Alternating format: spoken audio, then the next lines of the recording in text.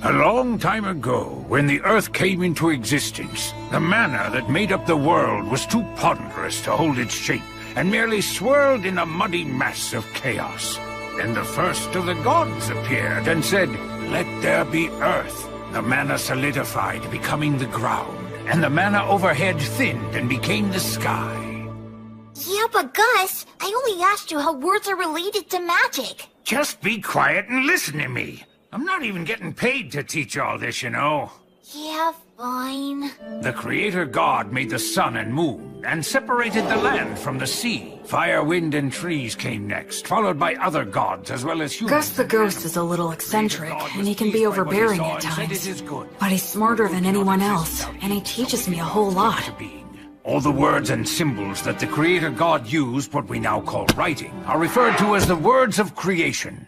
These words, whether they're spoken or written down, all possess very profound power. Power? That's right.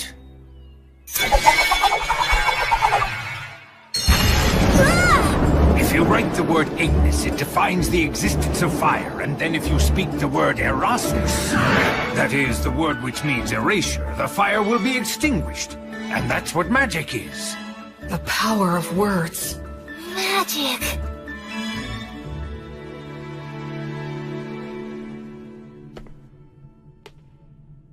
The god of justice and lightning, Volt. The Earth Mother, Mater. The god of fire and technology, Blaze.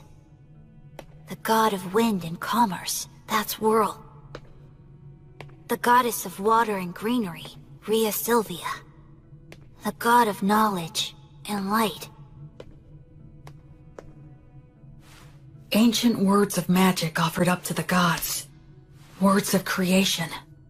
Oh, I get it. Parts of the inscription are scratched out so the word's powers won't activate. Gracefield.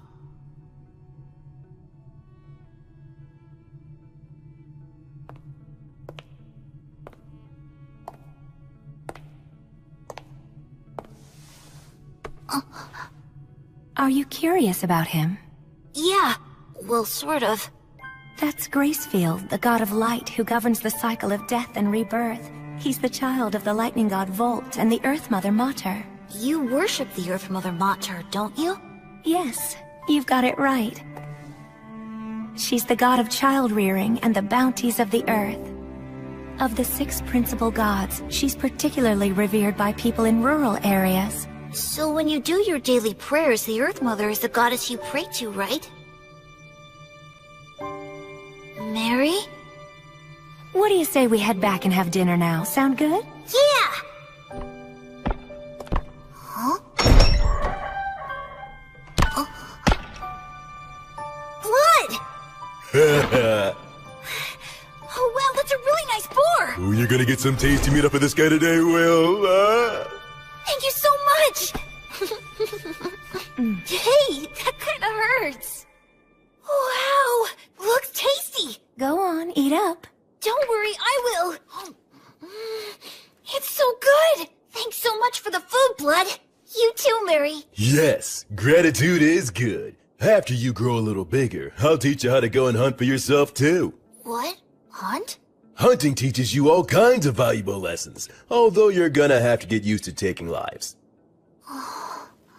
What's wrong? Are you losing your nerve? Stop it! He's still too young for that. She's right. Huh? He needs to learn the basics before that.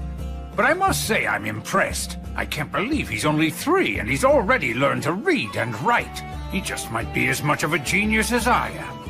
I don't think it could hurt to teach him some magic. Hey, come on, give us a break. What if he becomes an old miser with an oversized brain like... Blood the skeleton looks scary, and he can seem out of control. But he always keeps things lively and friendly.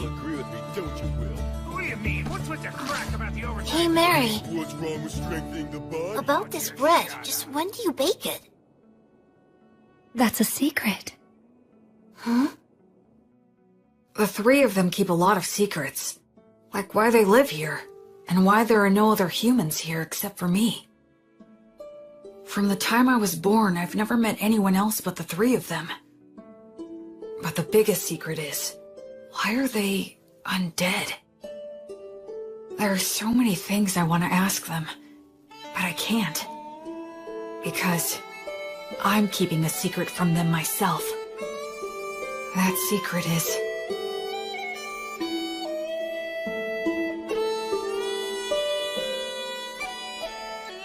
Thanks for dinner! that I'm a human who still has memories of my previous life. My memories are vague and murky, and I can't get them into sharp focus. A ceiling? A monster!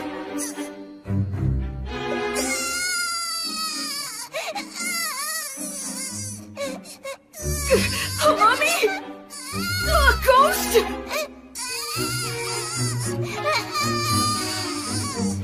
They're gonna kill me! What?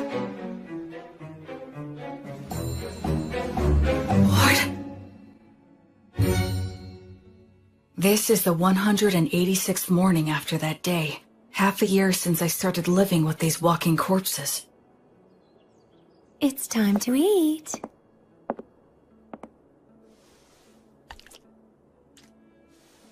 What a good boy you are, Will. Oh, are you feeling full already? I can't speak it very well, but I can generally understand the language that they speak now. Shall we go take a little walk outside today? Outside? I've never been outside before. She smells like incense. I wonder what it's like outside the temple.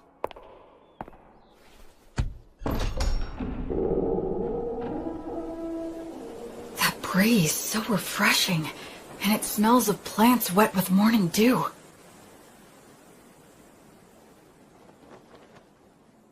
Isn't it beautiful out here, Will? It really is beautiful. There, it's all right. There's nothing to be afraid of. At first, I thought I'd fallen down into hell. After living such a hopelessly vague and empty life, such a punishment wouldn't have been a surprise. No, I'm wrong. This is no punishment. It must be the grace of God. I feel like something that I'd wastefully thrown away without a second thought was given back to me once again. Oh, Will, my sweet, tender little boy. This time, I'm truly going to live. I'm going to live in this world.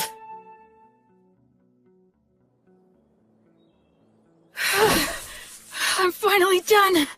We gotta build your muscle and stamina first. Without the strength to back them up, your skills are useless. Well, couldn't you say that making up for your lack of strength is a skill? Listen, do you really think you could knock me down? Well, no. With the right skill, you might be able to knock me over, but there will be times when that skill won't work for you. But you can't separate your muscles from your body. The brute force that muscles give you can solve most of your problems in life. Learning skills comes after that. Understand? It seems like muscles are kinda masochistic, huh?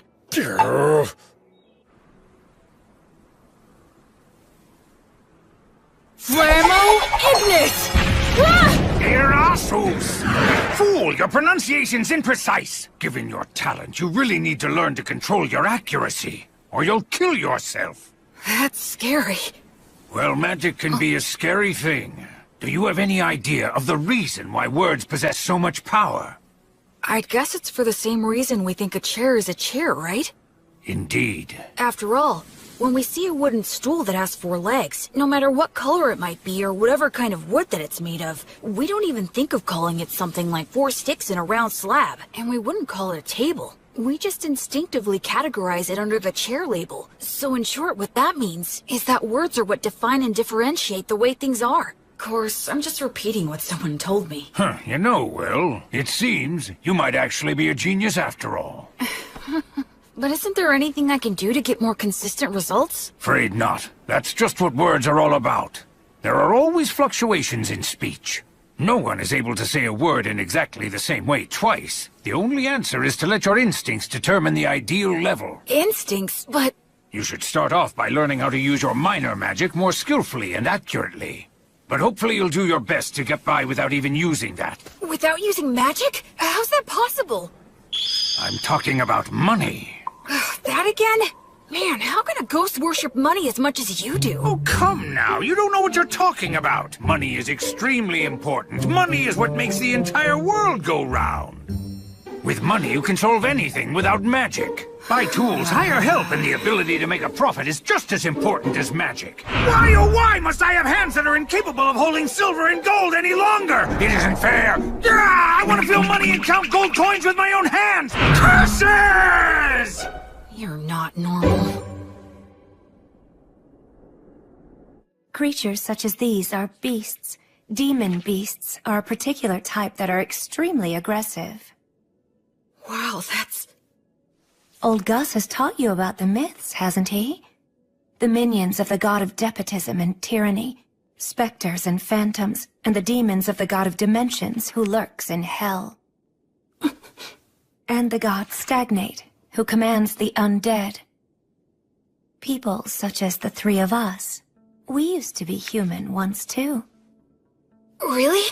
Is that true? Yes. When we all died, we clung to strong emotions that led us to a pact with the god of the undead. So we're considered traitors to the virtuous gods. Mary... I'm sorry for talking about this. It must seem very strange to you. Hey, Mary, tell me something. Do you think I should get stronger? Well, it would certainly put me more at ease if you did.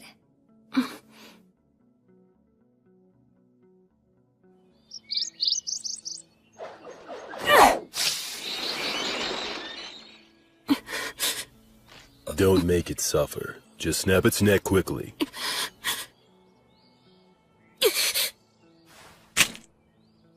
Can't get used to it, huh? I don't like killing. Am I just being naive? Hey, I don't like it either. Huh? I don't like taking lives, whether it's a birds or humans.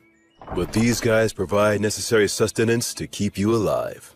In life or death situations, you need to put your feelings aside and just go for the kill reflexively. That's what it means to be a warrior. In battle, it determines whether you live or die. Okay, now let's bring down a few more. Blood really is a lot like a father to me. You're almost 8 years old now. I think it's time you started some real-life combat training. Huh? It's bad enough when you stop just before hitting me. With your strength, if I take a hit from you, I'll be dead! I'm nothing but bones now. You'll be just fine. Probably. Probably? That's the whole reason why I said you can use the magic you've been learning from the old man. Go on ahead. Simply do as I taught you. That's right. Do it well and you could actually land a hit on me. Hey! Don't cry that I'm playing dirty. The battle has begun! Acceleratio! Polare! Oleum! Cadere Uranium! Not too shabby! Move, you fool! Distance yourself!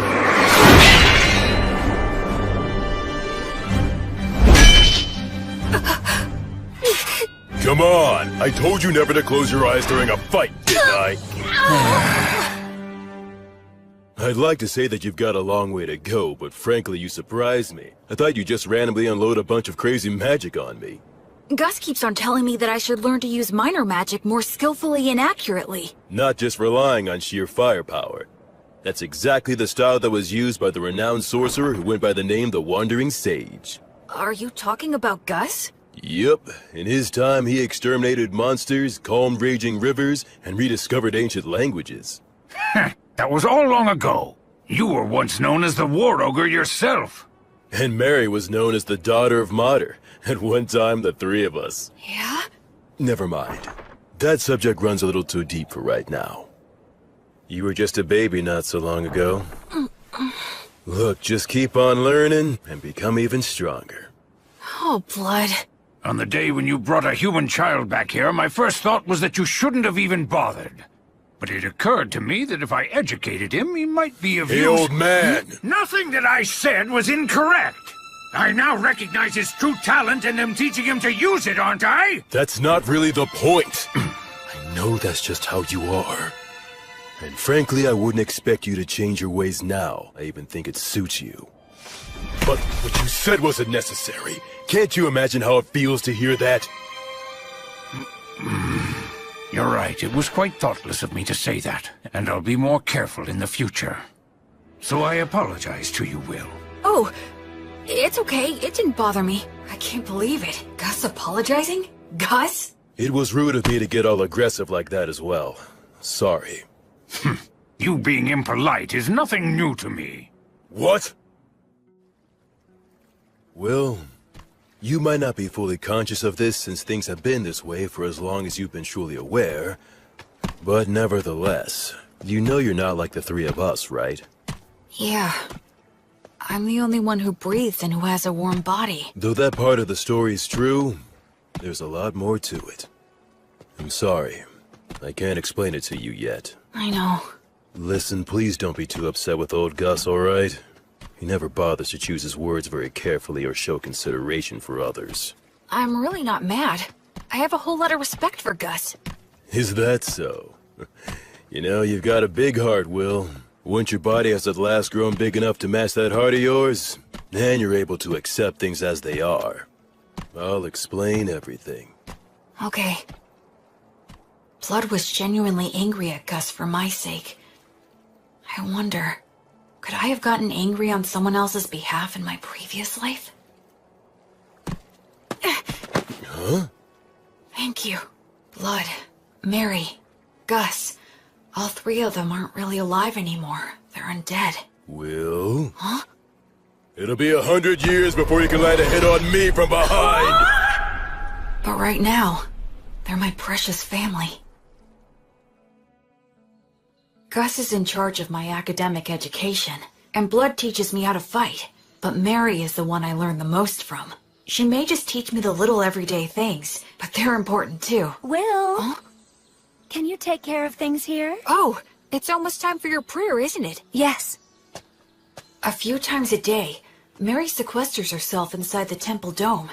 I've been told that I'm not allowed to go into the dome while she's in there. Alright, it's time for your physical education. I can't even lift my arms.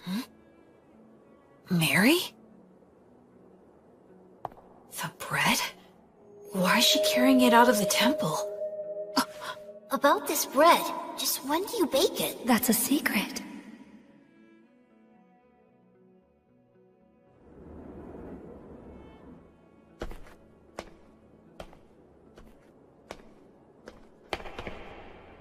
I'm sorry, everyone, but I just have to know.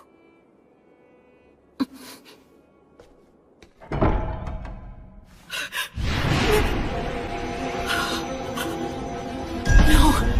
I don't want to feel that again. I don't want to lose anyone again.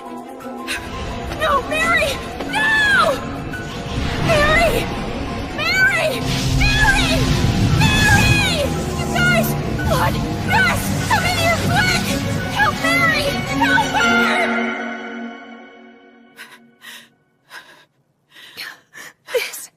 This is entirely my fault.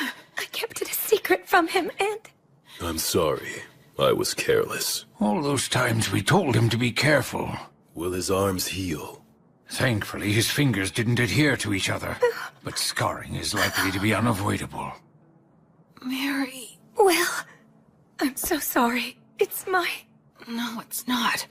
It's my fault for prying. So don't apologize.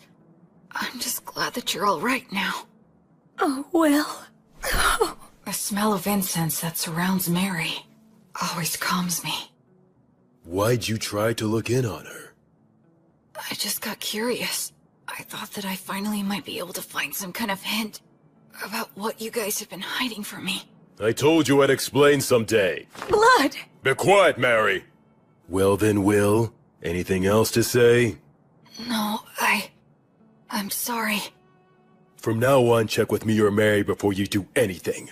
Okay. That said, the way you jumped in there to help Mary was impressive. Those scars will be your badge of manhood. Well, I am your student. But all that got you was unnecessarily wounded. Still, out of respect for your lack of fear toward the fire, I'll teach you this. That bread is a gift from the Earth Mother, Mater. It's essentially the goddess's divine protection, her blessing. You can call it whatever you like. Then why were you on fire? Because I betrayed her. The fire is simply a consequence that I must suffer. The god of death, Stagnate, with whom I formed a contract, is the enemy of the Earth Mother Mater. In fact, all three of us formed a contract with him, so just coming in contact with her divine presence causes us to burn. That's sad. I don't expect to be forgiven. Why do you still pray to her? Is it just for my sake? Oh no, Will. It's not.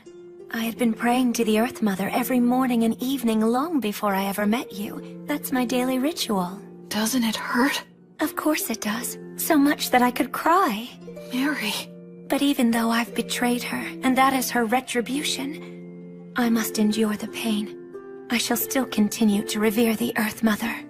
Mater never says anything to me, but every single day she blesses me with bread for you. That alone is more than enough of a saving grace for me. I'm so sorry I didn't tell you, but I certainly hope that you'll continue to eat the bread that's provided for you. Yes, of course I will. But also, I'd like to ask you a favor. What is it? From now on, I wish you'd let me pray with you. Oh. I just wanted to be able to understand what Mary goes through, even if it's only a little bit. That's why I asked her for that favor. Me too. The original creation was destroyed by the evil gods that it had brought into existence. It was then that the infamous age of war among the gods began. The giant statues in the temple are of the virtuous gods, right? That's exactly what they are, to a human. What does that mean? Among the legends told since ancient times, there is a battle between the lightning god Volt, the king of the gods who governs order and judgment, and his elder brother, the war god Illtreat. The elder brother had the advantage in the beginning, but Volt, with the divine protection of his wife, the Earth Mother Mater, banished the war god to the depths of the earth. The war god continues to lurk within the earth today, vigilantly plotting his revenge. There are other similar stories, but all of them take the same general shape. Now, what are your thoughts? Isn't that story just a fable? You think? Ruling in this world starts with violence and despotism, but eventually, agriculture starts to thrive, and law and order begin to reach everyone. But over time, that can also lead to violent overthrows, or something like that. I see. You are very sharp indeed. Volt, the god of order and judgment, is a virtuous god. The war god, on the other hand, is considered an evil god. But if that order becomes corrupt, Volt could become an evil god, and by defeating that corruption, Illtreat could become a virtuous god. In short, the concept of virtuous gods and evil gods is ultimately a distinction applied by those who place their faith in them. I suppose the priests would not be pleased with me for saying so, however. Naturally, you must not speak of this to Mary. I won't, don't worry. Besides, the gods normally think about things based on different standards than ours. It's impossible for one with a human sense of good and evil to gauge their true intentions. Hey, you know what, Gus? You're pretty rock and roll. What on earth does that mean? Like, you don't fit in any mold, you know? Children truly make up some bizarre words sometimes, but I do like the sound of that. Me too. Becoming free from obstructive thoughts doesn't mean thinking about nothing. You just block out the past and future, and focus only on the present. I need to offer up my current insignificant self to the gods. And then dive in deep, as far as I can.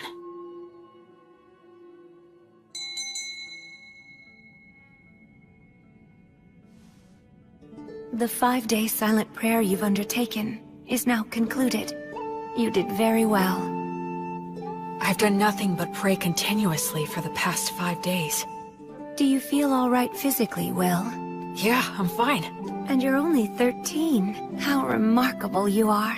Only because I've been praying with you all these years. It's been 5 years now since my arms were burned. Mary says she has the ability to heal the scars with her blessing, but I chose to keep them, especially because Blood called them my badge of manhood. I'll prepare all of your favorite foods for dinner tonight. All right! Memorize all of this by tomorrow. Huh? Gus's lessons became more difficult. There was a lot more to keep track of, but I persisted and stuck to it for all I was worth. And then his lessons became even more intensive. It was as if he wanted me to get so fed up that I'd quit. Still, Mary and Gus were nothing when compared to... Okay now, let's move on to our main event of the day. What is that? This guy is your opponent. I caught him in the woods. That's not what I meant! What's the problem? It's just a low-ranked demon corpse. Demons can become undead too? Okay, go. Wait a...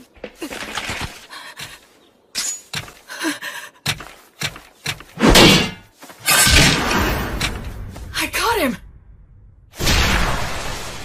Look, Blood, I beat him! Yeah, good job there. So this is what they mean when they say a trained warrior can kill with mechanical reflexes. Yeah, I guess so. Huh?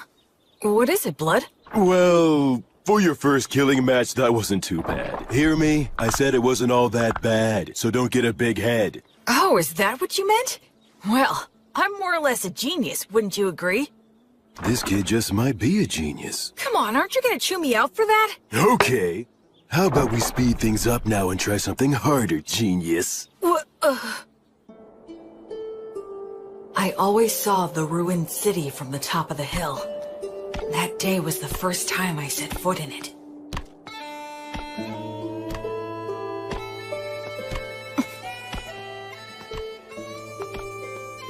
I didn't know there were passages like this underground. Yes, humans and dwarves used to inhabit this place. Their blacksmith helped me out a lot. But now it's solely a danger zone that's filled with mindless wandering undead. That's why we never allowed you to enter here before. This spot should be good. You've got your stuff with you, right? Yeah. The shield, sword, jerky, bread, and water skin. Those things will be everything to you. Okay? Now escape from here. Huh? I'll be waiting for you outside. Don't you die now. Wait a minute, Blood! He can't be serious! Lumen! Blood? The exit is this way, right? But what was it that Blood just said a minute ago? This place is... But of course...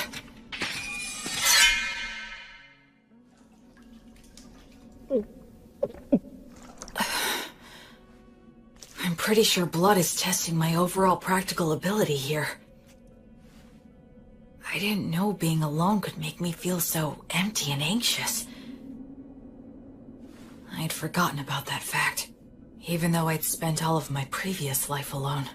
Ever since I came here, I've had either Blood or Mary always there by my side. In this world, people reach adulthood at 15, so I'll be striking out on my own soon. That's probably part of why all of their lessons have gotten so much harder, if that's the case. I want to give the best results I can! I want them to boast that I was a pupil worth teaching, and that they're proud of me.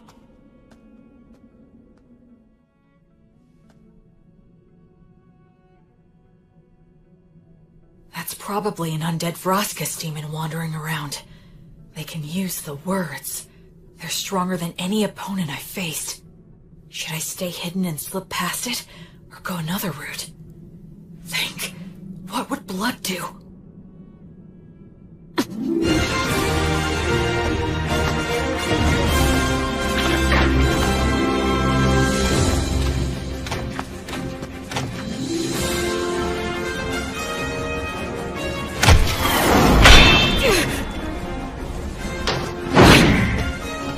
It's strong, but not as strong as Blood.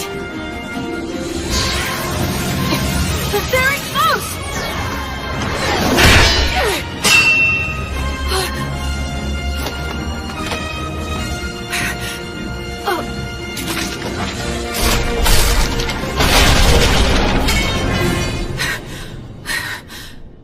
Oh no, this is not the place to be stuck without a weapon.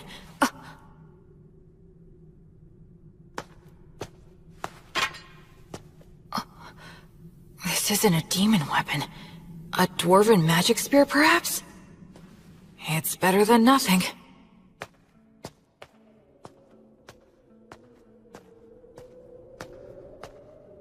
can feel a big draft in here. Maybe I'm near the exit. I wonder how long this place has been deserted. It sounded like Blood knew it while it was populated.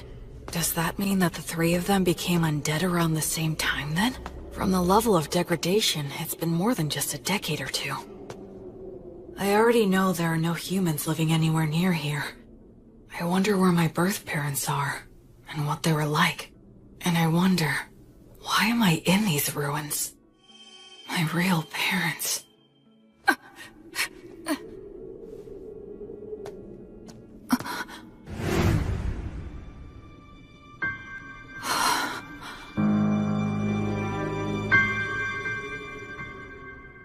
Gus? You're Gus, right? How come you're not saying anything? And also, why are you glaring at me like that? Did Blood tell you that I was here? Or maybe this is another lesson of some kind. It's a lesson, right? With conditions for... Expergiski!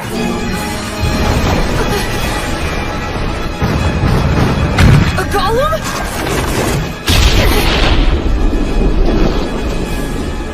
Gus! He's serious. I'm aiming for...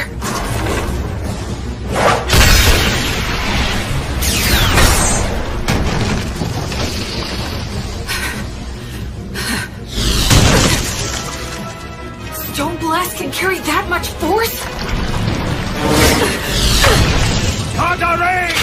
Uranium! Mendacium!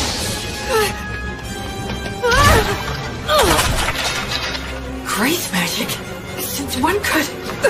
His projection magic is way too quick! A double cast? Groby Goose! Mendacium! Somnus! Mendacium! Why? Gus, why? Expergiski! A triple cast?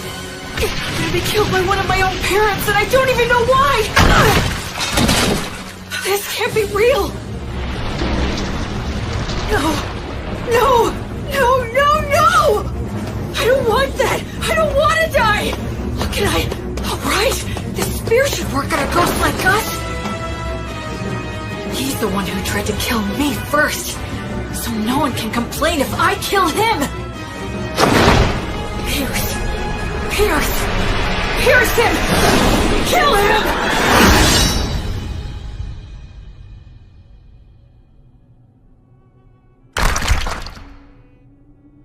Tell me, Gus. Grandpa. If you really have to kill me, there must be some reason you're being forced to do it, right? I know you wouldn't do this if you didn't have a valid reason. I know that. If Gus really was serious, he wouldn't need to play around like this. If he throws around a lot of fire magic, I'll die of oxygen deficiency and toxicity. If he makes the ceiling collapse, his ghost body won't be hurt, but I will get crushed and die. I know that, but I still don't want to do it. I don't want to fight you to the death. Because hurting you would make me feel worse than dying myself. If it's something that really is important to you, then it's fine with me. You can kill me. I'm not afraid. I'm your pupil after all. But if it's okay, I would really appreciate it if you didn't make it hurt too much. Forgive me.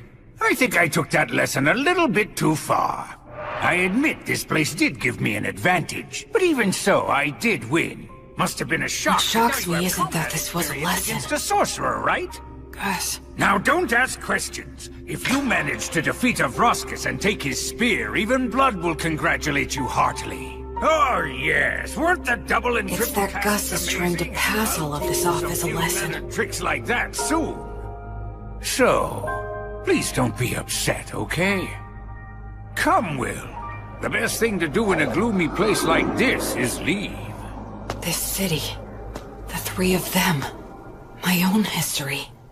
There's something more to it all.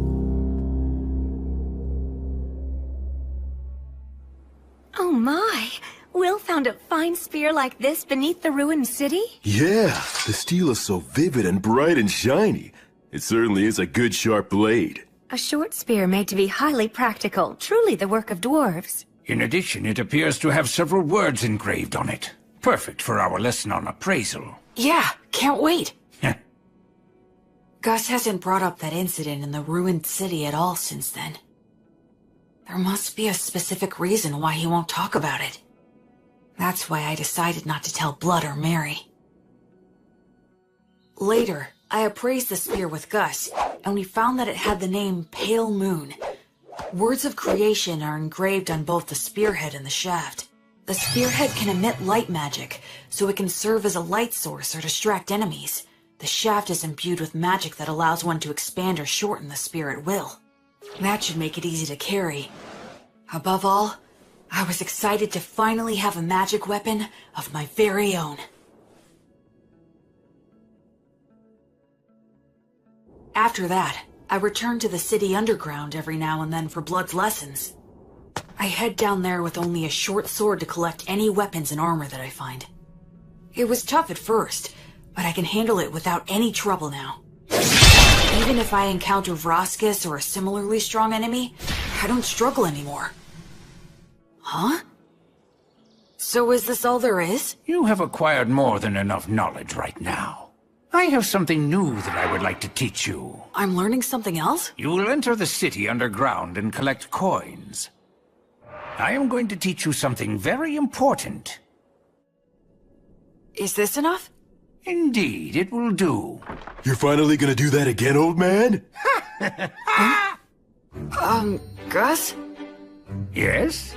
Isn't this what they call gambling? That's a vulgar description. Think of it as a game of intellect. But it's gambling! Come on, I was all excited when you said you'd teach me something important. Now, there's no need to get angry. Besides, games such as these should not be underestimated. They are most often used in duels between sorcerers. Do I really have to place a bet, though? Where's the fun in it if you don't bet? Oh, I get it. You're scared to play, aren't you? Huh? Oh yes, you should flee at once. You very well should be scared to compete against the one who is hailed as the Wandering Sage. How dare you! 2 6s! Alright, I'm the winner! Dear, your competitive intuition never fails to astound. Hey, one more time! This time I've got it! Huh? What in the world are you two doing, teaching that to Will? Mary, there's a reason for It was really only Gus! All three of you will go and sit down right over there. Mary's lecture was painfully long and downright scathing, but I learned something very important that day. It's not a good idea to get hooked on gambling. Listen, Will. I have been observing the heavens for the past several years to pass the time, so I know when the winter solstice is. That will be the day you turn 15, and your coming-of-age ritual. I believe that shortly before your coming-of-age ritual, Blood will challenge you to a one-on-one sword fight, an earnest and passionate duel. I get that feeling as well.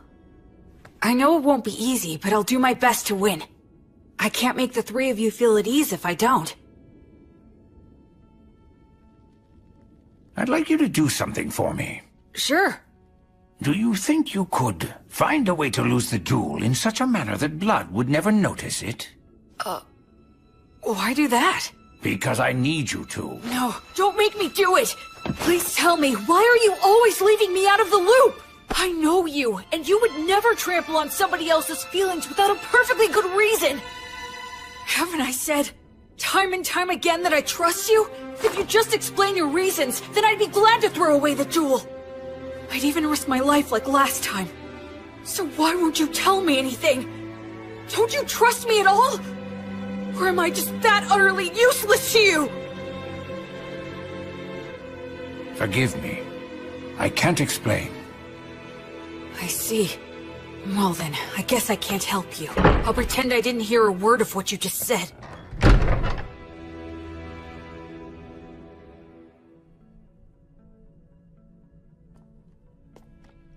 In your coming-of-age ritual, you will need to swear an oath to one of the gods, and decide which one will be your guardian deity. Will? Is something wrong? No, nothing. Anyway, which of the gods do you recommend? The one that is the most widely followed is the god of justice and order, the lightning god, Volt. But you worship the Earth Mother Mater. Blood worships Blaze, the god of fire and smithing. And Gus worships the wind god Whirl, right? That's right, and what you swear to them is very important. I swore to Blaze that I would train every day and try to grow stronger. I swore to Mater that I would live in such a way that would honor and preserve her will. How about Gus? There is a god of knowledge that exists, but he says he swore to the wind god that he would do as he pleased, that he'd just go out and enjoy life. He hates being bound by anything, frankly. I wonder if he really is enjoying his life. Sometimes being very smart can also make you rather transparent. I'd say that goes for both you and Gus. When you swear an oath to a god, that earns you some divine protection, correct? Yeah, the stronger your vow, the easier it is to earn it. But they also say that you will be destined to experience many hardships in exchange. So don't swear your oath hastily in the heat of the moment. As they say, either you become a hero, or you die. An oath, huh?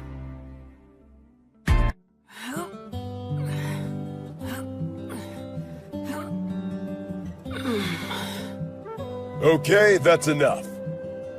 You've gotten a lot stronger. So what are we gonna do today? Can we spar? Nope. Today is all about this. What is it? Here you go. Take a sniff. Why do you have this? I thought we could drink it together. I made it myself by mixing honey in with some forest grape juice. That honey wasn't exactly easy to get, you know? Is there something wrong? Nah, just come winter solstice, you'll be an adult. And a man's gotta get used to this stuff. But won't Mary be mad about this? Not if we keep it a secret. In fact, it'll only be between us men. Okay, let's drink. Alright, here you go. Cheers! Whoa, nice! That's delicious! Even better, I get to drink it with you. Yeah, it's good. Okay, let's test your courage.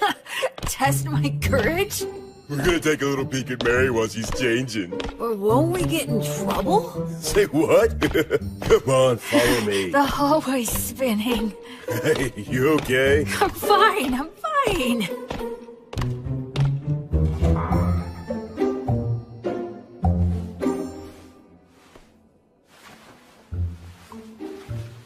I can erase my presence easily.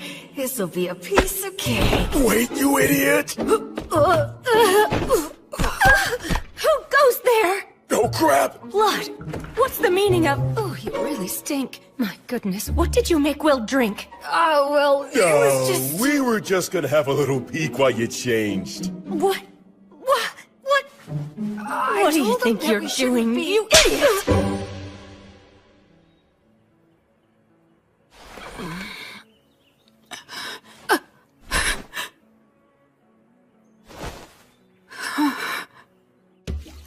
My voice had been changing, so I knew I was due for my first wet dream. I'm sure it was caused by Mary changing.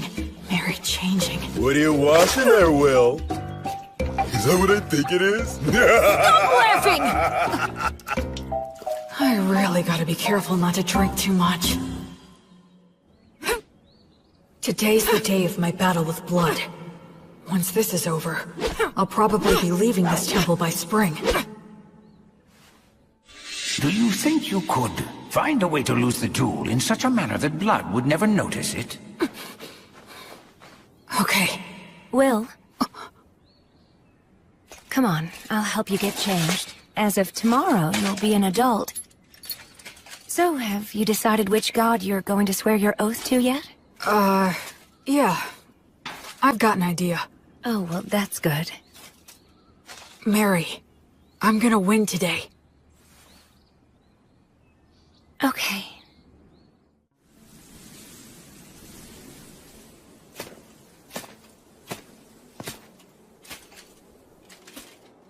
Where's Gus? Hiya, Will. Ready to do this? I'm ready anytime. Let's go! Okay, good.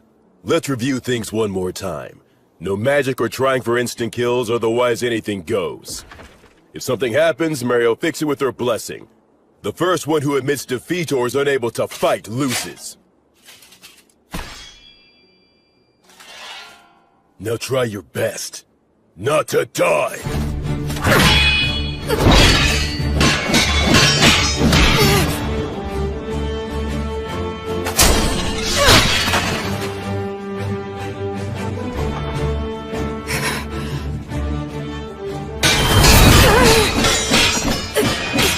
He's like a storm. If I take just one solid hit, I'll be out of the fight!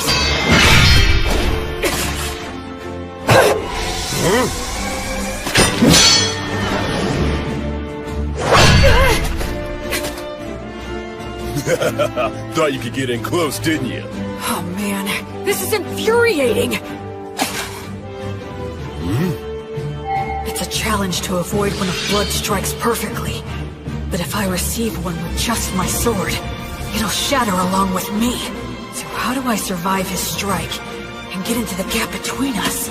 There's only one answer. Here it comes!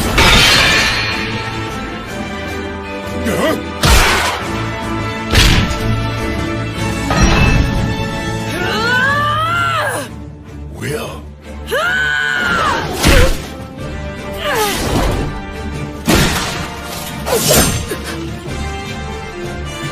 He's holding my sword between his ribs?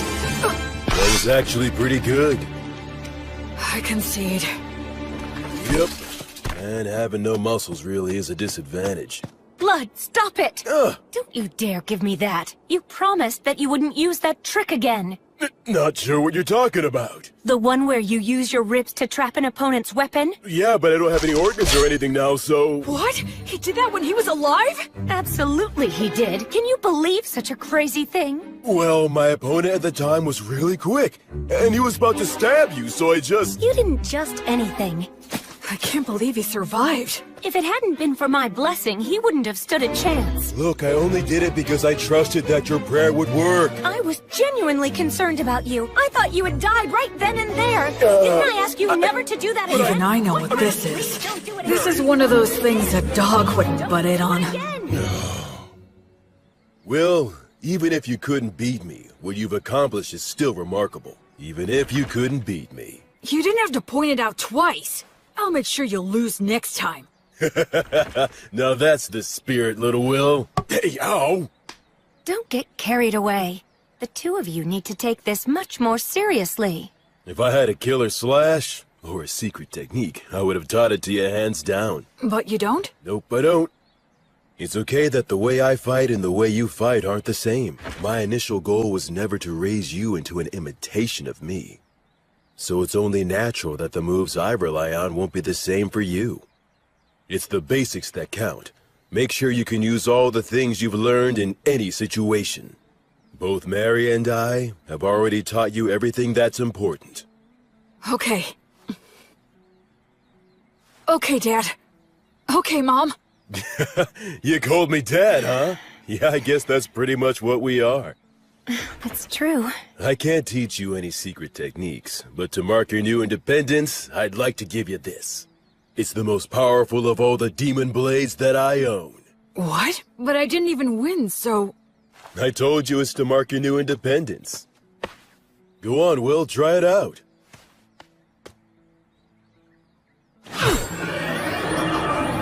It's called Overeater, and it ranks at the very highest level of demon blades. It can even cut down one of the god's echoes, so long as it can reach them. The words engraved on it are too hard to understand, but I can sum up its effects. If a living being is cut with this blade, its wielder can recover life force with each cut.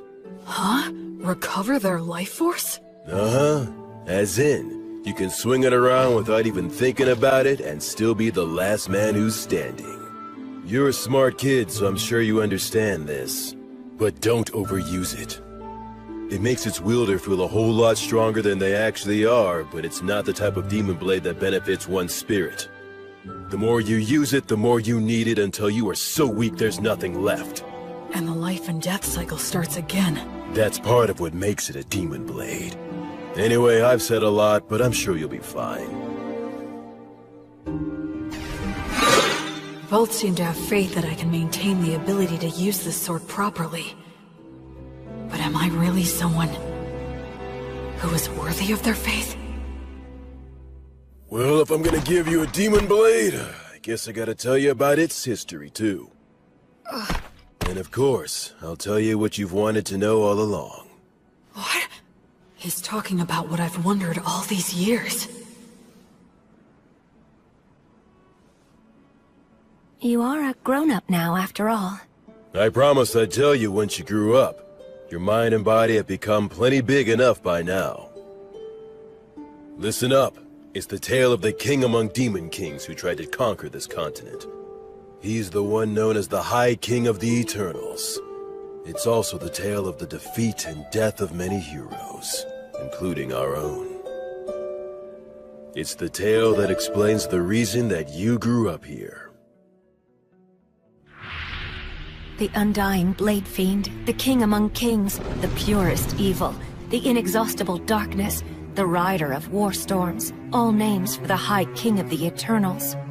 Approximately 200 years ago, all of the demon kings led a great uprising. An army of countless demons invaded our precious continent of Southmark. All the continents were crawling with demon kings, generals. They were the kinds of demons you really don't want to see showing up anywhere. Demons were here?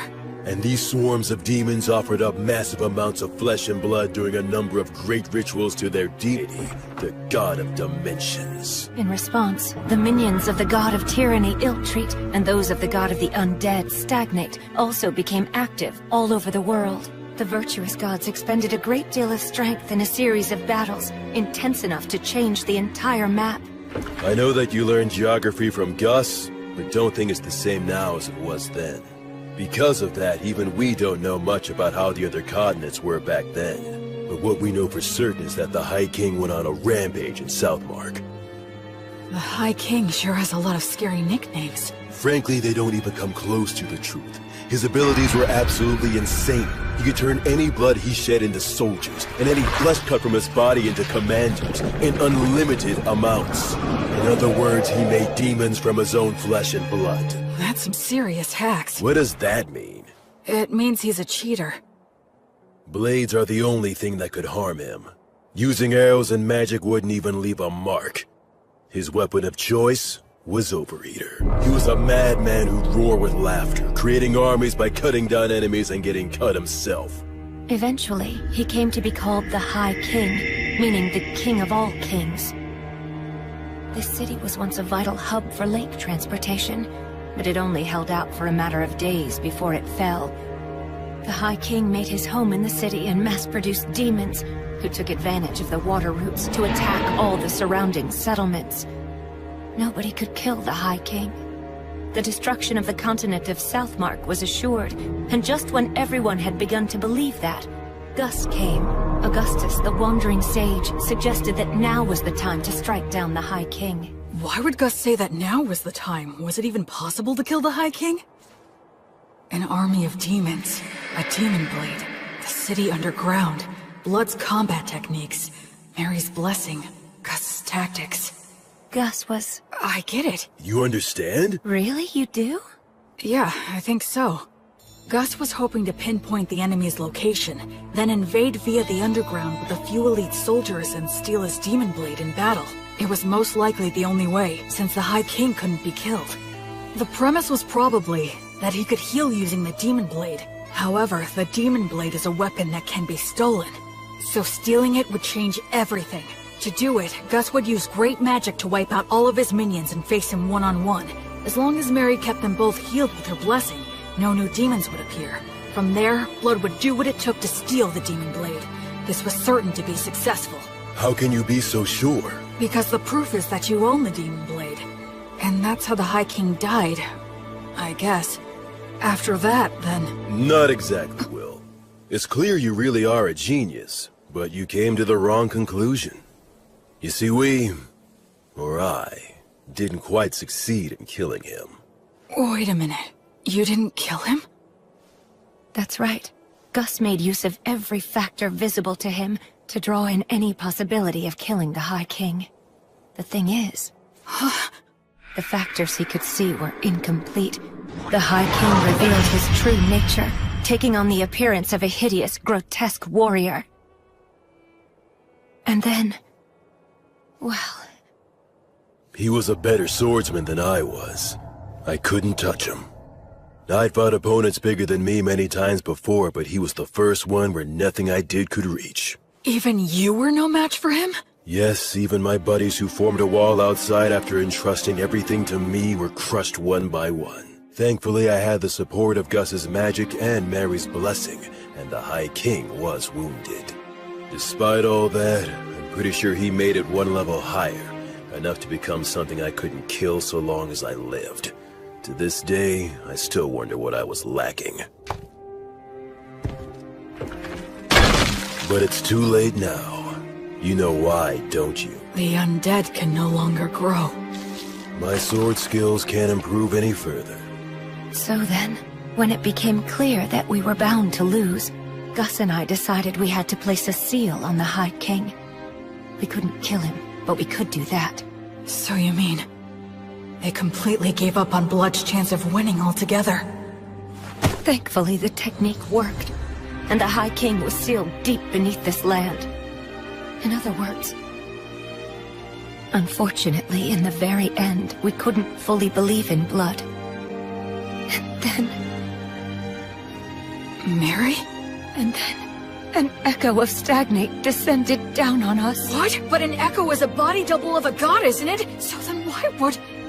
The evil gods act individually, each following their own principles. They'll cooperate if it's in all parties' best interests, but the opposite is also true. I guess that Stagnate wasn't too happy with any of it. The High King was a monster that could slay a god's echo using Overeater. He thought it would be better for him if the High King was sealed, so that's the reason he offered us a deal. You three are exceptionally gifted, so become undead and fight on my side, he said. But that is... If we agreed, he would get rid of the demons in this city, and after that, we could just watch over the seal as we pleased in our immortal bodies. Stagnate couldn't bear to watch the tragedies of life and death, so he hoped to create an eternally stagnant world with no more tragedies by turning as many exceptional souls as he possibly could into the undead. And we had caught Stagnate's eye. Isn't it more accurate to say he set his eyes on us? He told us to choose, but there was no choice for us to make. We willingly accepted his hand. Since my flesh was all cut up, I became a skeleton. Mary was burned by Matter's flame, so she became a mummy. And perhaps because he had no attachment to his aged body, Gus became a ghost. Mary did tell me once. Because I betrayed her, the fire is simply a consequence that I must suffer. The god of the undead then cleared out the entire city. His power turned the lower-ranking demons undead. It's something that should not even be possible. And the undead demons still roam the city to this very day. And so that's how we became the guardians of the High King's seal, as the highest-ranking undead. In the years since then, we've buried our former allies, and Gus set up a security net that uses magic, allowing us to continue protecting our treasured city. There was nothing left for us to do. You can see that we are bound to the city by our contract. We can't even learn what goes on outside. The three of us began talking about the possibility that humanity had already died out. And then you came along. Or speaking more accurately, it was the demons who brought you here. Oh. So then, I was meant to be a sacrifice to break the High King's seal. No wonder you couldn't tell me before. You couldn't bring yourselves to do it. Yes, as crude as he is, even Blood was careful about that. I can't believe you just called me crude. After the demons were defeated, we argued with Gus a little bit over what we should do with you. Argued? Gus made it known he was against it, but Blood and I decided to go ahead and raise you anyway. That's why Gus said that. On the day when you brought a human child back here, my first thought was that you shouldn't have even bothered. The fact that the demons were able to bring you here means that there must be a place outside that's inhabited by humans relatively close by. I'm sure you're imagining that the situation outside looks pretty grim right now, but if that's the case, you simply need to build the strength to bust through it, just like you already have been doing. So that's the story of why I'm here right now, huh? I'm about to head into a nation of people who survived the Great Uprising. I'll take with me the strength that the three of them gave me. One day, I'll come back to this city. I'll bring my family and friends and introduce them. I could even rebuild this city. I know that one day... Will, be happy, and don't forget to pray so you can do good. Huh? You are the best people I could have asked for. Even in today's test in terms of substance, you bested me. You clever, precocious son of mine. I sure love you. Keep getting strong. In no time at all, we became a real family. You made me so happy. Will, my sweet boy, your mother loves you very much. Wait a minute, why are you talking like this is our last goodbye?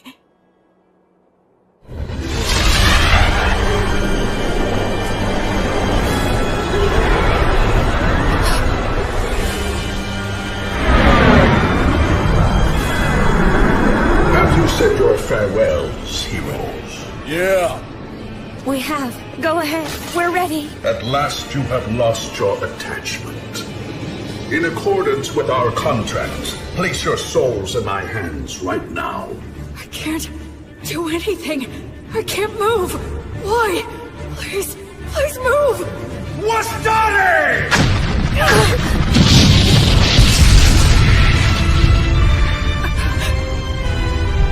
Oh yes, there was a magic user left among you. Will, take Blood and Mary and get out of here. Don't you worry. I am determined to stop him. Ligatur nodus obligatio! That's a huge amount of mana. You know all, Sage, and still you cannot resist. Conciliat sequitur! You retaliated so fast. Ostare! Alida murza equo! Pulsa fede! A quadruple cast? That's the ultimate magic. Normally cast by several people together. It'll reduce all to nothing. Aupernum tabernas! Regumque turres! Damnatio memoriae! Curse you, Sage!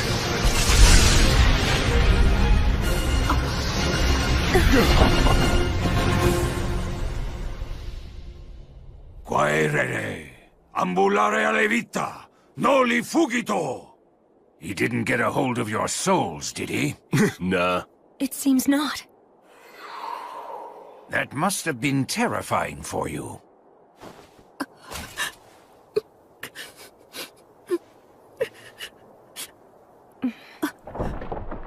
Sorry about that. It turned out exactly the way you were thinking it would.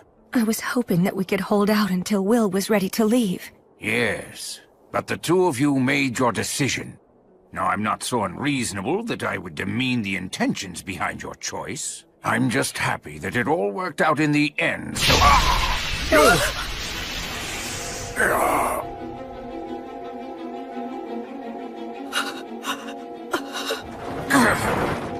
Old man!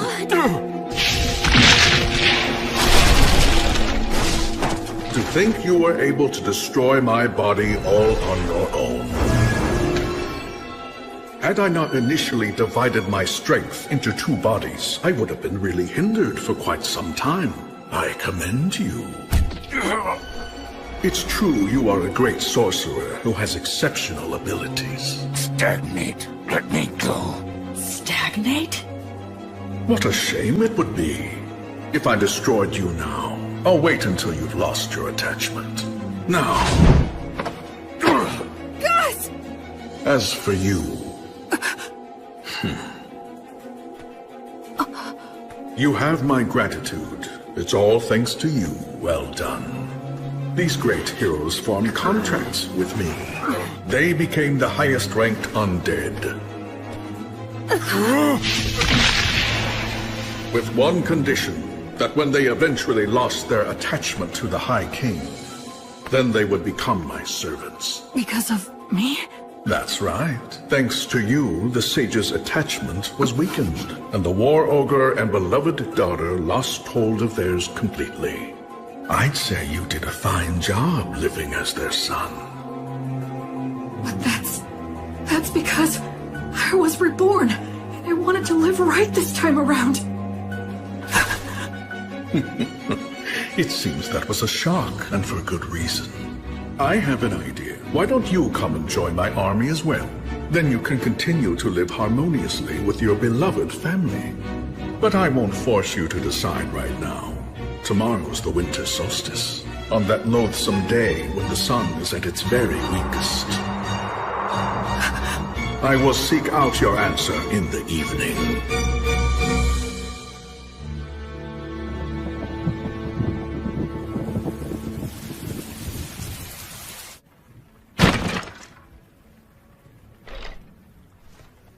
It was me. I took Blood and Mary's attachment away from them. When Gus was against raising me as a baby, when he taught me excessive amounts of knowledge, when he tried to kill me, when he asked me to lose on purpose, it was all to stop the two of them from losing their attachment to the High King. Still, when Gus tried to kill me, I think he was conflicted. But I was living without a care, totally oblivious. I just sat comfortably on Gus's mental anguish and Blood and Mary's self-sacrifice. I was so excited to be living my life right this time. All I did for my parents was cause trouble. I didn't do anything in return for them, right up until they died. Why would it be different this time? They're gonna die because of me again. I've only caused trouble, and I've done nothing in return. Someone who dies in vain isn't going to be reborn any better. I'm sorry.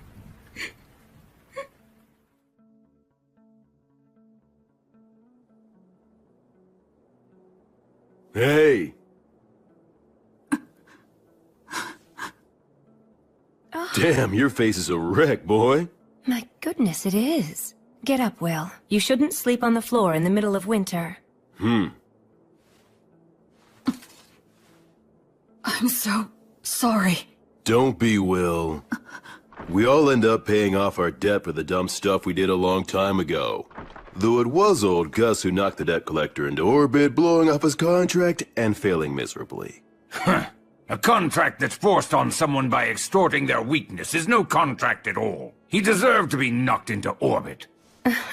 I've got to admit that it was rather exhilarating to see Stagnate's pale face slowly being erased. Well, you took one of them down. Perhaps the strength of all three of us could take the other one down. Now that's the spirit. By all means, that sounds like a great plan. They're faking it. Well, would you look at that? It seems that you're all grown up now, Will. Get out of here already. You'll just have to be content with the idea that your farewell gift is everything that we've taught you so far. I'm sure you'll be just fine, Will. Absolutely. Those are my thoughts as well. You're wrong. Mm-hmm. You're all wrong. I'm not who the three of you think I am. Talk to us, Will. I have these memories of a past life. I was a totally worthless person. So when I was reborn, I thought that this time I could live my life right. But I made you three suffer without ever knowing it. Even in my past life when my parents died, I have no idea how I felt. Because I can't remember.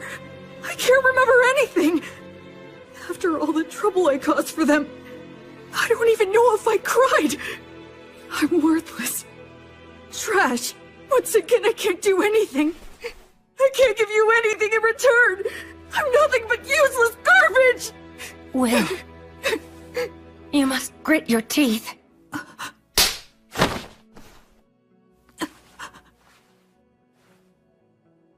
Mary. Speaking as your mother, I will not allow you to go on hurting yourself anymore. You say that you're garbage, You've always been very serious, and one of the most earnest people I know. So what about your past life? For goodness sake, why are you so shaken up? Just because Stagnate upset you a little? You're feeling all of this anguish because the memories of your past life are murky and vague? You're crying so much right now just for our sake? Why would someone in your situation not cry? Will, stand up. Stand up. William! Straighten up now! Stop kicking yourself! What's your response? Yes, ma'am! You get chewed up because you're being all mopey. It looks like the little whiner has just disappeared. I'm fine. I'm perfectly fine now. Mary was here to protect me. So, I have a favor to ask. Please allow me to protect all of you. Virtuous gods, I will soon go and fight an evil god for the sake of my beloved mother, father, and grandfather. If you would see fit to observe my efforts, please grant me a bit of your protection.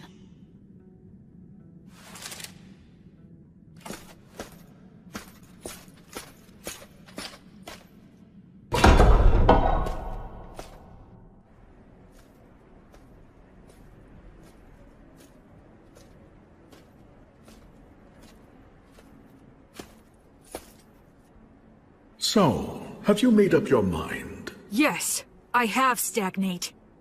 Evil god. I don't plan on giving you a single thing! But surely a god such as yourself would never dream of running away from a human child, isn't that right? You have thought this through quite well.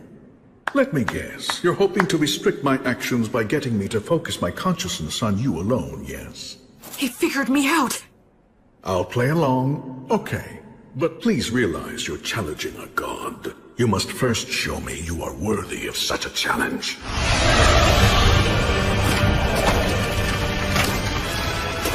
Can this be? Those three said when they became guardians of the seal, they buried all their allies who had been sacrificed. But where? It's obvious. Right here! I am the god of the undead. Undead god Stagnate. I lead an army of undead soldiers. Yeah? So what if you are? Then I'll just take them all on!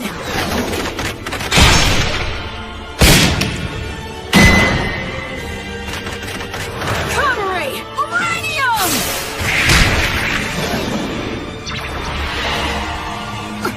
Acceleratio!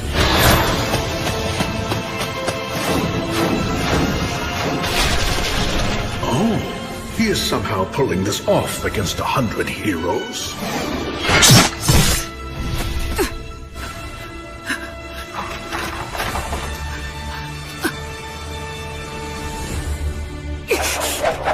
Hold! Well. I thought I'd be dealing with you and the three heroes. I'm impressed. Tell me, young man, what is your name? I'm Will. I see. I'm asking you again, Will. Won't you join me? I have taken a liking to you. Your strength, your backbone, everything about you is desirable. I would be happy to welcome you as a general in my undead army.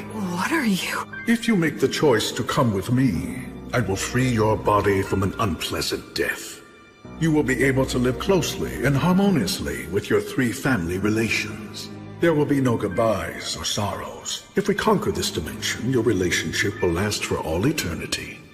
Isn't this world unfair? With its endless and absurd tragedies, I wish to overturn this harsh reality, to create an eternally kind world, free from the horrors and threat of death. I don't think he's lying. I can actually detect a sense of warmth in his words. Come over, Will. Enter a contract with me exactly as they did.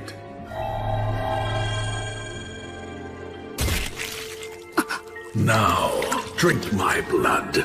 By doing so, you can bid farewell to death.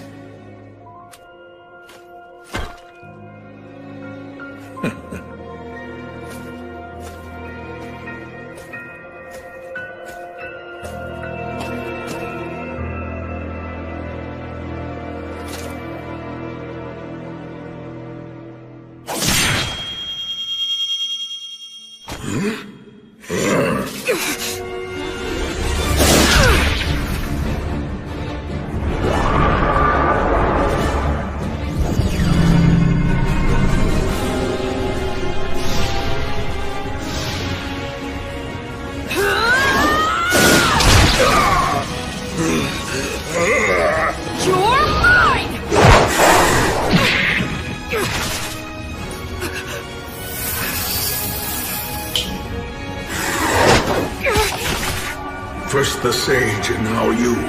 I truly cannot let my guard down when you're around.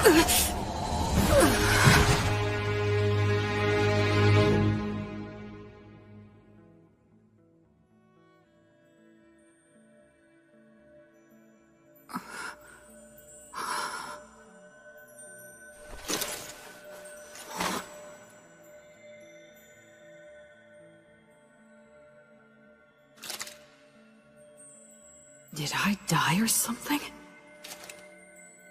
This place feels very familiar, as if I've walked through here before.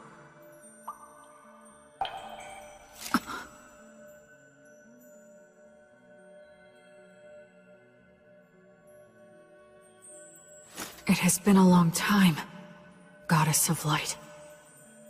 I'm starting to remember. Yes. I've walked under the starry sky before. She was silent then, too. But I remember her footsteps being filled with care and compassion. I thought it was a star, but it's not. It's a planet. What are those lights? Traversing souls. They cross worlds to prevent the stagnation of all things. How could I have forgotten this beautiful sight? A question. Okay. Why did you feel the need to reject Stagnate's invitation? 'Cause in my previous life I was a shut-in. Whenever anything got me down, I didn't bother to get back up. It was a pathetic way for one to live. Except, there's one thing I realized. Being alive and not being dead aren't the same thing at all. I wasn't dead in my previous life, but that was about it.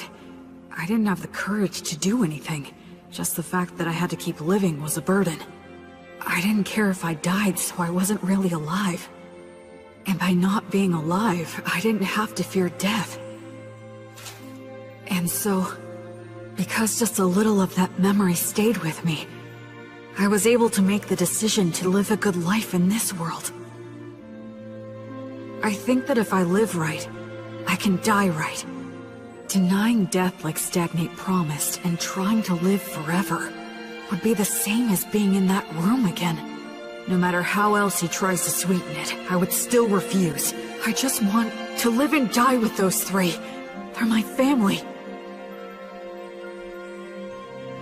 I mean, who wouldn't want to protect their family?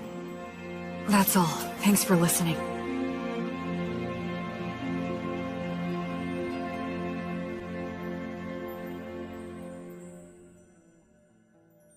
You are William, child of blood and Mary, a soul who has crossed worlds. Yes. You now fully understand the gravity of life?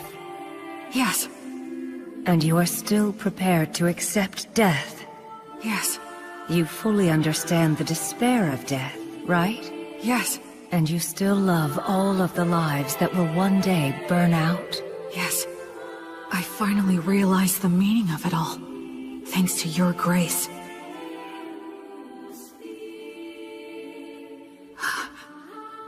Thank you so much, Gracefield. I have heard your sincere wish.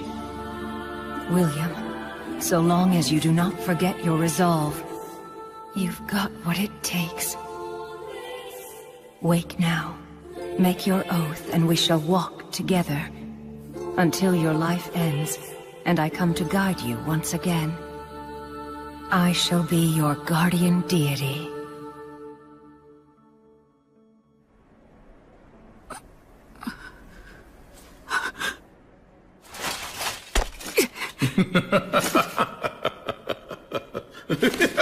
goddess of the cycle of death and rebirth.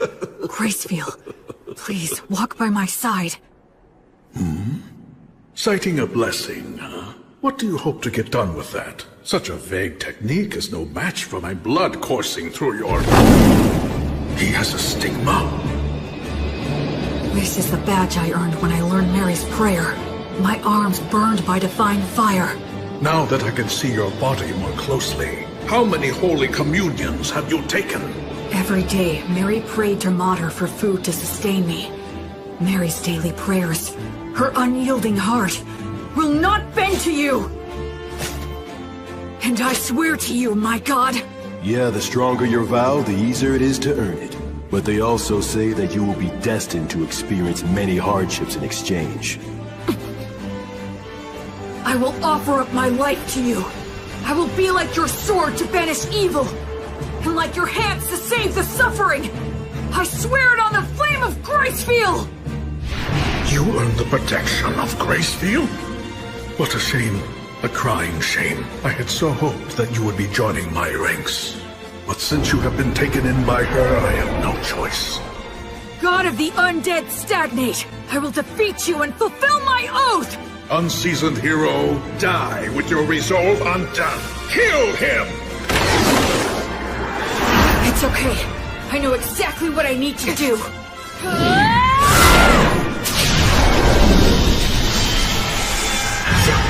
Divine Torch? Gracefield's divine protection grants peace and guidance to the souls of the dead. How dare a fledgling priest put on such airs? Acceleratio! War started!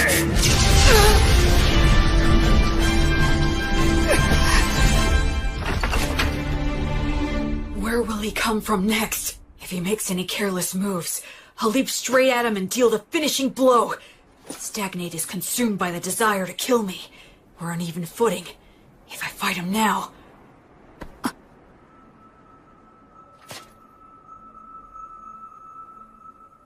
Was that some kind of warning? What about? What if it's possible he's not consumed with me at all? No, the temple! Acceleratio! It was all a bluff. He was pretending to be consumed by rage, and then threw up a cloud of dust. It's Blood and Mary that he's really after. Mary! Blood!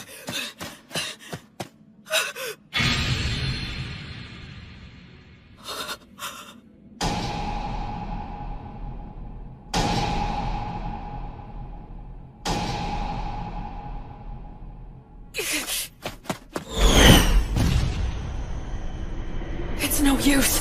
I won't get to him in time. I borrowed the strength of a goddess, and finally managed to stand on even footing with him. But then I fell for a trick like that, and now it's all over?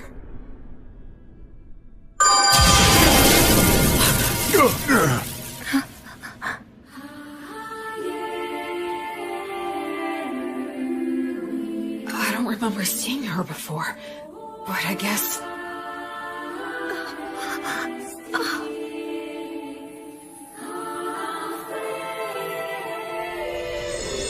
Suddenly, everything was clear to me. Mary had been forgiven all along. Mater never resented Mary for a second. Mary didn't seek forgiveness even once, nor did she ever expect lenient treatment. That's why Mater continued to watch over her and admonish her as she wished, and she's kept that up for 200 years, never revoking her divine blessing, until Mary could finally forgive herself. What mother wouldn't protect a daughter in danger, who's devoted her life to worshiping her? The Earth Mother Mater that Mary reveres is truly a great goddess. In this moment, Mater has granted me Gracefield, Goddess of Light! Grant this soul peace and guidance! The divine torch guides souls into the cycle of death and rebirth, but it still can't completely defeat Stagnate. So what I need to do is... What? That's right. Since these two aren't resisting, the divine torch will guide them back to that cycle, which means I have to protect them! Delay the cycle! Flummox the guidance! And in the moment when he erases my technique...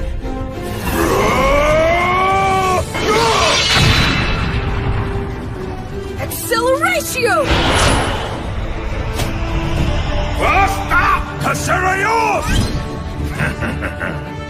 You should start off by learning how to use your minor magic more skillfully and accurately. An exhilarating strike like that is far more Gus's style than some magic that would erase his existence!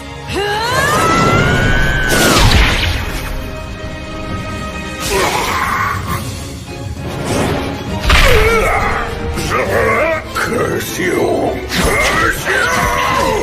Will, child of blood and Mary, disciple of Gracefield, I will remember that name. Until you surrender to me, your knights will bring you no rest or repose! That's the kind of thing a third-rate villain would say! God!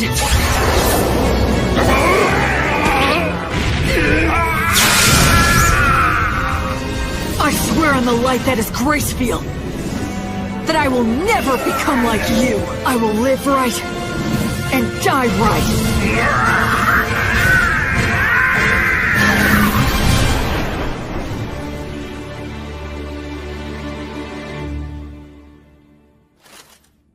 Quaerere, ambulare alivita, noli fugito, etiam sigillum.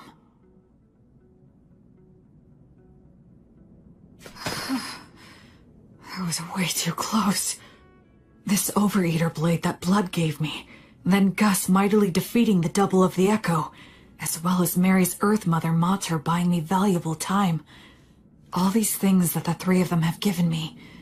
The sword, the magic, and the prayer technique. And most importantly, the part that's my essential core as a person. If I'd been without any one of them, I never would have stood a chance. It's all thanks to the goddess's divine protection. And the three of them. Will. I'm so glad. You're all right. Mary.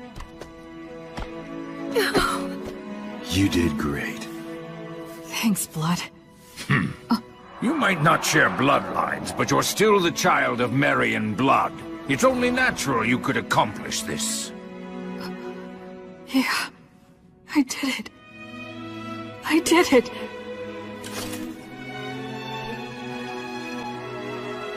I protected them. I'm here now with the three of them. Alrighty then. Let's have a party. We can celebrate Will's victory and adulthood. Yes, you're right. Cleaning up here can wait until another day. Well then, in that case we'll have to break out the you-know-what from 200 years ago. You mean that good stuff from the dwarves? How long you been hiding that stuff, old Gus? Well, it seemed like a waste to let a child drink it. Is it good? Can I have some? Even I would drink it if I had a corporal body. You can fake it, can't you, old man? We're celebrating. Yeah, drink with us, Gus. Come on. Will. Huh? You must be careful not to drink too much. If you repeat what happened last time, I won't show mercy again. Yes, ma'am. The same for you, Blood. Of course. What on earth are you doing? Anyway, this old man'll go and get it. I guess we should go too. Yeah. Huh? Mary and Blood. I guess we can't after all, huh? It certainly seems that way, but that's how it goes. We lost our attachment, denied selling our souls to the god of the undead, and insisted we wanted to remain undead. We knew this could never last. Yeah, that's for sure. I wish we could be spared just one night, but I guess that ain't happening. To be honest, Gracefield has been exceedingly easy on us. Under normal circumstances, we might have vanished instantly. What are you two talking about? Listen here, Will. This is the end for Mary and me. You're joking, right? We're supposed to be celebrating. Don't be mean. Oh, Will. You're a very clever boy, and I'm sure you understand. Sorry about this.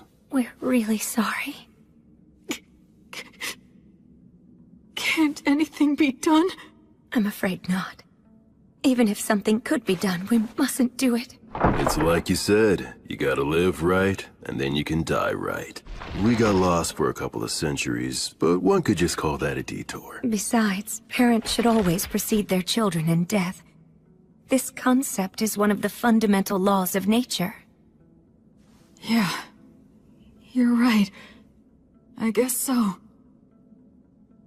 But just this once, I'm gonna say something I'm not supposed to. I don't want to see the two of you die because I can't bear the thought of living without you. I want to see both of you again, when I can make it back here someday. I want to duel with Blood, beat him, and have him beat me. I want to say silly things to each other. I want to do chores with Mary, and hear her say that I've gotten better. I want you to meet my children and my grandchildren someday, and I want you to teach them lots of things too. It's just cruel to say that you're going away now. I don't want you to. If you two go away, I have no idea how I'm supposed to go on. Don't go. I can't. Please find a way to stay. Cheat somehow.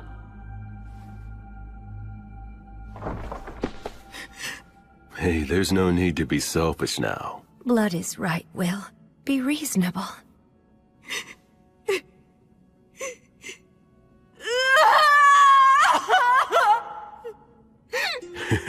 It's the first time I felt like a dad in ages. Will was always such a good boy, ever since he was a baby. Listen, Will.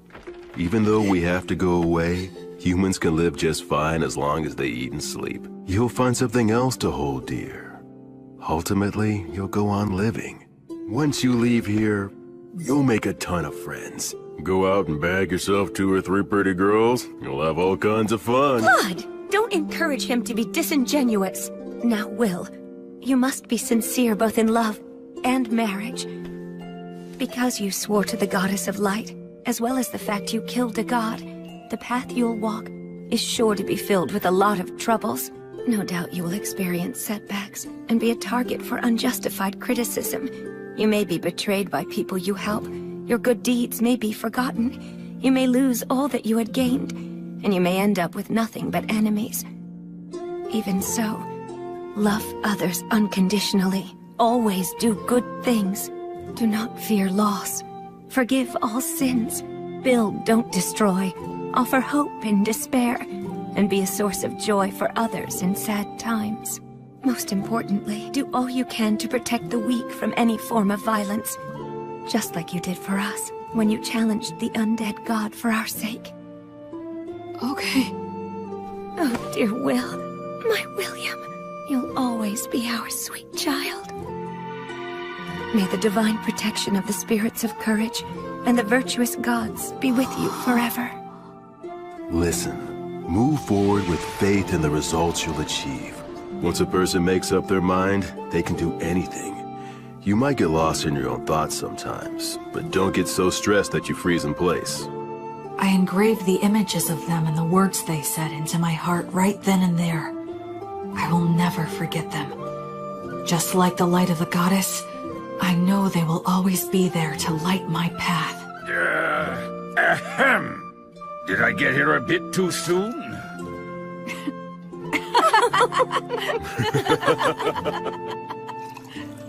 After that, we all celebrated my victory and my passage into adulthood. The first drink I had with all 4 of us together left a lasting impression. It had a strong burn and rich aroma.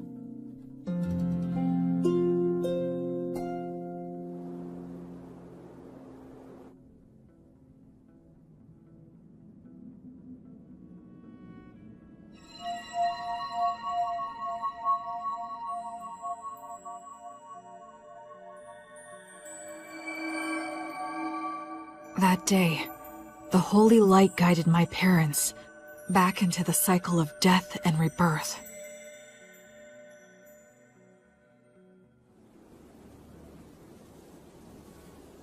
Yep, the view from right here is the very best there is. Mary, Blood, I know you're not here anymore, but I'll still come back. Just to let you know how things are going. If I make friends or start a family, I'll bring them here.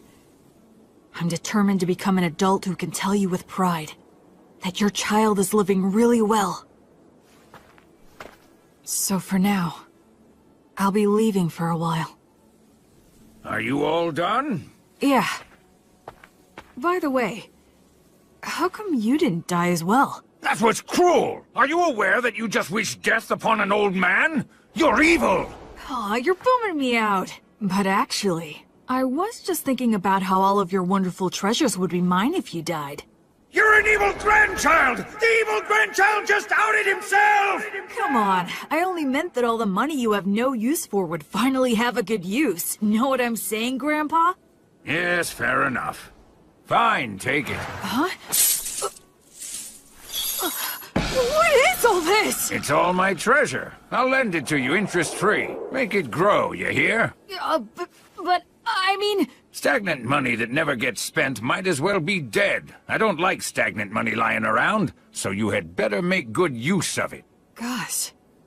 So I guess this is my last gift from Gus.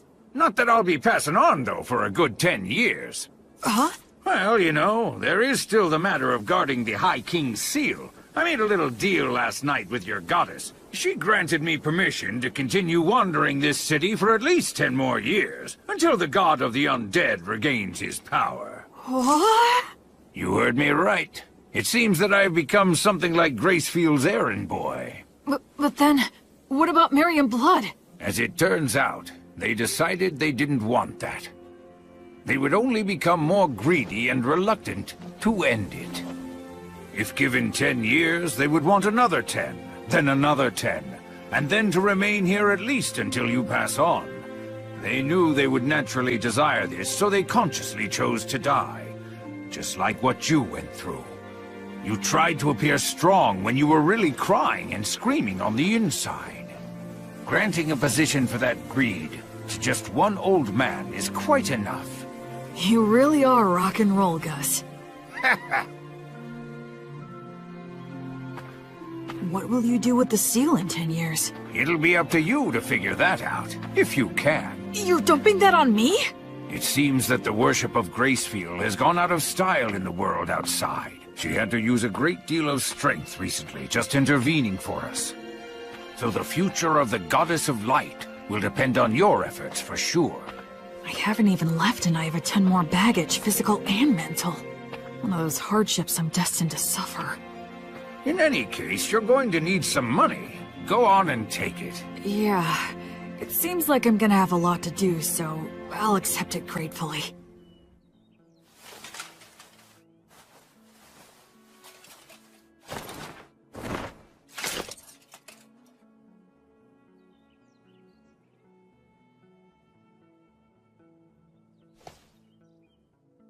This is it. I'm leaving.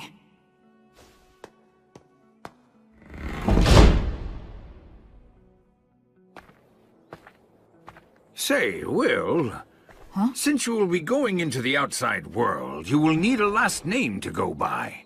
William is the name those two gave you, so I thought I could be the one to give you a last name. How about it? Okay, sure thing. Then perhaps I'll hijack an old custom used by certain clans of elves and halflings. They put the name of their two parents together to form their last names. Merryblood. You are William Merryblood. William Merryblood. You will always have them with you, wherever you are. Thank you, Gus. I like that name a lot. So cool. You take care now, okay? I will. Oh, and I'll add a G for my middle name. You fool! You don't need my initial! What did you learn in those classes of yours? Well, you are Gus after all. Old Man Augustus is far too much work to spit out. What a hopeless grandson you are. Well, so long then. Goodbye, William G. Merryblood. See you again sometime, okay, Gus? Goodbye!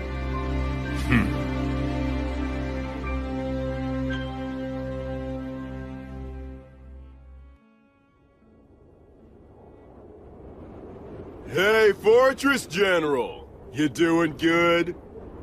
It'd be perfectly natural for two warriors to introduce themselves, say a few words before facing off.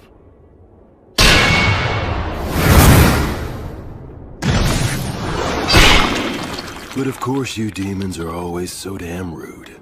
Being told that by the likes of you must leave that demon at a real loss. What a mean thing to say. How's it going on your end? I performed the funeral quite easily, and stopped the transformation to the undead. Looks like old Gus's group did just fine. It appears that way. In any case, we've taken down the fortress. It won't hurt anything for old Gus's group to retreat. The fortress general fell at the hands of so few. Any more is just reckless. Don't praise me. I'll blush. I wasn't. How many days will destroying the bridge over the Grand Canyon buy us? A few at the most. We're never gonna get anywhere unless we can take out the High King. Gus seems like he has a plan in mind. Yup, probably still a one-way street, though. There won't be any way back. You are not coming. That's rather sudden. I'm a valuable asset in battle, if you don't mind me saying so myself. I know, but you're still not coming.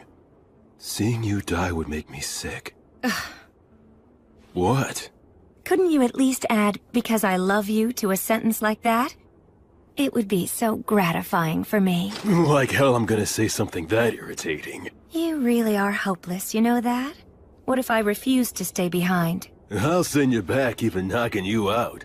I already got old Gus's consent.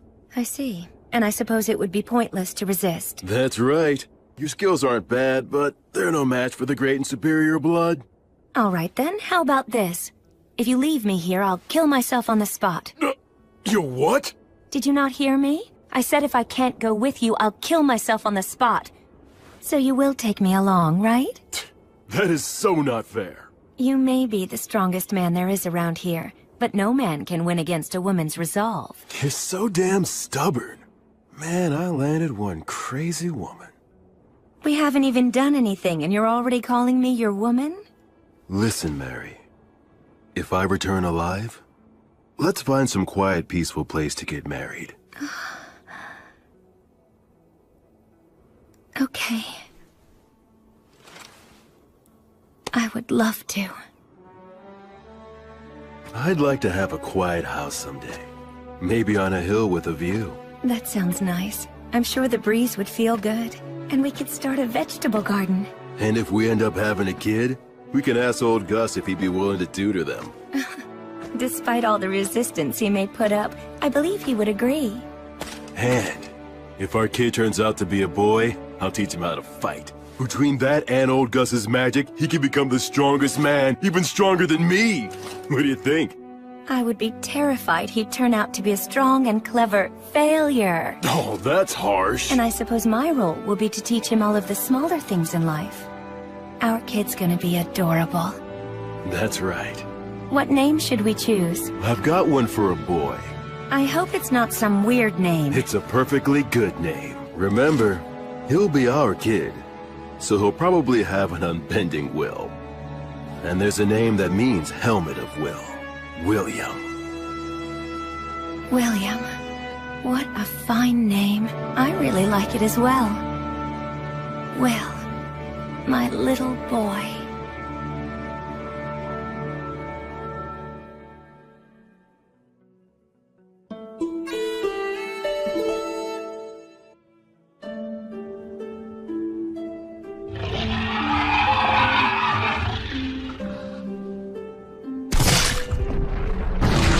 I've fought demons several times since I left the City of the Dead. As someone trained by Blood and the others, and after fighting an undead god, everyday demon riffraff are nothing to me.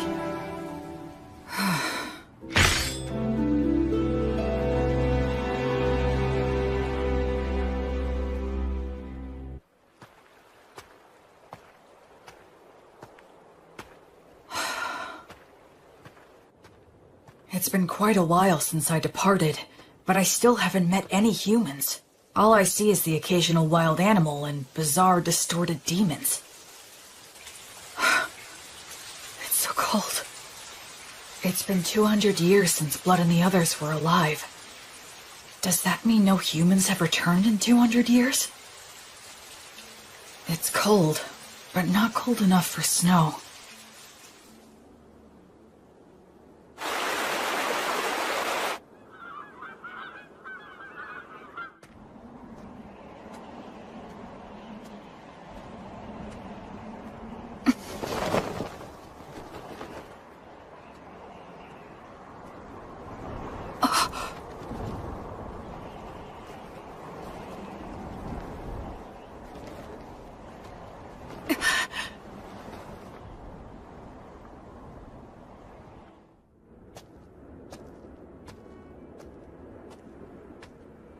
But there aren't any people.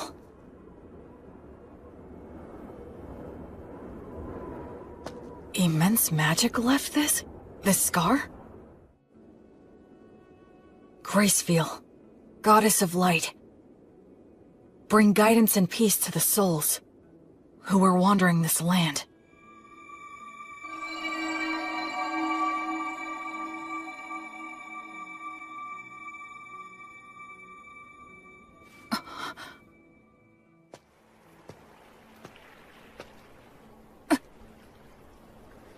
Yes, of course.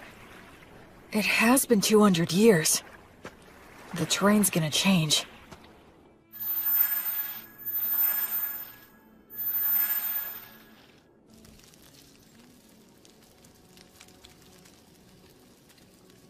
I'm running out of preserved food. But I can get bread by praying for the blessing. And I can purify water so I can survive for a while. I sure hope I reach someplace that's populated soon.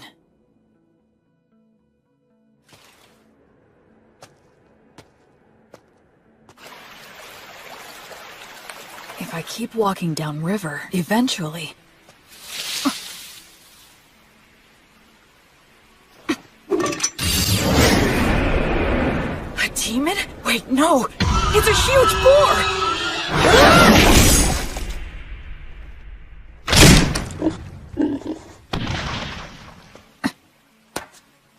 I should finish it.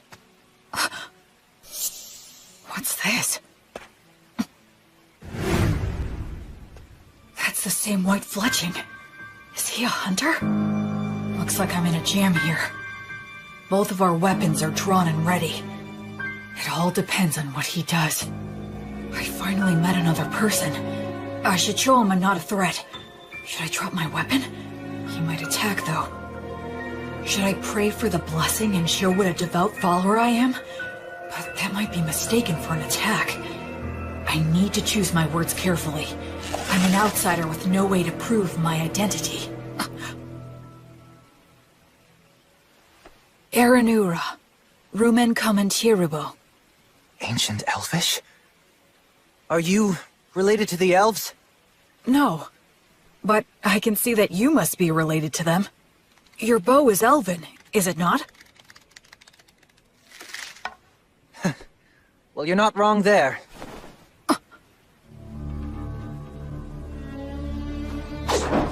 So what? The more important thing is, did you kill the boar? Oh, yes, it was me. That boar was my quarry. You took the kill from me. So... I almost said sorry out of habit from my previous life. Yes, you're right. It charged at me out of nowhere. I was forced to protect myself. Anyway, this'll take some negotiation. I'm the one who ended up killing it, so I think I have at least some right to it.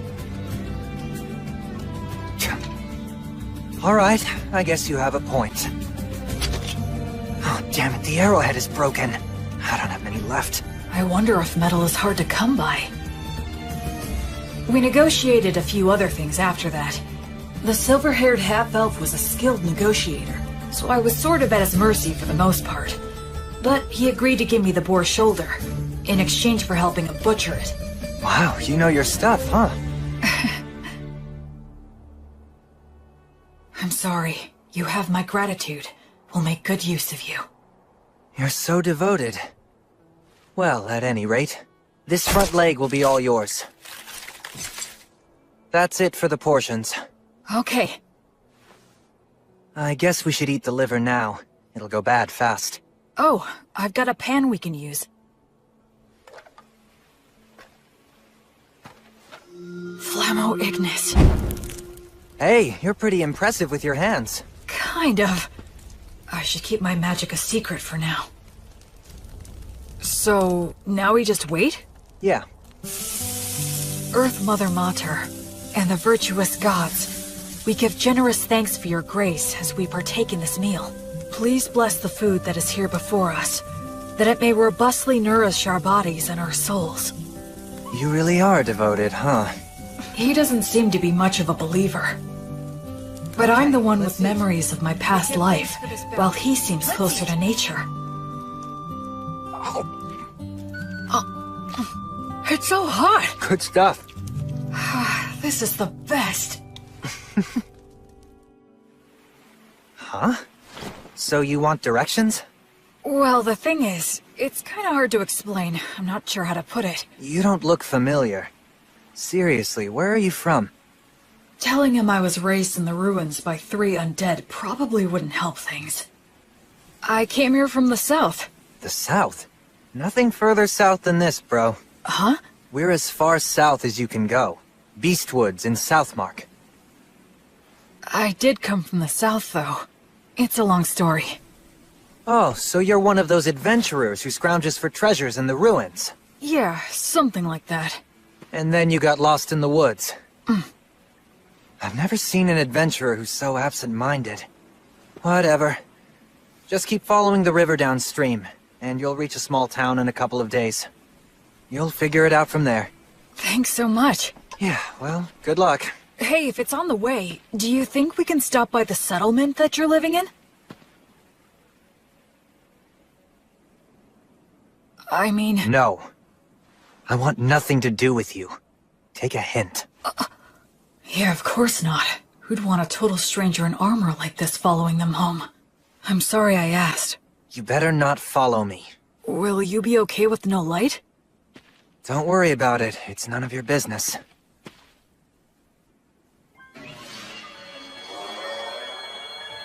What are those? Fairies. I've never seen them. They say elves, as followers of the goddess of Fae, have a strong affinity with other Fae minions. I guess that goes for him, too. Later. My name's Will. William G. Merryblood. What's your name? Menel. Short for Meneldor. Not that we'll ever see each other again. Try not to die on the road. Meneldor. In Elvish, I think that means a very fast-flying eagle. He was a bit abrupt, but it was fun talking to him. He looked around my age, but they say half-elves are long-lived, so in reality, he might be a lot older than me. Oh, right. I should be close to a town. If I'll be getting more soon, I might as well indulge tonight. Tomorrow, I'll start by heading downriver to the town. After that, I'll try to get some information there.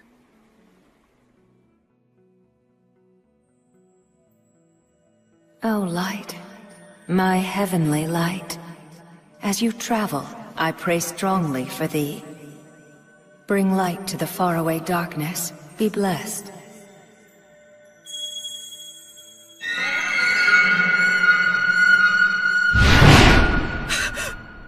Metal, no! Was that a divine revelation? Lumen! A tragedy is about to befall a nearby village, and Menel is going to be caught up in it. Invenire humanum! That way! There it is! Did I make it in time? Erasus.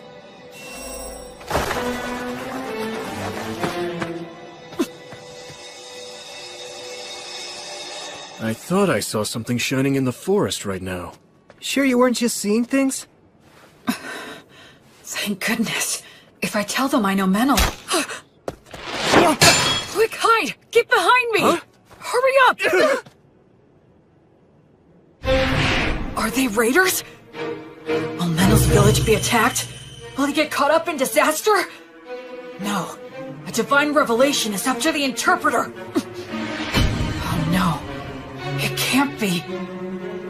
How could I have been such an ignorant fool? Meneldor isn't the victim of this tragedy. He's the perpetrator. Go. Secure the village. I'll deal with this one. Menel, what are you doing? I thought I told you not to follow me. Die. Everyone, wake up! Get out here! They're under attack! Get your weapons! Acceleratio! Gnomes, oh gnomes, slip underfoot! I have no strategy against someone who can use fairies. In that case... He doesn't even realize that if your muscles are built up enough, you can solve most any problem by force! Damn it. Salamander, burn him alive!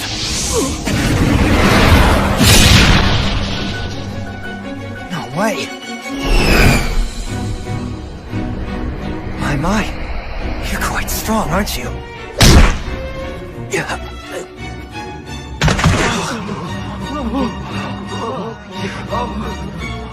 I need to subdue them all, before anyone gets hurt or killed. Uranium obligatio!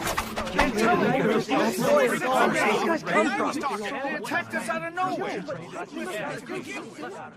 hate to let a warrior priest see us behaving like this. Thank you again. We appreciate all your help from earlier. Pleasure meeting you. I'm John. Likewise, my name is William.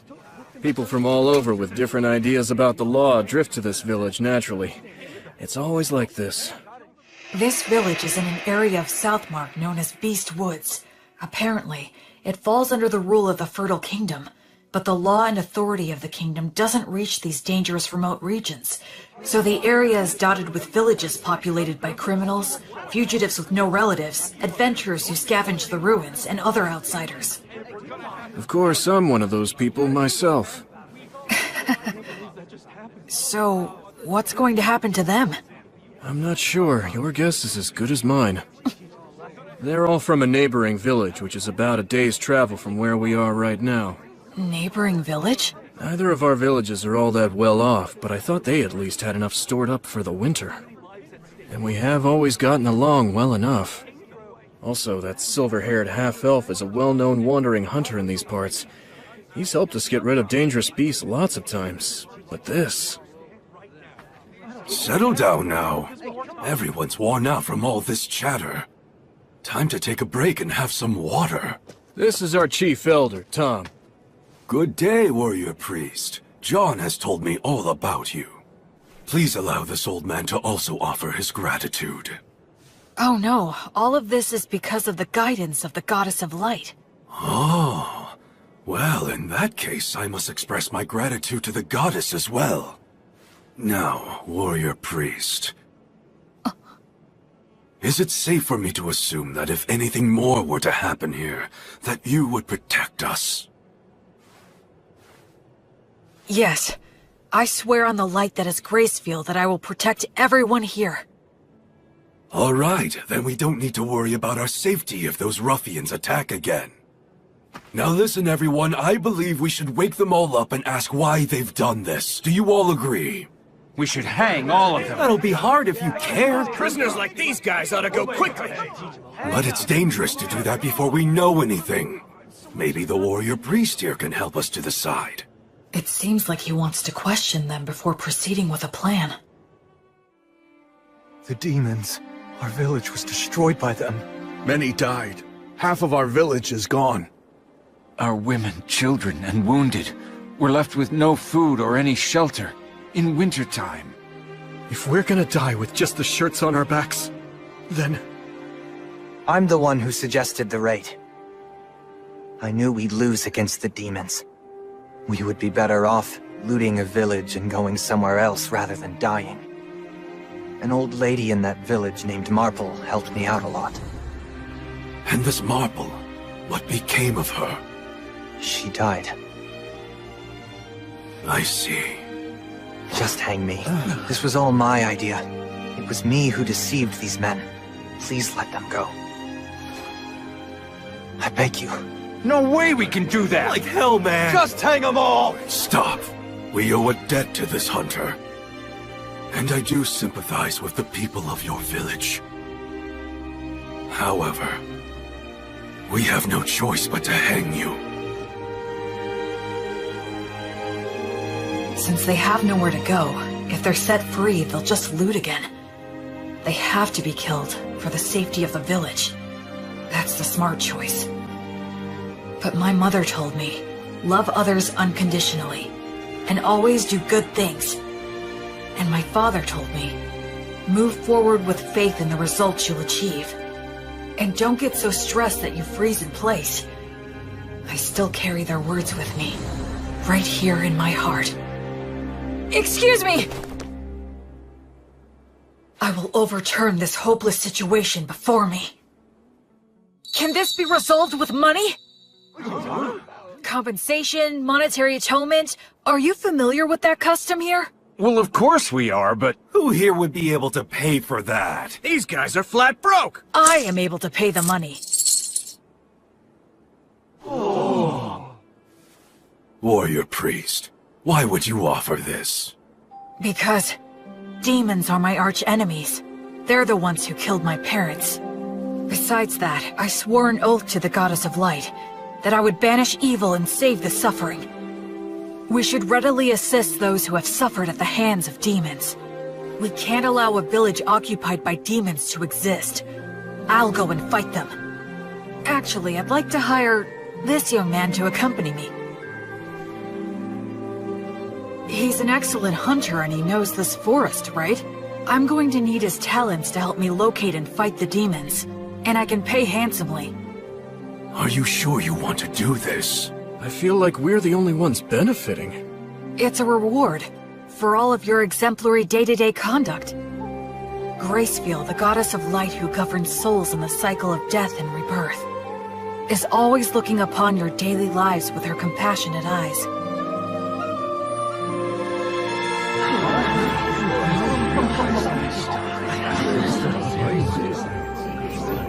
Then let us untie them now.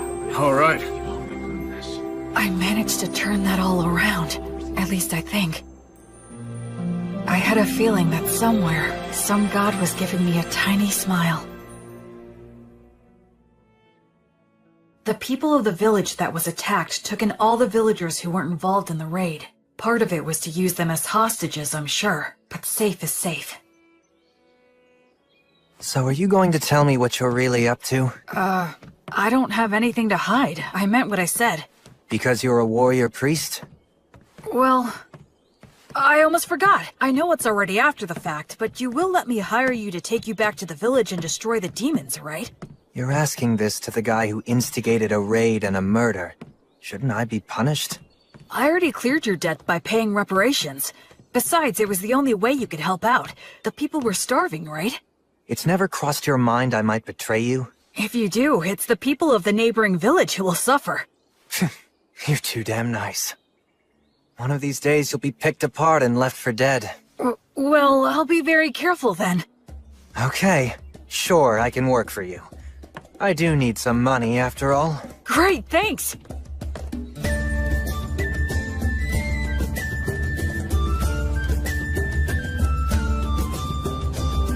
So, what are you gonna do for the time being?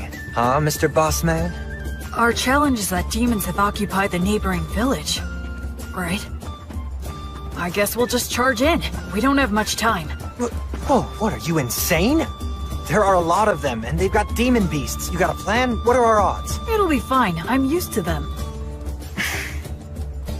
Well, you are right that we have to hurry. The people who died might have turned undead by now. If that's true, I need to return them to the cycle before they get lost and end up stuck here.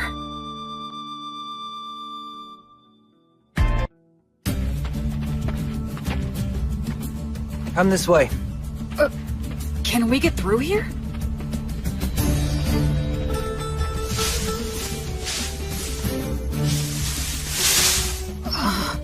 This is perfect. We'll camp here tonight. Dear Green Ones, grant us shelter, a bed of grass, roof of trees, and strength for any surprise guests. Wow! It's not such a big deal.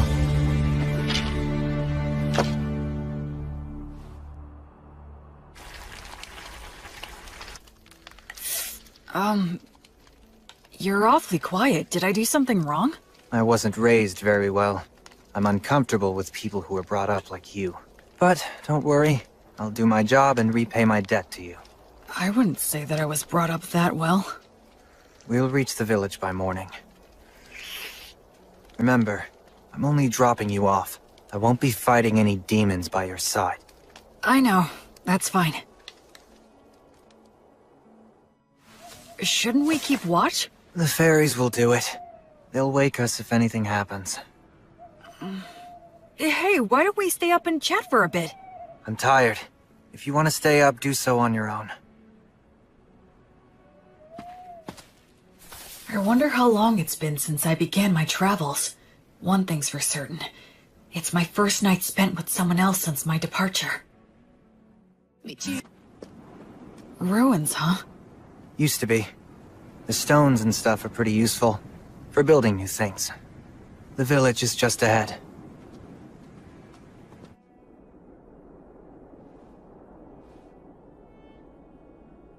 They're here. Yeah. I'll go and scout it out. You stay put.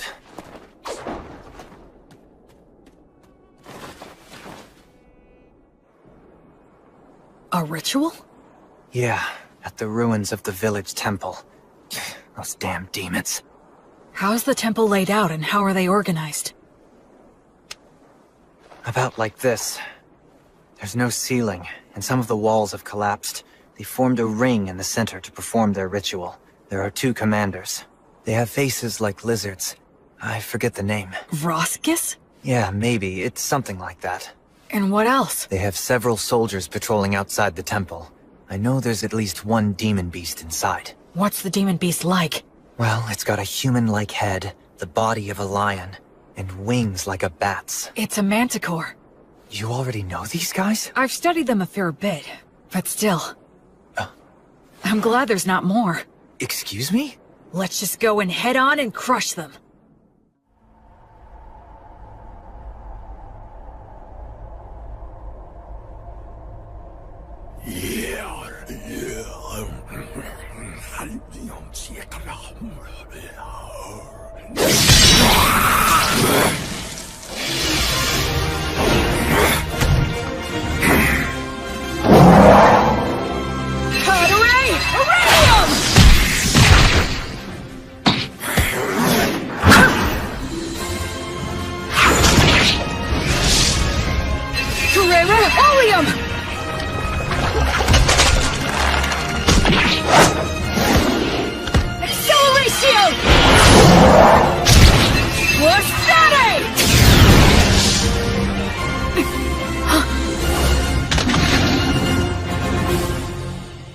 Hey, I thought you said you weren't going to fight.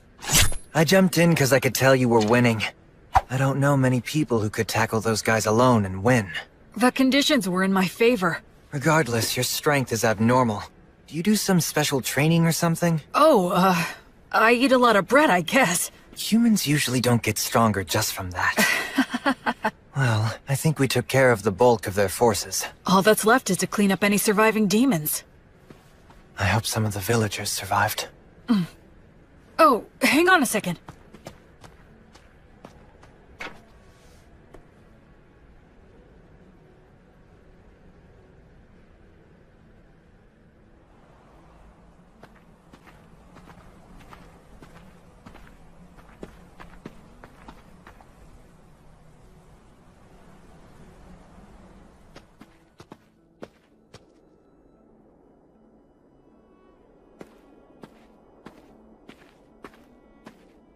Brother!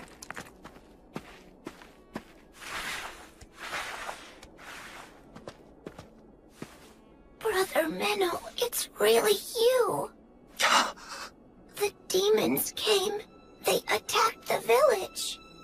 It was so hot. But I stayed strong and didn't make any noise. Because I told myself to have faith and believe that you would return for me. And Brother Menno, you did come back. Thank you. Why won't you? What's wrong? What happened? Did I?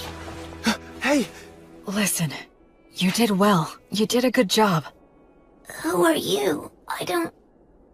Don't worry, I'm a good friend of Brother Menno's. I'm sorry. He's a bit unsteady on his feet because he's very tired. Oh, okay. That's right, you're a good boy. Go on. Menel? I got here late. Sorry about that. That's alright. It's fine. You must be tired. You should rest. Yeah, you're right. I do feel kinda sleepy. Sweet dreams, little one. Goddess of Light, Gracefield. Grant him some peace.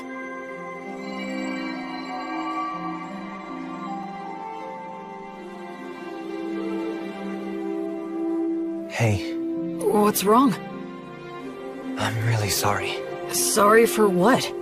I underestimated you. I thought you were just some rich boy who happened to earn a god's protection and got cocky, spouting mindless cliches. Anyway, I'm sorry. Don't worry about it. There was still a distinct look of pain on his face, but Menel also had the faintest of smiles.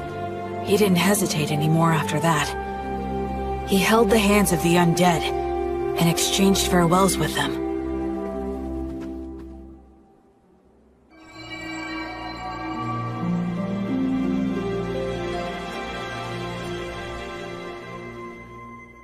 I think we checked all of the major locations. I don't sense any more demons. One more. Huh?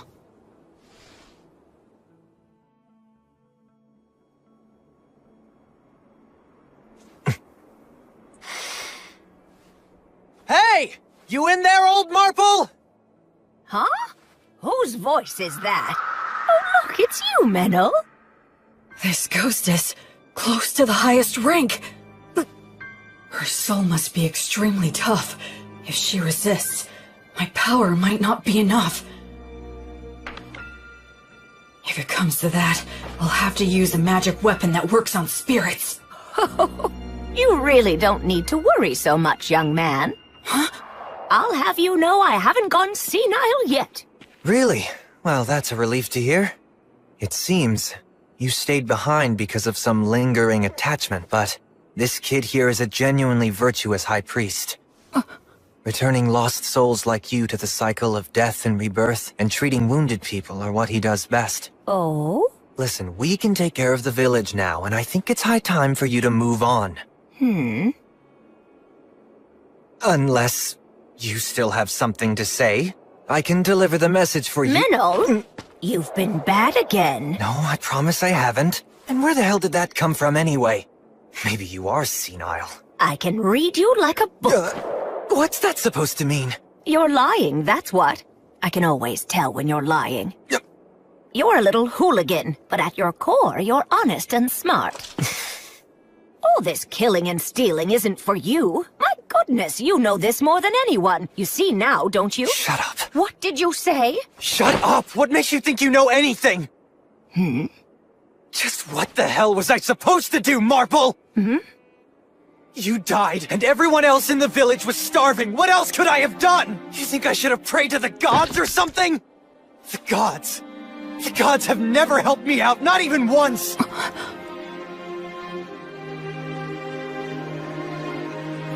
Damn it! Damn it! Damn it! Damn it! Damn it!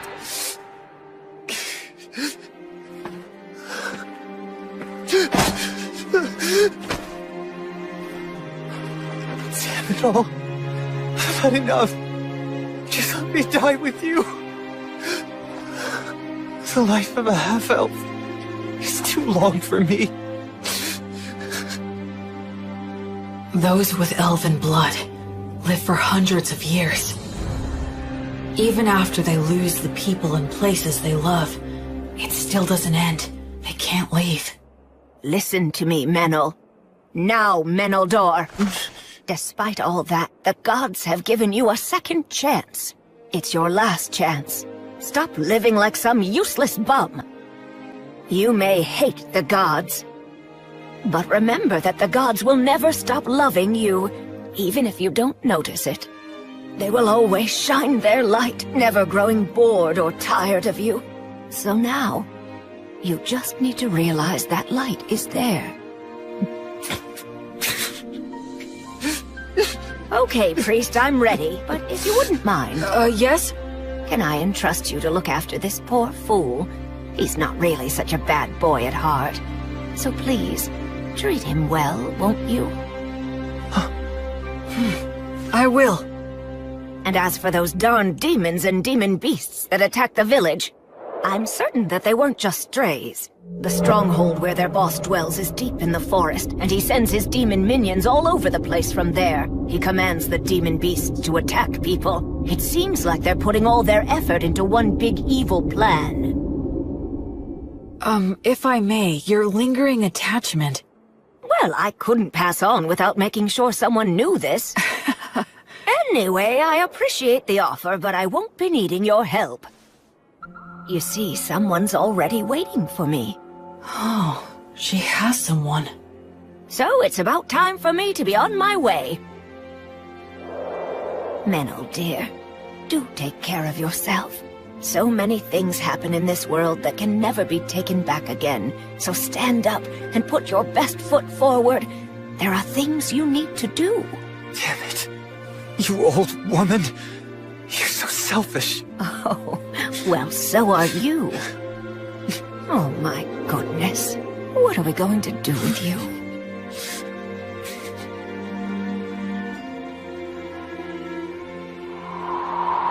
Well, I'll leave the rest in your hands. Of course. You can count on me.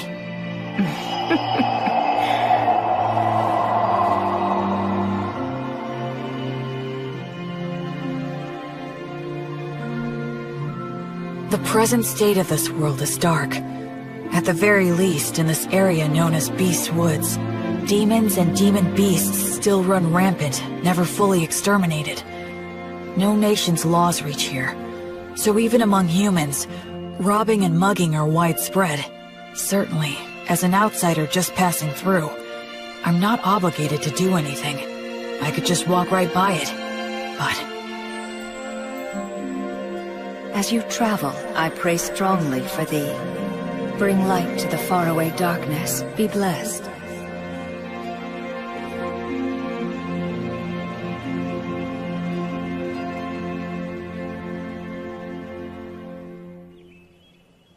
A few days later, the villagers returned. Though they were shocked to see the state the village was in, they eventually gathered up their remaining farm tools and started digging holes to bury the dead. And we all laid them to rest together. So, what are you planning to do now? Well, feast your eyes on this.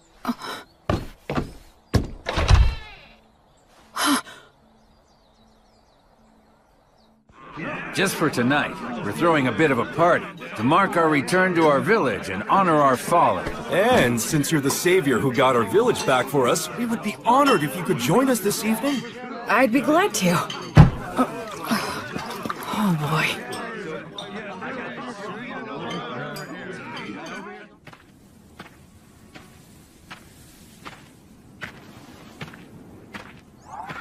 Menel.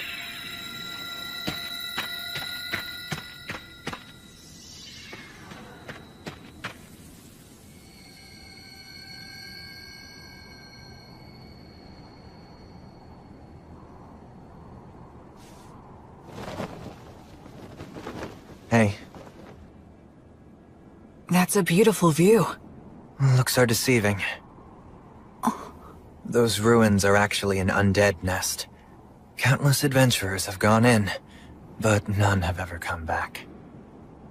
Oh, I see. Okay then, I'll go there tomorrow. Huh? Were you even listening to me? Yeah, you said it's an undead nest, right? If it is, I need to go and return them all to the cycle. I forgot who you were for a sec. Being around you throws me off my game. And here I thought I was a much more indifferent person than that. A little late to say that after the way you were wailing earlier. Well, why are you saying that to someone who's already depressed? Hey, Menel, what was Marple like? Can you tell me about her? She's strange, exactly like you saw her. I was born up north in Grassland, in the great forest of Erin. That's where all the elves live. My mother was a woman of insatiable curiosity.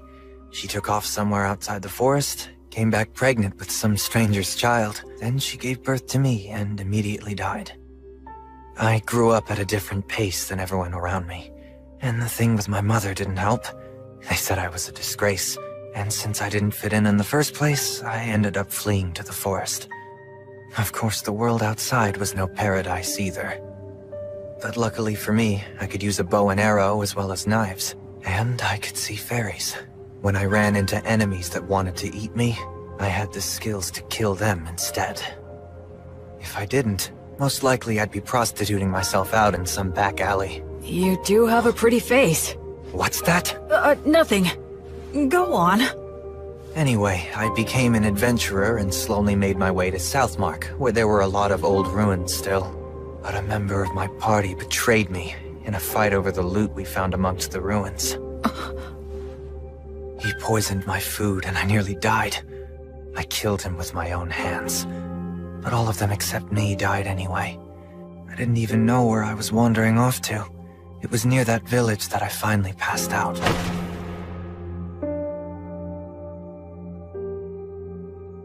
Marple was the one who found me and took me in. At the time, she wasn't that old yet, but she was still such a weird woman. She lent her bed to the antisocial kids she'd found lying on the ground. She let me eat her food, and even lectured me about trying to live a decent life. A lot of people ended up at that village after being found by her. What was she exactly? I have no idea, really. Of course, she's dead now, so we'll never know. That happens a lot on this continent. She did take me in and looked after me well. That's when I started pretending I was a hunter. There are a lot of nasty creatures and demon beasts in this area. I was relatively useful, and I had a place to belong, but I lost it all without any warning. I got all the survivors together so we could be the ones doing the stealing, but thanks to you, we failed miserably. It sucks having a longer life than anyone else in a place like that, so it's depressing. I just want to die sometimes.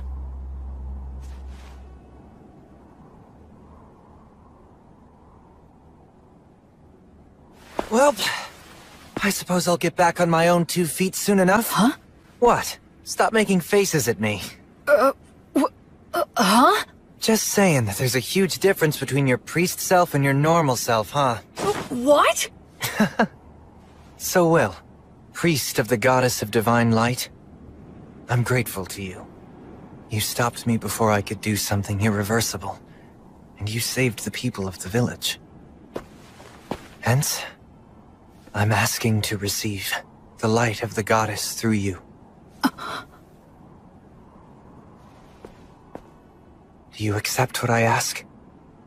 I will act as the medium. You can form a bond with my goddess. I will pray for you. May the divine goddess of light, Gracefiel, hereby love you, illuminate you, and always walk by your side in your travels. To my guardian deity, I swear to live my life honorably. Please shine your light upon my path. Help me atone for my sins. There'll be tough times ahead, and I might want to die now and then. But I'm not gonna stay down. I'll put my best foot forward, like the old woman said. Menel, you're really strong. It's amazing. I admire you. Come on, stop being gross. Between the two of us, you're the strong one. Where exactly does your power come from? I'm not strong. I just lucked out and happened to get amazing teachers in my life, that's all. Well, I'm not going to meddle. Anyway, ready to head back? Mm-hmm.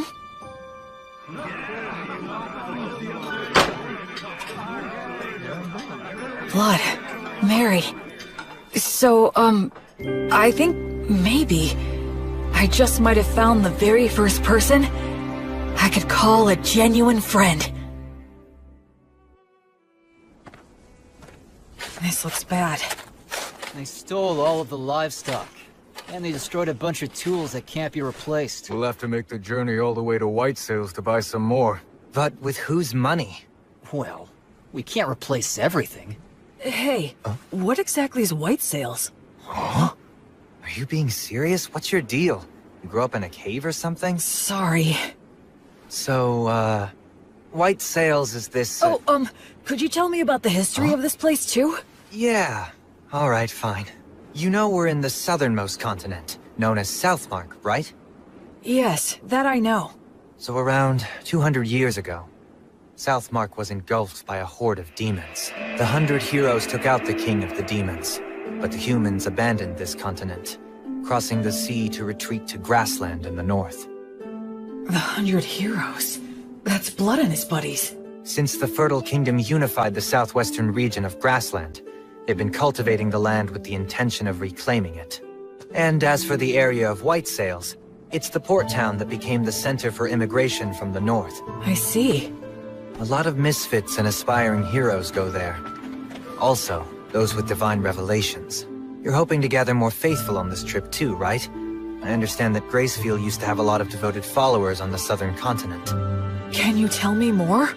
I think that most of her followers were scattered after the Great Collapse. Yeah, that's right. But those followers who managed to escape to Grassland kept her name alive. Yes, even so, her following has declined quite a bit. Rampant demons and demon beasts. Villages that resort to thievery. Faith in the goddess dying out. Perhaps this was the mission that the goddess had in mind for me all along? Well, enough of old history lessons. We need to help the villagers now. Yeah, with regard to that, these villagers don't have a lot to spare. Hey, Metal, wanna explore some ruins? We'll divide the loot. What? I didn't expect looting ruins to be another one of your specialties. I'm used to them. Seriously, who are you anyway? But we do have enough money to rebuild now. We can buy new tools and livestock. Plus, I made up for my personal expenses. Can't wait to get to the city. First thing we're gonna do is eat there. Seafood's in season, so... Someone! Help us! A giant ape! The two running from it are a halfling and a hawker? Stop! No ifs, ands, or buts about it! Good grief! Stop it!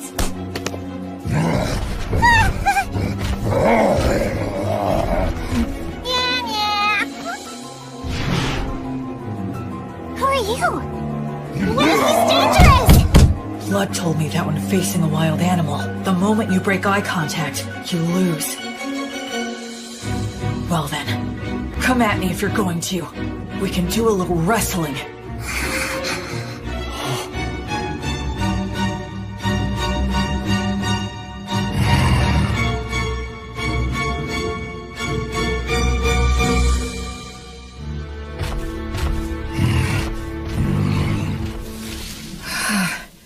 Thank goodness, I didn't have to fight him.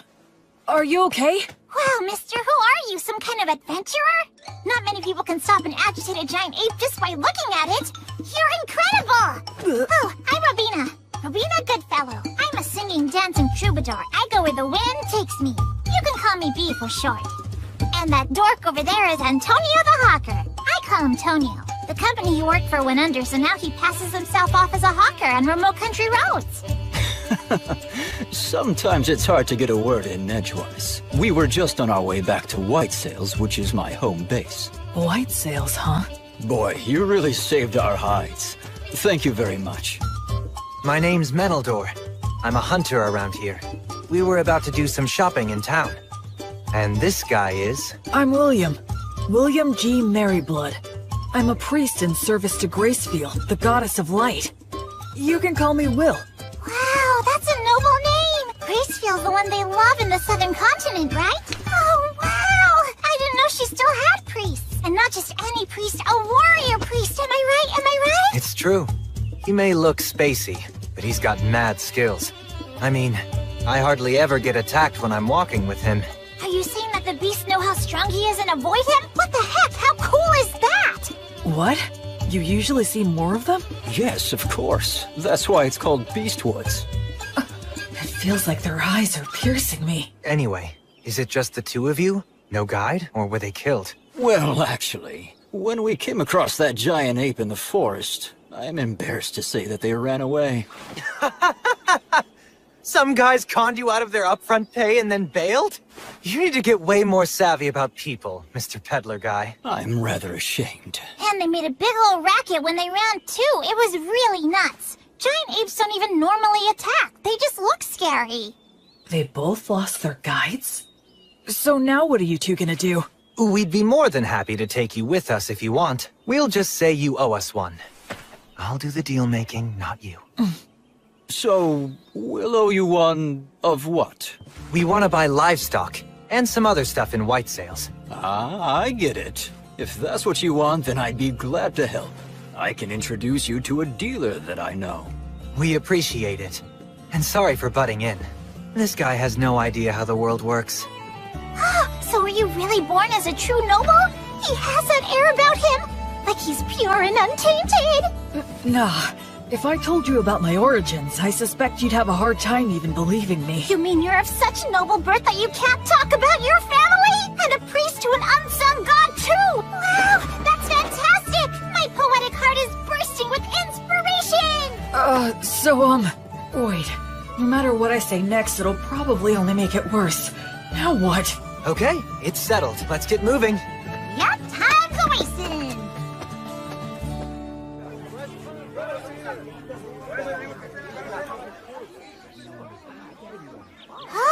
This place looks perfect! Woohoo! Introducing B! B and Tonio warmed up to me quickly. Tonio has a gentle demeanor, and he's good at getting close with others. As for B, she doesn't seem to have any boundaries when it comes to people. Ahem! It is now time for me to sing you all a song. I'm counting on you to clap along for me, and you collect the donations, Will. Sure! You got it, B!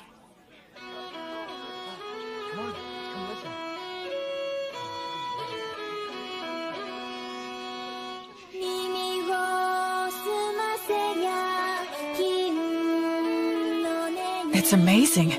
Every time we walk into a village, she lures everyone in. It's really impressive. She never gets tired. Very well. Right here. They make a good combo for doing business. Huh? A lot of hawkers use high-pressure tactics or even petty thievery to make their cut. I see. I guess it's true about him working for a company. Hey, Will. Oh? Excuse me, I'd like to ask you something. Sure, what is it? Well, this is my question. Can the blessing you invoke heal sickness and injury? Yes, it can. I see. Then I have a proposal for you. Huh? Goddess of Light. You're as good as new. Oh, wow. Thank you. I'm so grateful. How much do I owe you? Oh, don't worry about that. Offer your thanks to Gracefield. And if Tonio has anything you like, please purchase something from him. I'm a priest who is still just in training. Yes, okay. Thank you so much. Let's get something to celebrate your recovery. How about this hairband? So B attracts the people, Will offers his healing, and both bring him some business. Smart guy. Tonio's pretty cool. Yeah, I think this will help with the return of the Goddess of Light. Your power is damn impressive, though. Well, the blessing is a rewrite of reality through the sublime power of a god. That's how it can heal a wound as if it had never happened. Huh. I'm only borrowing this power from the goddess. I have to be careful not to mistake it for my own power. What? Still in training, huh? Well, I really am still in training. Will? Done with your free treatments? Oh, yeah. Then come with me. Huh? There's a party to celebrate everyone's recovery. Right now? If they're at a party, she can sing again. He can sell more of his goods. He's a sharp salesman. We continued to pass through several villages, earning money in the same way, as we made our way north for a couple of weeks. Then we emerged onto Wheat Road. Let's sleep over there tonight. Man, you guys went too crazy. It's already dark. Sorry about that. Whee! I'm in such a good mood today, I'm going to give you all a free performance. Wow, how generous of you. Now, wonder what I should sing. I think race stop the Penetrator is epic, but it's way overdone these days. I know! The 3 heroes from the killing of the High King! It's a really good one. It's got the Wandering Sage, War Ogre, and the beloved daughter of Mater. Ah, that sounds great. Now that's a solid pick. Actually, I haven't performed it in quite a while. Hey, what's wrong, Gwill? Oh, it's nothing. Go for it. I'd love to hear you sing. Great, you just said the magic words. Without further ado, then. Time rolls on. Or perhaps it's us that's marching on. Be it the strong and sturdy warrior, the bright sage, or the holy woman. So their names really are remembered. But their ashes and their names remain. This is precisely why their song must be lifted up high. So their good deeds live on, and their heroic names resound throughout the world. I sing this night of the Wyvern Killer, just one of the many fearless adventures of the 3 heroes. Keep quiet now and listen to this tale one and all.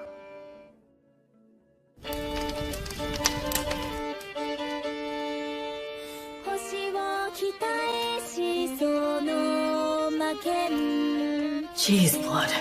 You never talked about yourself at all. So this is what your past was like.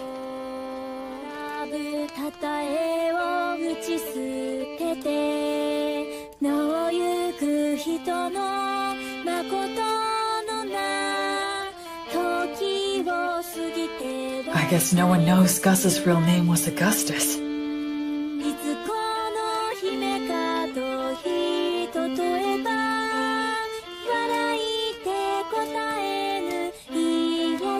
Mary's refined manner definitely gave the impression of noble origins, but I'd believe it if someone told me she came from a poor village, too.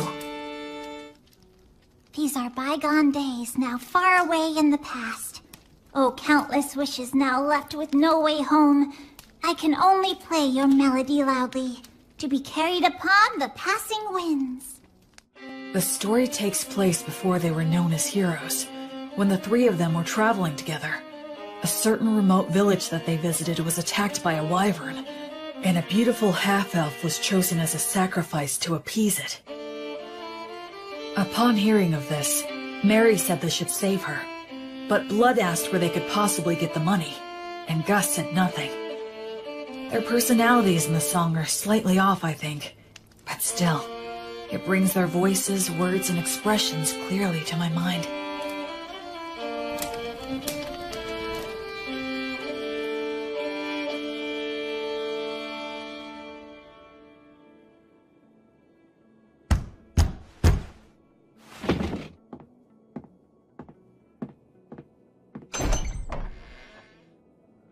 Who might you be? You think we're gonna take on a wyvern for that amount?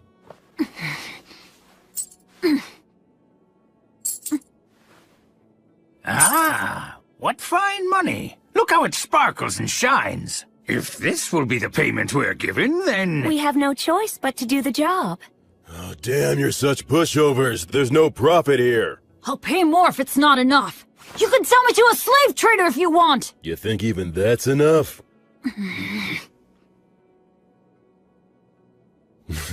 You do have some guts in you, kid.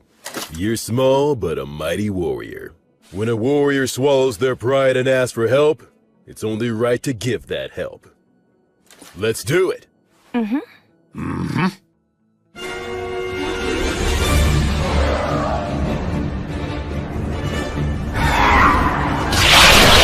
Ligatur! Nodus! Obligatio!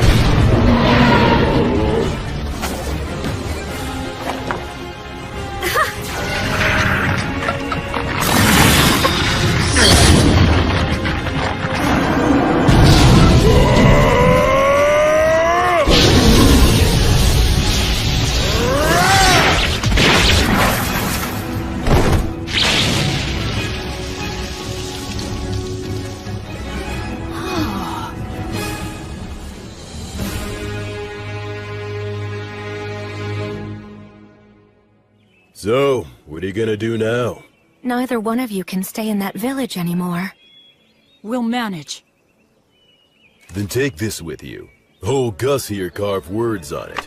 It'll serve you better than some cheap good luck charm.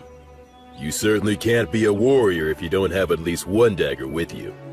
Please take this as well. Take care of yourselves, and be good to one another. You will face many difficulties, but never forget the value of perseverance. But this is more than what I paid you. We can't accept it. Ha!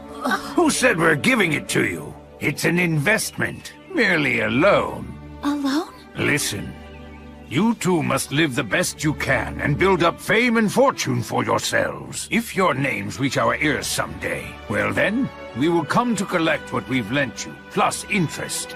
In case that should ever happen, I will leave you with my real name. It'll be our password, too. So listen well. Thus, the boy and girl learned the true name of the Wandering Sage, known to no one else in the world today.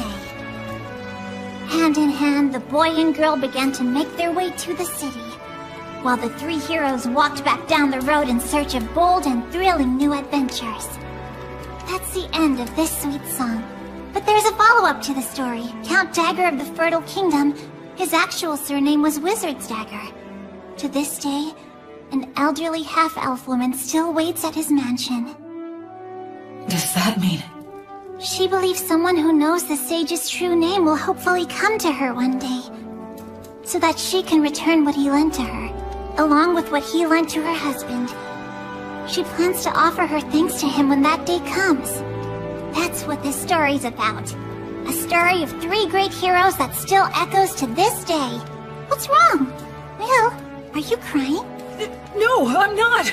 I'm not crying. Aw, come on now. It must have been Bee's great storytelling that moved you to tears, huh? No, it's not that. I promise you. Don't be shy.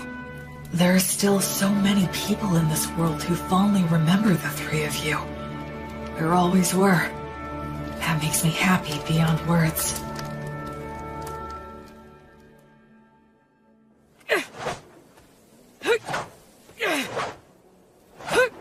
The Fertile Kingdom, huh? Once we cross the sea, maybe we'll meet people who still talk about blood and the others. Hey there. Huh? I see you're up. Looks like you're working hard. Hey, Tonio. Will, you're a strong young man. You think so, huh? In looking at you, it's become clear to me that your movements have been refined many times over. But, then again, maybe you don't want to hear that from a guy who got conned by phony adventurers. In any case, it's obvious that you're used to handling that fine dwarven spear. And those who can handle that masterpiece have to be a master themselves. But there is one thing I don't understand. Something you don't understand? I'm curious to know what it is that you desire. Why are you asking me this? Well, because I'm a merchant. It's my job. I move product and grant people's wishes for fair wages. Satisfaction is a merchant's specialty.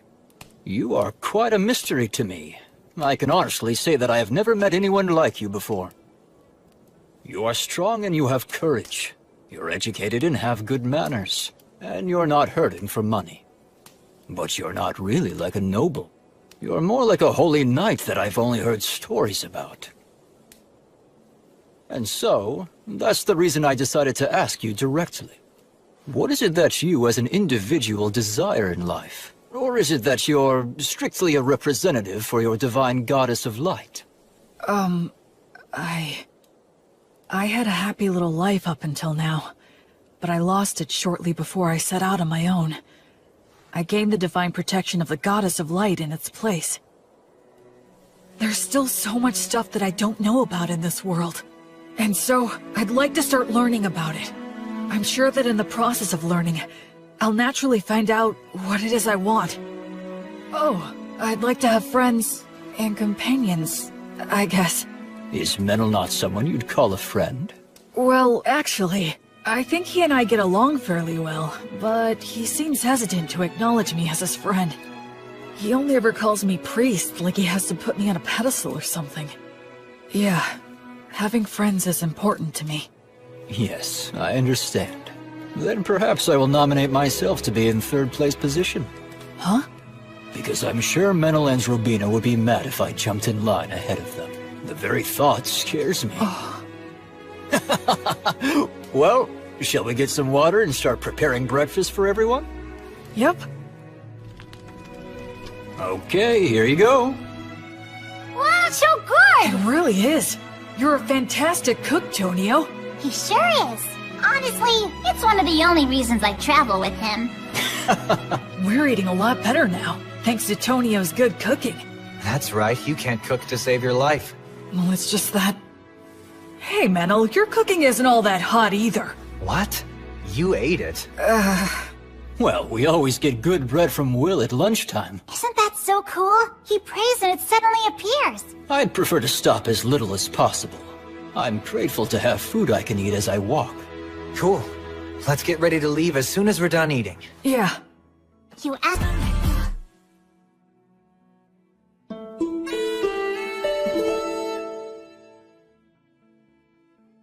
All right! We finally made it to White Sails!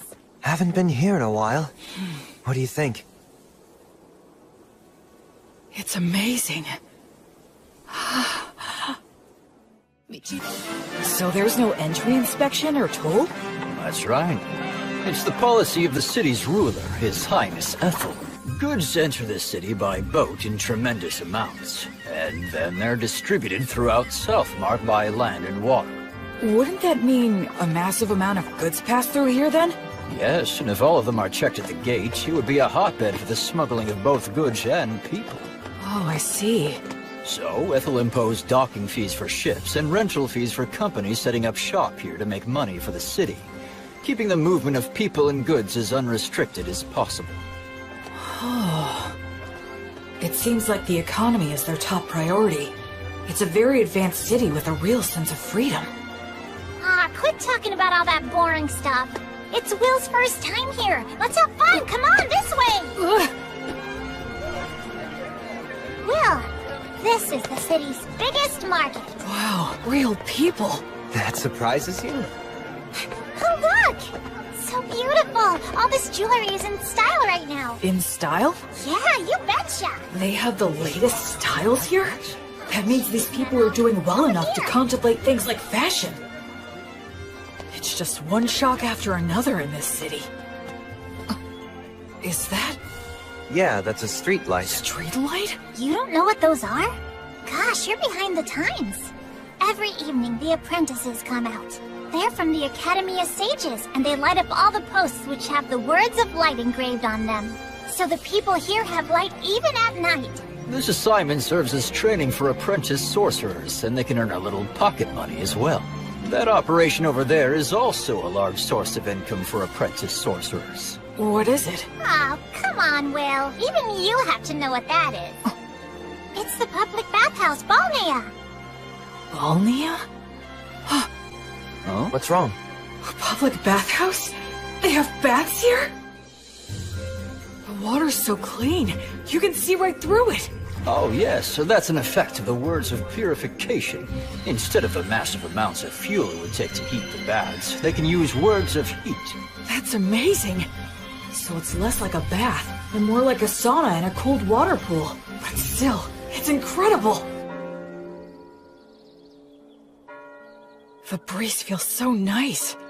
I used words of purification to keep up good hygiene on the road, but it's great to have an actual bath. La, la, la, la. Boy, it feels good to have a bath after so long. That's for sure. I just hope things don't get all messy again now. What are we gonna do next? One of the best things ever! I'm always so hungry after a bath. You two must have been super starving, huh? The food is quite good here. Agreed. I think we all could have used a little more broth, though. It's absorbed the flavor of the fish so well, and the saltiness is just right. I haven't eaten anything like this since I left the temple. It tastes like civilization. All these dishes are so delicious, I can't remember what we were talking about. This is also delicious. Excuse me, could I get a refill? For me too. Coming right up. When we're done eating here, we can head over to the temple. Will, since you're a priest, you need to pay your respects, right? Oh, yes, you're right. Wow, that must have cost a fortune. Ah, don't be like that, Menel. I'll be back as soon as I'm done. Please wait here for just a bit. Are temples in cities always this big? It looks like a beautiful work of art. It feels more like a tourist destination. Excuse me. Yes. Can I help you? I was wondering if you could tell me if there's a high-ranking priest here. I've received divine protection and become a priest, so I wanted to pay my respects. Pardon my asking, but which deity do you serve? I serve the goddess of light named Gracefeel. Oh, the goddess of light. That's a problem. Why's that? Priests of the goddess of light are quite uncommon, so our rules compel me to use the prayer of faith detection. Okay, that's fine. I guess that makes sense. It's inevitable that people would be skeptical of a priest to a minor god. I could be a priest to an evil god in disguise. The thing is, all those individuals with the divine protection that qualifies them to determine another's faith are out at the moment. They're all out? Yes. It's because attacks by demon beasts have been on the rise everywhere recently. All but the Vice Bishop are extremely busy right now. Vice? What are you doing in the middle of the aisle? Bishop Bagley! Answer me, I asked you what you're doing. Well, I just... It's an honor to meet you. My name is William G. Merryblood. I have earned the divine protection of Gracefeel, the goddess of light, and I have come to the Temple of Whitesails to pay my respects. I see. I am Bart Bagley. I am in charge of this temple. Gracefield, huh? The deity who has been completely lost as of late? And what if you're a suspicious person using her name, planning a very dangerous plot? You have every right to be suspicious. Is there anything I can bless to prove myself? Ha! You novices are so quick to rely on your divine protection. Listen to me. Divine protection is not something to be used lightly, nor is it something to use ostentatiously either. He has a point. Gus said the same thing about using magic. I was using my blessing freely since it poses little risk, but... Yes, of course, you are correct. I truly thank you for reminding me of my lack of experience. Ha! Explain what the teachings of the Goddess of Light mean to you. Light only exists in the dark. Words only exist with silence. And life can only exist where there is death. You enter his name in the registry and show him around the temple. Yes, but we haven't performed the prayer of faith detection or the prayer of lie detection. You fool! What did I just say, you idiot? Right now, I need to go make an appearance at the Weavers Guild banquet. Spend your time as you please, but do not cause any trouble, and make sure to offer some money. Well then, right this way, sir. Oh, right. I realize how unpleasant it must have been for you to have met Bishop Bagley, but you handled yourself very well. Huh? Well, the head of the temple loses himself in parties and pleasure-seeking. He's quick to anger and always complains. Despite all he says, he never uses his blessing. The Vice Bishop, on the other hand, is a most wonderful and virtuous person. I'm sorry, don't tell anyone I said that, okay? Sure. Hey, what do you know about the head of the temple? Well, I've only ever heard bad things about that guy. Like, he's really vulgar. He seems to have some sort of influence behind the scenes of the city's commercial and industrial guilds as well. So that's how he's seen around here? Still, talk about living it up. I mean, he's letting us use the temple's guest room. 2 of them, even. Anyway, what should we plan to do next? We could take in sights, or visit some guilds nearby. Oh, if we do that, then I'd recommend going to the... Wait a second. What was that? Those don't sound like clock tower bells. Is there a fire? That sounds like an emergency alert. It's a wyvern! Everybody run! Huh? What the...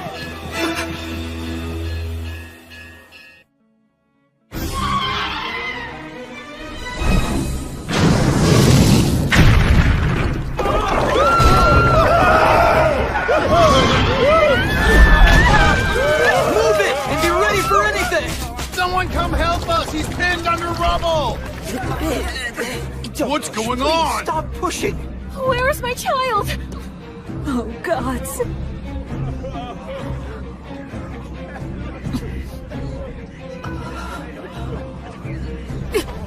Will, wait!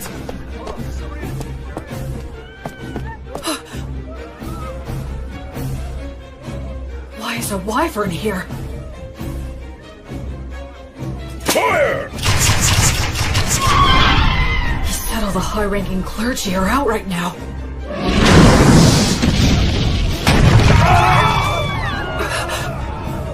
Their civilization, their city, everything the three of them protected. A place where people can live freely. Verba! Volanto! Tony Truce! It missed. But among the words I can use, these have the furthest range. I'll just have to keep firing until I hit it. What are you doing, you idiot? Why are you shooting off high magic like that in a blind fury? You'll get yourself killed! But nothing! You're fighting a wyvern. You have to be more efficient than that. You've got smarts. I suggest using them, you moron. Don't just rush in. You should start off by learning how to use your minor magic more skillfully and accurately. I got it. All right, then. Think. What can I do about this wyvern using all that I know? Menel, would you help me? I need you and your fairy magic. Right. B, Tonio! Huh? Please work with the people nearby to get everyone clear of the temple's front garden. I'm going to bring the wyvern there. Your Excellency, you must take shelter below, quickly! How could this happen? Dozens of people, if not hundreds, will die. Sylphs, sylphs, maidens of wind. Your steps are the wind's steps. Your song is the wind's song. Sing in chorus, sing in rounds, cheer and applaud. Your sweet harmony shall spread the words of origin in the 10 directions. Verba, Volanto, Conciliat, Sequitur, Tony Truce, Aurania.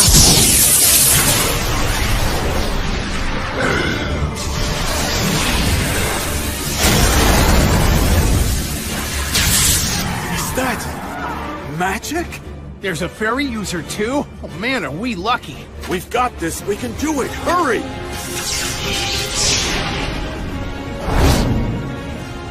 I'm probably not hurting it that much. But that's fine, so long as the wyvern identifies us as its enemies. Almost all beasts of this type are highly aggressive. Even in situations where they could get away, they'll choose to take the offensive.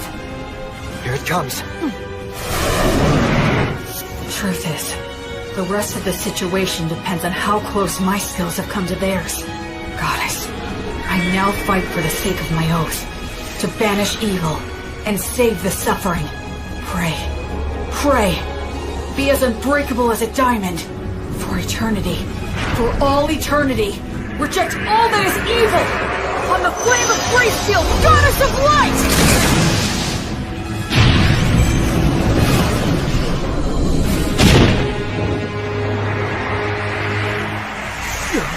What the heck is that stuff?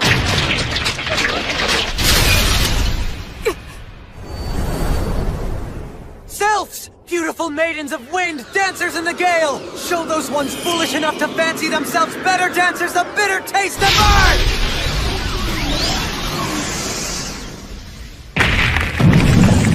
Ligatur! Notice! Obligatio! It's bound up. No, it's trying to tear them off! Damn, it's strong! Acceleratio!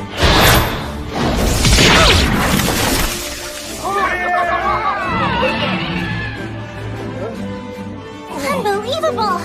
That didn't finish it off? Run! It's gonna use its breath! There's still people back there. What do I do? What can I do? Go get him! Acceleratio! If you're stuck, use your muscles. Be violent. Take him down.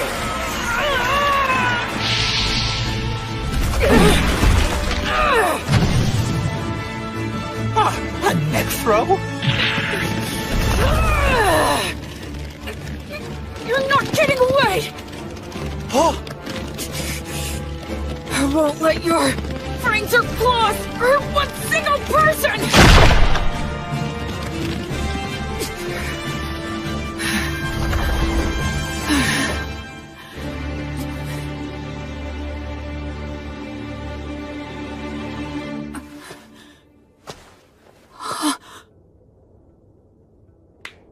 Well done! Excellent work! I praise you and give thanks to all the gods for allowing me to serve a great hero such as yourself. It's the birth of a new wyvern killer! A brand new hero! Sing his praises with your applause! Thank you so much!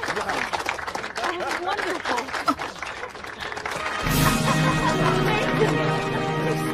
Guess we were too late, huh? I had no idea so many magic users and a warrior strong enough to kill a wyvern were staying here. It is truly divine providence.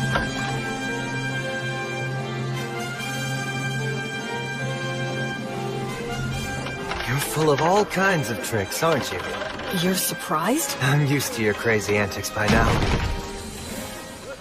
All I could think of was how inexperienced I am. Huh? It was great for a first attempt, and I was just lucky to land a surprise attack.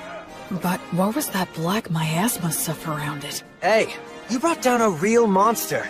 Reflect all you want, but be happy. It's hard for me to be happy if you're not happy.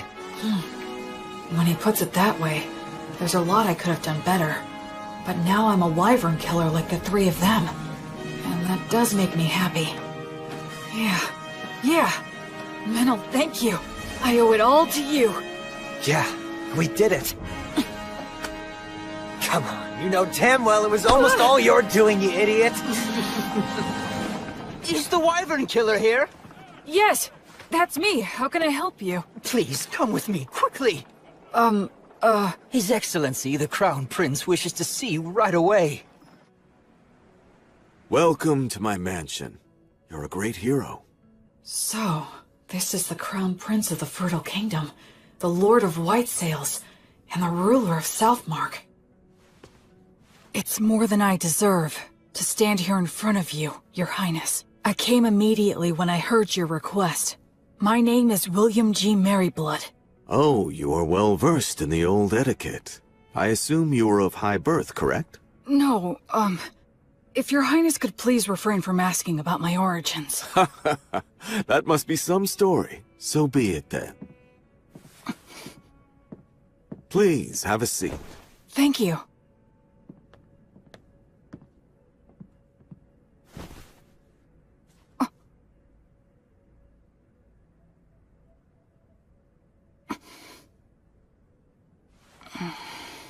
William, there are 4 or 5 individuals in your group, are there not? Yes, 4 of us. Which makes you a magic user, a priest, a fairy user, and a warrior. Well? Actually, we are a traveling priest, hunter, merchant, and a bard. One who shot lightning at the wyvern, one who made the light, one who dealt with the air, and one who broke its neck. That is 4. If that makes 4 people, it is indeed correct that we are 2 of them. What are you talking about? I can explain. My friend there, Meneldor, called the fairies, spread words, and manipulated the air currents to bring the wyvern down to the ground. So you're saying your friend is the fairy user then? And the rest? The rest was me. I'm sorry, but would you mind telling me what you did back there? I used brute force to break the neck of the wyvern. You killed a wyvern and aren't delighting in it? You really are a valiant warrior. Well, Can I do anything to fix the damage the wyvern caused? Of course, work has already been done, and more is yet to come. But there's something even more important that must be done. And it has to do with offering my thanks to the hero, for example. Oh no, Don't be modest, William. I do not want my people to see me as an ungrateful man. On behalf of the people of White Sails, I, Ethelbald, thank the both of you for your courage. You did well to minimize the damage caused by a wyvern's surprise attack. I am unworthy of such praise. I would like to bestow upon you a reward. Is there anything you want? If I may, Your Highness, I traveled here today via Beast Woods to the south. The villages in that area are currently under threat by an army of demons commanding savage demon beasts. I see. So if I may ask you, would it be possible for Your Highness to send his soldiers over there to help hunt down the demons? It's not impossible, but it would be difficult. You saw that wyvern. Within parts of Southmark that I govern, demon beasts like it have caused frequent incidents. You mean... Of course, it's that toxic miasma. Any being it touches is corrupted and turned savage. Are you certain you are well yourself, William?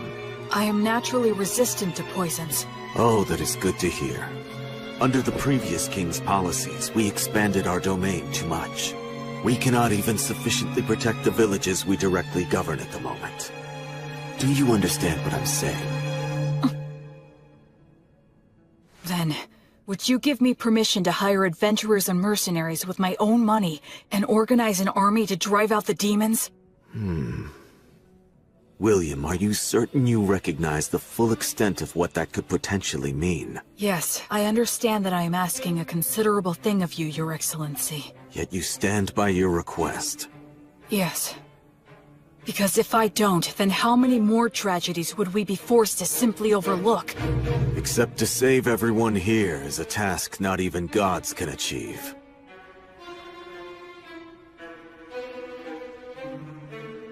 Honestly, if only you were some nameless man making this audacious request of me. You are right. But that being said, had I not killed the wyvern, I would never be speaking with your highness. That is also true. But I must also consider the option of having to kill you. I must also consider the option of having to kill you. That's unnerving. And how will you explain my death to everyone? I'd simply say that you were poisoned in a battle with the wyvern, and you started to spit up blood since the treatment was too late. I understand what his disposition is. A hero who can't even prove his identity is asking him for forces to operate in a region he doesn't even govern. Of course he'd see it as dangerous. I can handle those two, but there's still the risk of projectile weapons, and the prince is pretty skilled himself. No, it's pointless to think about that. In any case, I have to get through this somehow. I need to speak from the heart and plead my case as earnestly as I can. Your Highness. Go ahead. If all the saltiness were to disappear from the world, then what would give salt its distinctive salty flavoring? And if all those who carry a flame were to live entirely in the sunlight, upon what would they shine their flame? For my part, I'm fortunate to have received a part of that flame from Gracefeel, the divine goddess of light. I firmly believe that the ones who carry that flame are the ones who should march first into the darkness. They must shine the light upon those who lament in darkness and light the path for those who follow behind. So please, I beg of you, can you somehow grant me permission for this unusual undertaking of mine?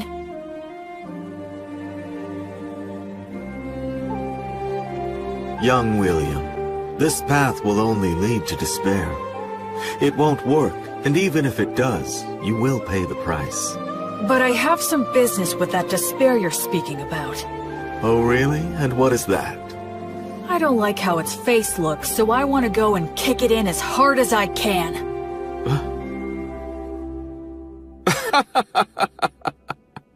Kick it in the face. I like that. Come to think of it, you are a high priest, aren't you? And you have quite a good friend, too. What, you didn't notice the quick reaction that he had? When I said that I was going to kill you, that half-elf over there gave me the most murderous glare I think I've ever seen. What are you talking about? I did that because I thought you were gonna kill me as well. Damn it, don't look so happy. Bishop, please stop. Please wait, Father. His Highness is with a guest at the moment. Stay out of my way. You damned ridiculous fools! Prince Ethelbald, please, I beseech thee, do not act irrationally. Who, me? Why, Bishop Bagley. I have no idea what you're talking about. Do not play dumb with me. This young man is registered with my temple. He is in the books. Though it may be temporary, he is a member of the temple. And you beckon him here without a word to me? Do you mean to disregard the temple's authority? Oh, I had no idea about that. Is this true? Yes, that's true. Claiming ignorance is not an acceptable excuse. You cannot forego the verification protocol simply because I was away. So you say, but the people from your temple seemed very happy to send him to me. A total lack of discipline. I will give them a stern talking to later. In any case, he must... The thing is, Bishop Bagley, he is not what you think he is. Huh? He came here and asked me to assemble a private army. He says he wants to save the poor people of Beastwoods. What? You... I would be lying if I said it never crossed my mind to kill him right here and now. But he's so frank in the way he expresses himself that somehow I started to find it amusing. Which is why I was just sitting here thinking of officially appointing him as a knight. Would your temple be willing to give him its blessing? You know, he would become a paladin. The temple and I can share the profits and responsibility. What do you say to that idea? What? Of course, naturally, he would fall under our joint authority. You could always have him excommunicated if need be. That's not even the issue we're talking about! The temple can attest to his character. And as the Wyvern Killer, he should have no problems with all the rest. This is proceeding too quickly. I'll return to the temple and think it over. Would that be all right? Yes. But it would make me truly happy to see this happen, Bishop Bagley. I have taken a liking to this young fellow. Assuming I do decide to become his patron, you can spare me your silly games. You, novice boy, we're leaving now! Right.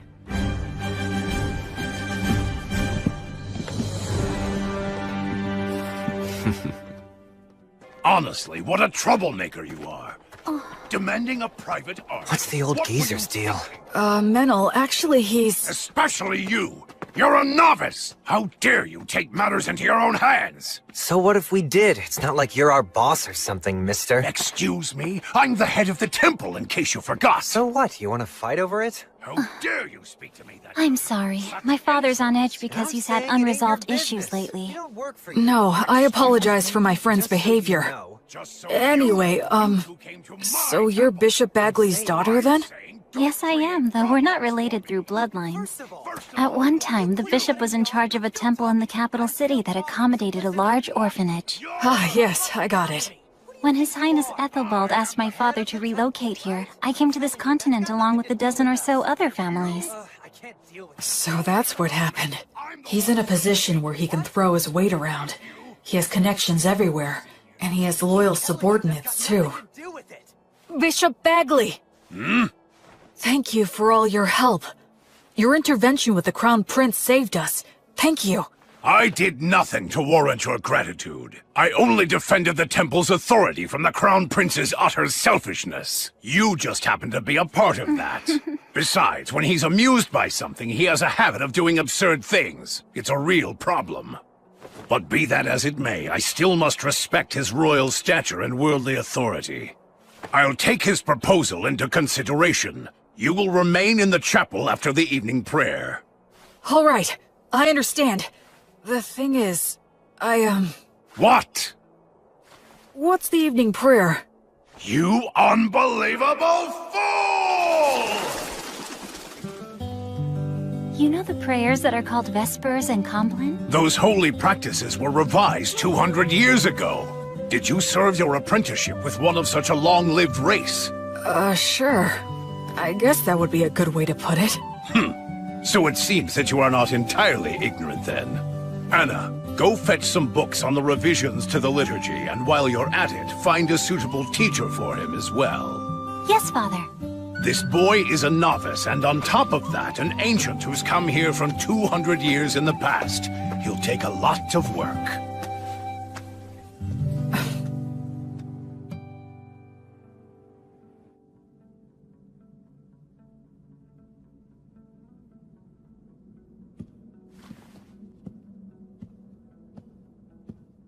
Greetings, Bishop. Wait here for a moment. Of course.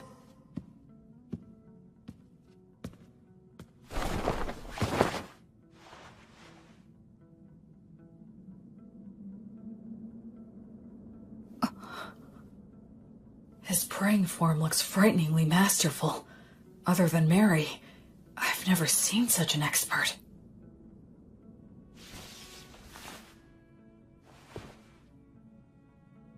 Now then.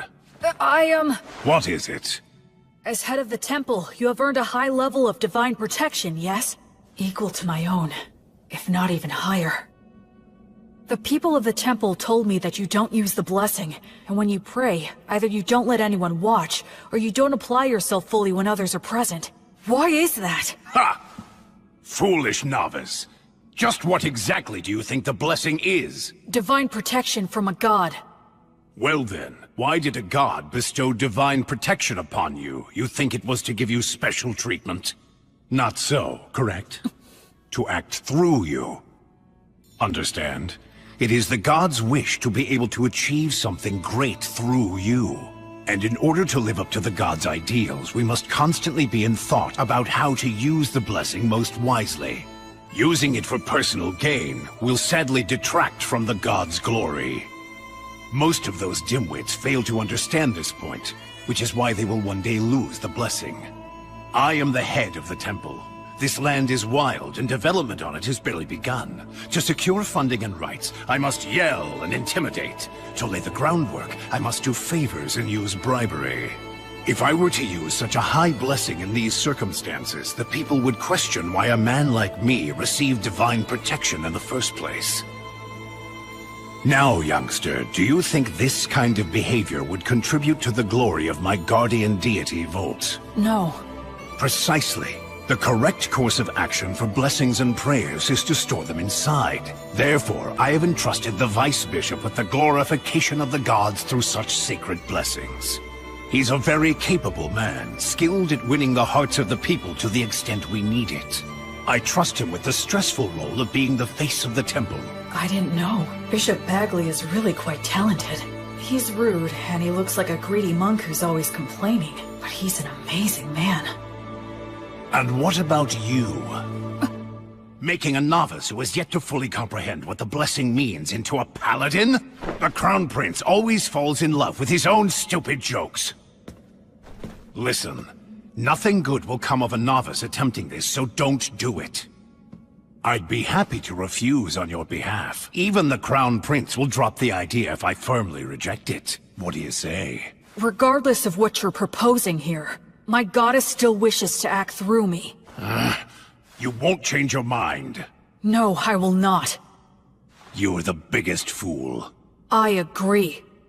What did you swear to the goddess of Flux? To offer her my life, banish evil, and save the suffering. Rejoice, then. You have got to be one of the most dim-witted of all the dimwits that I have ever seen here. I can send a few men with you, but the rest will be entirely up to you. Thank you very much. I should respect this man, no matter what anyone else says. Welcome! You're really putting those drinks away, mister.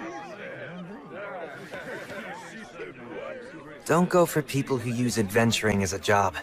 You have to find those who are in it for the glory and prestige. We need real ruffians who will put their lives on the line for the sake of adventure and battle. Right. Just like blood. They have Demon Beast horns and Demon Beast hide? Those are their battle spoils. It's the easiest way to show off their strength. Come on, let's go.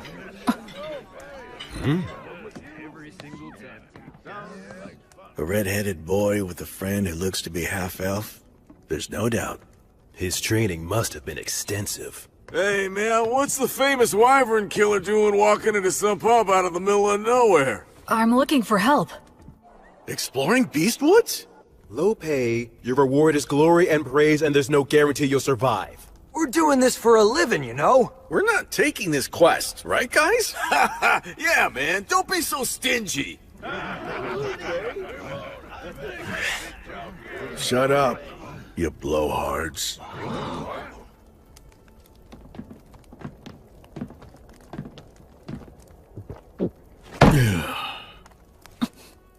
Look at the fingers of a swordsman. You can tell a lot by looking at his hands and whether or not he'll allow any wandering thoughts that prevent him from drawing his weapon. Sounds to me like what you want is a madman. Am I right? Not a bunch of blowhards with good manners but no skills, or who picked up the etiquette and patience to do any job, but who are just a bunch of shitheads who have no fear. The worst kind of scumball adventurers who'll risk their lives for the dumbest ideals, right? Yes, that's the reason we've come here. Hey, you hear that? I called it from the start. Bunch of damn lunatics! You ought to buy our drinks for a change! Yeah, that's right! What do you hope to get out of exploring Beastwoods? Where are we going? To the ruins or the forest? We don't deal with small potatoes. We want the demon boss. The leader of the demons running amok in Western Beast Woods. The subordinate demons are thought to command demon beasts. That's a big fish. It is. The location is unclear. Just finding him there will be hell. And we're talking instant death if we're ambushed during the search. That is highly likely. In other words, this is gonna be a nice, fun, stupid little jaunt into the woods.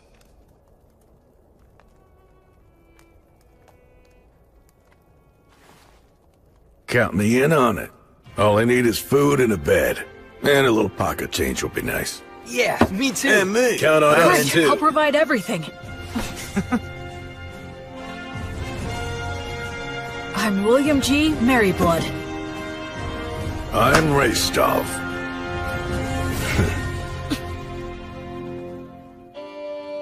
Whence cometh this disciple? To the lost goddess of flux. She who is the brilliant goddess of light? This disciple... It's almost time for the ceremony. I heard they wanted to make this a happy event to give people work who lost their homes and jobs in the Wyvern attack, but... Now know the name of the new hero who has appeared in the city of White Sails! That should just about do it. B, could you please not write an epic about my story right in front of me? What? Why shouldn't I? Well, you actually did do all that, so what were you expecting? You're gonna love it because I'm gonna create something grand! I'm afraid to say that this many cows and horses will indeed come at a hefty price. Oh yeah, speaking of which, can you please negotiate a deal for us to get all of the sick and injured ones at a lower price? Huh? Don't worry, I plan to heal all of them. Oh, that makes sense. Also, I was thinking that it would be a big help if you could start a trade movement between Beast Woods and the city of White Sails. Yes. How much do you need me to give you to fund that? Well, why don't the two of us sit down and have a serious business chat? Let's see here. Easy on me, please. I say go for it. You need to have a good understanding of how money works. You'll be dealing with Raystov and all those guys soon. The Raystov? Raystov the Penetrator is here? Yes, he is. That's perfect! I can interview him then. Huh? Making a habit of flaunting your own accomplishments leads to arrogance. And arrogance dulls one's blade? Yes, exactly. Oh no, that again? This is why you're so useless. You never have any good ideas. So I take it you two know each other? We've talked a few times in the past. It doesn't matter how many interviews. You always say the same thing. You're such a stubborn and broody guy. My answers are never going to change. All of your tales of heroism are terribly ambiguous. I would like to create something that comes a little closer to the truth. What a big fat meanie you are! Isn't reputation important to an adventurer? Whether it's making a living or getting ahead in life. As long as you've got skills, those things come naturally. But surely you realize that even people with skills can be utterly ruined by a bad reputation. Even the greatest warriors can never tell what their downfall is gonna be. Right, Will? So you're saying Raystov's tales of heroism are ambiguous? That is exactly right. This guy will accept the job to take down a huge threat, and he'll just wander off and kill it with one fatal stab, and then he'll saunter right back. He rarely works with anyone else, and he works so fast, there's no one who can actually say what happened, and the guy never says no to any job. So the stories get more elaborate? Yep. I try to interview people, but they just fill in the gaps to their own liking. I put in a few things here and there for dramatic effect, but I like to add more truth to my tales. No need there. See what I'm saying? If only I had a little more to work with. For heaven's sake. Hey, I know! How about have the Penetrator versus the Paladins! Huh? That sort of came out of nowhere. You're putting Raystov on the spot too, right? If I receive a challenge from a strong opponent, I have no choice. But Raystov! Alright, you heard what he said! Well, I guess maybe when we're done in Beast Woods. Yes! You promised! This is so great! I'll make this into a song that'll be sung for centuries, millennia, until the end of time! Woohoo!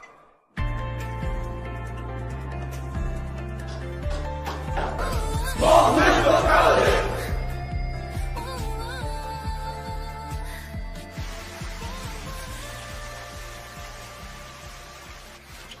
Vice Bishop, thank you for blessing me.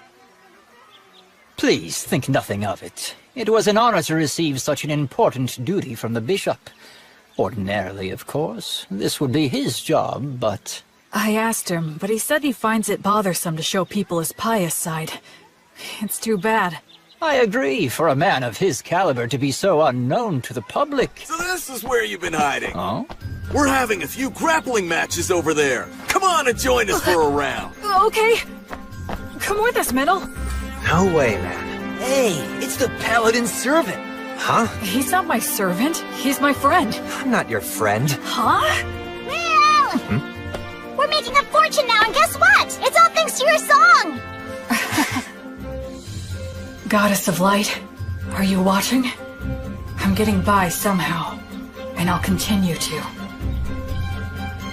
And that's how I became the faraway Paladin.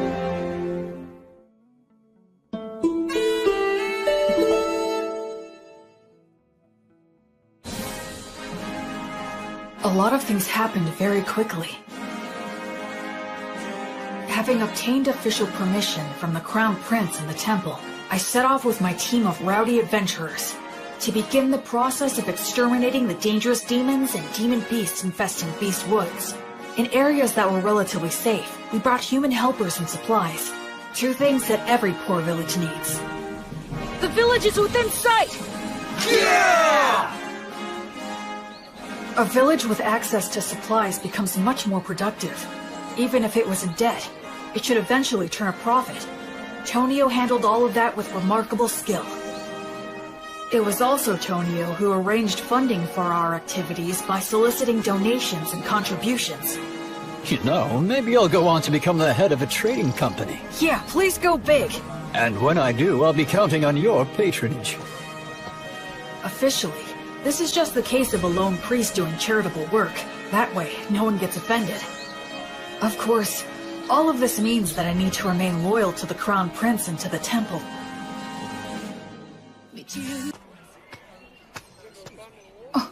Oh, Will. I see that you've come back now.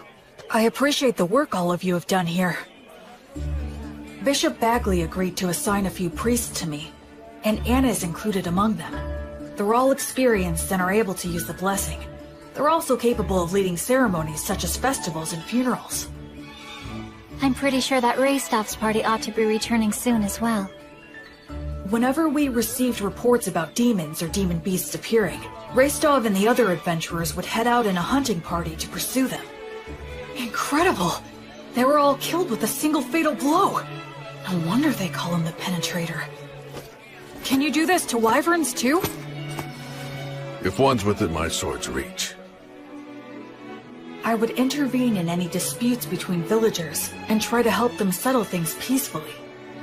You know, I wasn't really planning on doing all of this. Well, the thing is, once you've done it the first time, then you're kinda stuck. Word of my intervention spread, and I was called to intervene in other villages' disputes. My unexpected role as an arbitrator suddenly gave me a lot more to do. Whenever I had to visit other villages for benevolent purposes like that, or I had a message that I wanted to get out, B proved to be a really big help.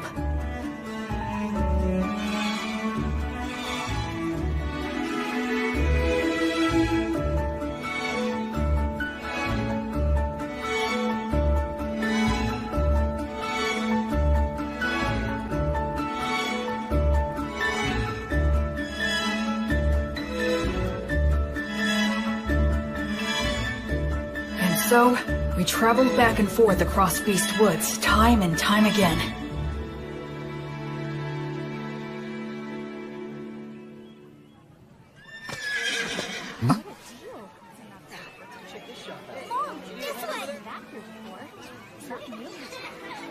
The atmosphere's so different now. This whole area has become relatively safe, so it's getting a lot more merchant traffic. A village that once had a dark cloud hanging over it, now full of life and smiles.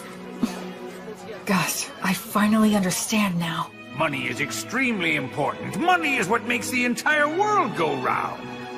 With money, you can solve anything without magic. Buy tools, hire help, and the ability to make a profit is just as important as magic.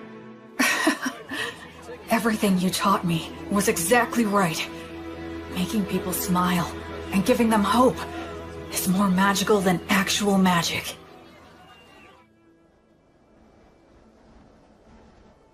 And then, just as we were noticing the first signs of summer approaching... Hey, Will. What is it? Pip's party went west to do some recon, and they haven't come back yet. So how long... They were planning to spend no more than 10 days investigating, but it's 2 days past that. Pip and his party. They're very talented hunters. All right then. We'll go and search for them. You, Menel, and I are definitely going to go. And... do you think you could put together 2 parties? They need to excel in forest exploration skills. I'll gather them right away. There's a chance they didn't get lost, but instead wound up in the demon's base. And if that's the case... there will be a battle.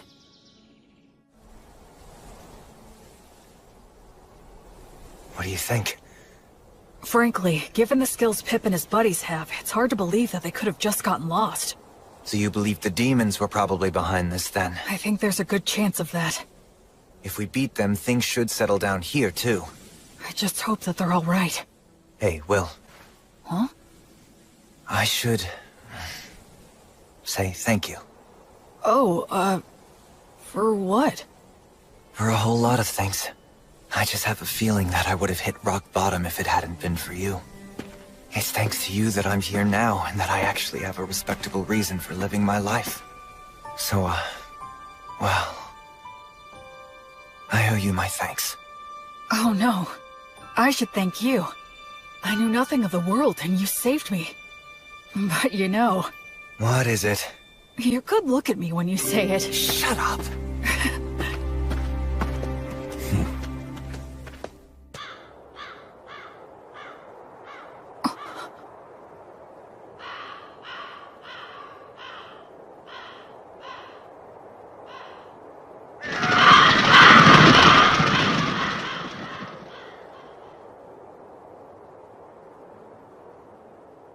Hey.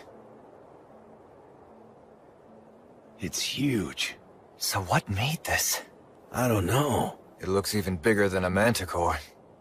Maybe a stray living in the valley? Or, Well, at least they died fighting a big one. Pip, Harvey, and Brennan must have been pretty happy about that, although I guess they had a good reason to be pissed off, too.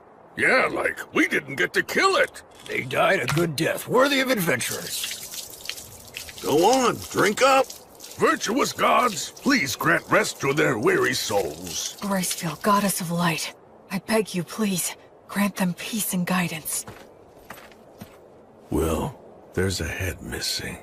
The damage is so bad it's hard to tell, but it was probably just eaten up. Yeah, I'd bet on it. No, wait. Huh? Did he toss aside his gear as he ran? Why go deeper into the valley, though? If the path to the forest was blocked, that's the only way. He had no choice but to run deeper down. Yeah, I guess that's true.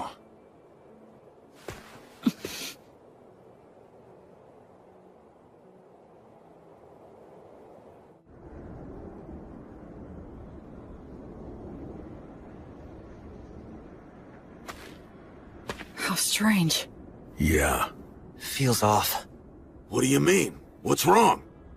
The footing here. It's very poor in this valley. Even if they fled, getting this far would be... It's a trap! Retreat!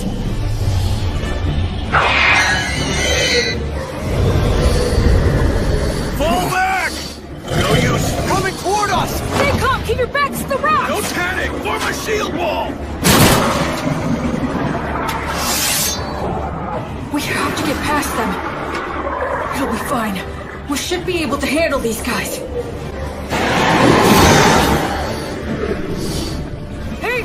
Yeah, what? I'll help us with magic and the blessing!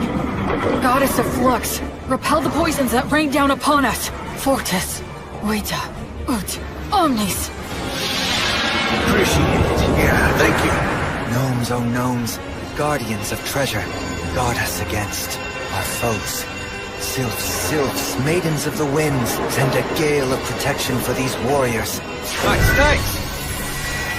All right. These beasts may think they've trapped us, but now let's show them which one of us is truly the prey that's going to be hunted down.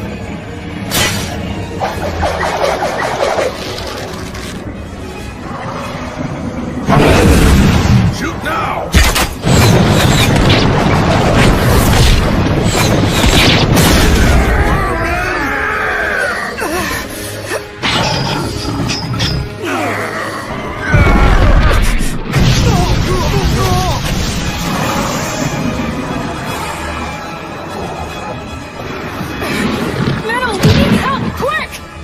Oh gnomes, gather to us! Build a fortress! Surround us with fences! If you can just buy me some time!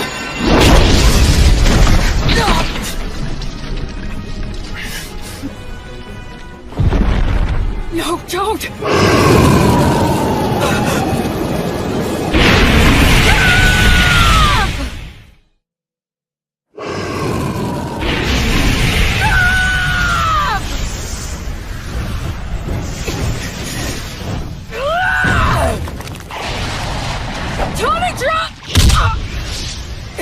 From finishing my words! What happened? Misfire? Why? Everything was going so well up till now. And yet, where did I... What did I do wrong?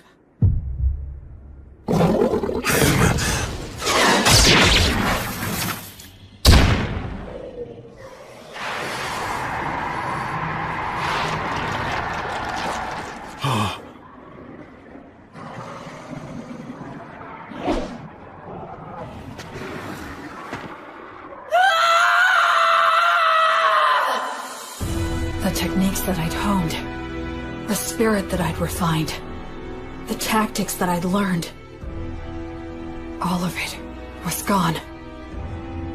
All I could rely on was blind fury and the abilities of my demon blade. As I hacked away at the enemy again and again, it was an ugly, unsightly battle that just made me want to cry.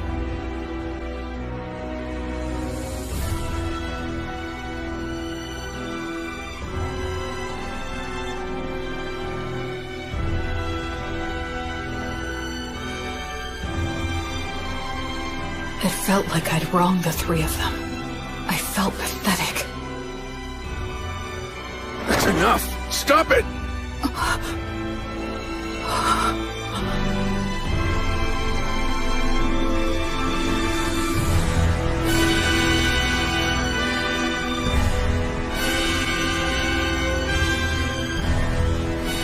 Go! Quick! He'll Menildor! He'll die! Menel!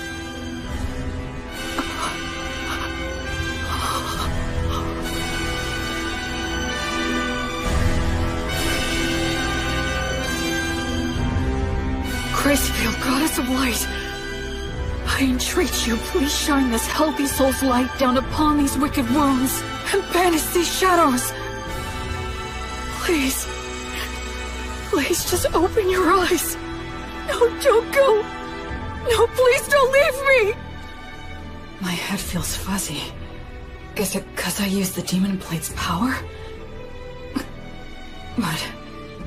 But I have to heal Menel. William! Snap out of it!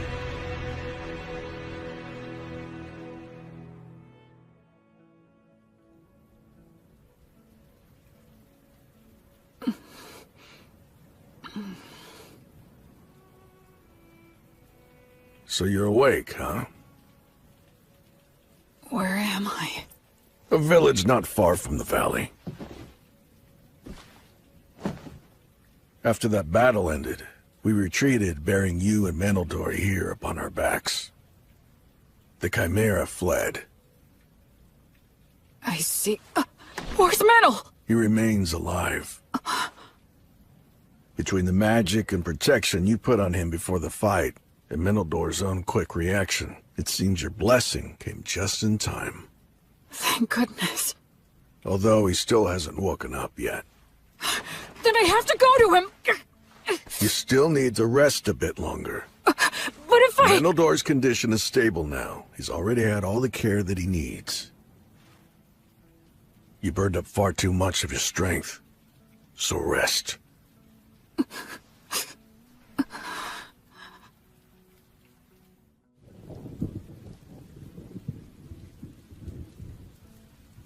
Where did I screw up?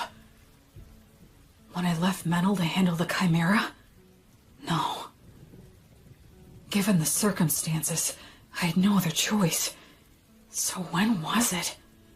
Was it just getting caught in that trap in the first place? If I'd been more careful, and took the time to send out scouts in every direction, we wouldn't have wandered blindly into that valley. We had plenty of people at our disposal. Up until that point, we'd been successful, and we were rattled by finding some of our men dead. Maybe all of that led to a simple lack of caution. No, I think I'm missing something. Some kind of fatal flaw. So they retreated, huh? Really? The Wyvern Killer and the Penetrator? I heard they ran into some absurdly huge mixed-up demon beast called a Chimera. Wonder what they're gonna do. Also, that elf mix was hurt bad, wasn't he? Yeah, he's really got it rough. When you're stuck with a monster like the Wyvern Killer, no amount of lives is ever gonna be enough. Yeah. A monster? Yeah. Yes, I am.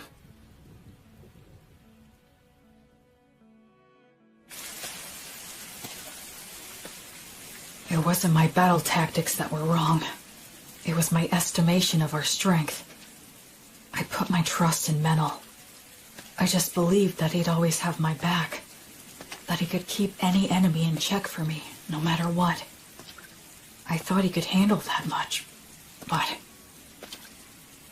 I ended up coming extremely close to getting Menel killed out there. I just decided on my own that he was my friend. And in my innocent naivete, without even thinking, I set him up to face dangers that he wasn't ready for. Hey, Will, over here! B. Antonio. We got your message and rushed right over. And also, Anna will be coming and is due to arrive here with the priests later on. I see. Hey, Will, know what? We heard you save Menel's life earlier. I can't believe it! You ran into a beast as impossibly tough as a Chimera, but you still beat an insane number of magic beasts and even saved Menel's life! You really are absolutely incredible! I doubt that Menel and the others who have been stuck with me would agree with that opinion. Huh? I'm going to see him. But Will... Wait, Will, shouldn't you keep resting at least a bit longer? I'm fine. I'm very strong after all.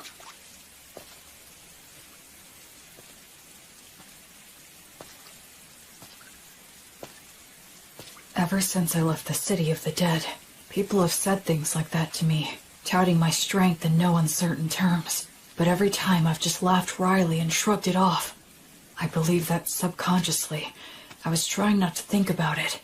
But the fact is, I can't avoid it anymore. Because in this world, my strength is simply far outside the norm.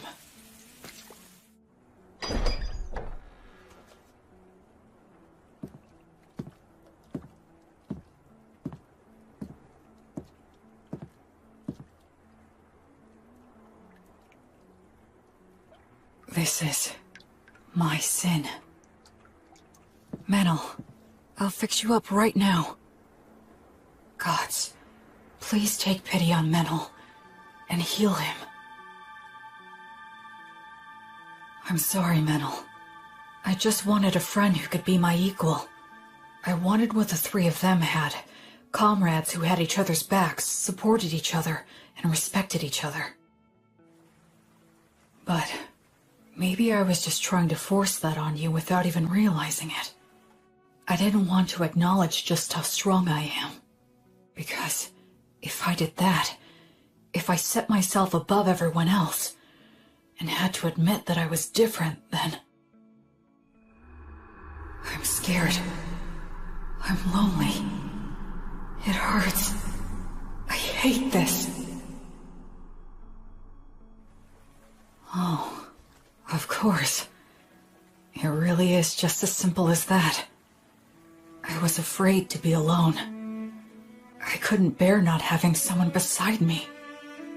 That's the reason why I tried to see the people I should have been protecting, the people I should have been saving, as my equals.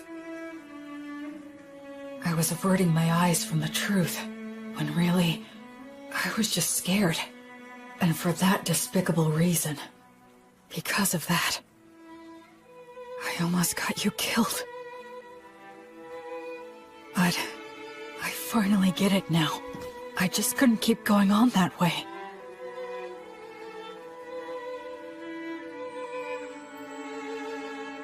Oh, Goddess. Are you here because you're worried about me? Up until this moment, I've been foolish. But it's fine now. Please, you can rest at ease. I'll put an end to your sadness right away.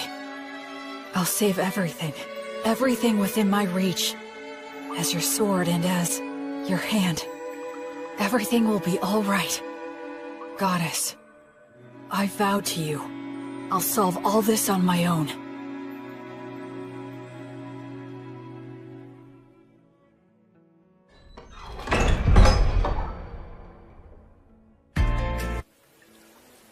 Where do you think you're going, huh? Where am I? To kill the demon beasts, of course. Alone? Yeah, that's right. I doubt you can keep up with me. Which is exactly why I need to protect him. Look, don't worry. It's okay. I'll take care of everything. I'll kill the Chimera and the whole herd of demon beasts. And if there are demons controlling them, I'll kill them too. You see, that's just the kind of monster I am, apparently. Look, Will. Stop screwing around! Wake the hell up, idiot! Oh, so this is how it's gonna have to be, huh? Is that all you've got, Menaldor?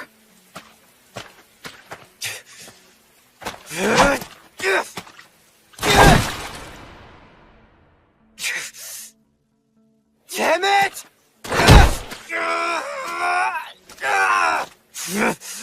I can't have him following me.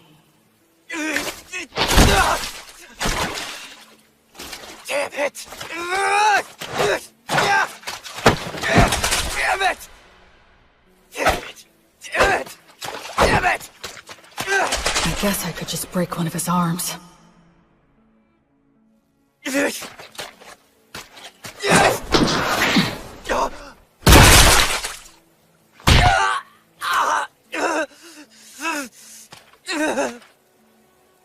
Just go and get someone to heal you. I'm not done. Oh, yeah? You're more resilient than I thought. What should I do now? Use words to make him stay here? No, I'll constrict his carotid so he loses consciousness. Gnomes, oh gnomes! Clench your fists! Use them to strike the enemy! Useless incantation. No! If I dodge it, the magic will hit now!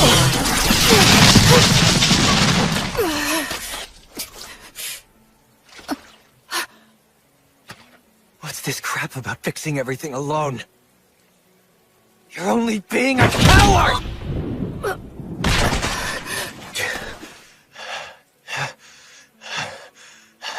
Did you really have to go that far? Huh? We were only together because of pure chance. There was no reason for you to do that. Yeah, that is true. I have no reason at all to go out of my way to stop an emotionally unstable coward who's completely lost it just because he got his ass handed to him one time. So then... But still, you're my friend. And friends stick together. If my friend goes nuts, I want to do something to help. Mantle. You don't know much about your own origins, and you're clueless about the world overall. At times I've thought you seemed suspicious. But still, you're a nice person. I know you're trying to do things right and do your best. After all, you did save my life, and you saved that whole village. We traveled together, and we fought together too. I enjoyed spending time by your side. I'm grateful to you from the bottom of my heart for sending off those villagers. Look, Will, the fact is you're my friend, and I don't abandon friends.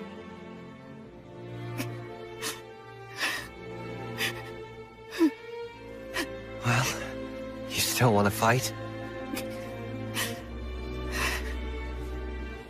I surrender. I know that I'm still weaker than you now, but just you wait. I'll catch up before you know it. Mantle. And soon enough, I'm going to prove that you are no monster.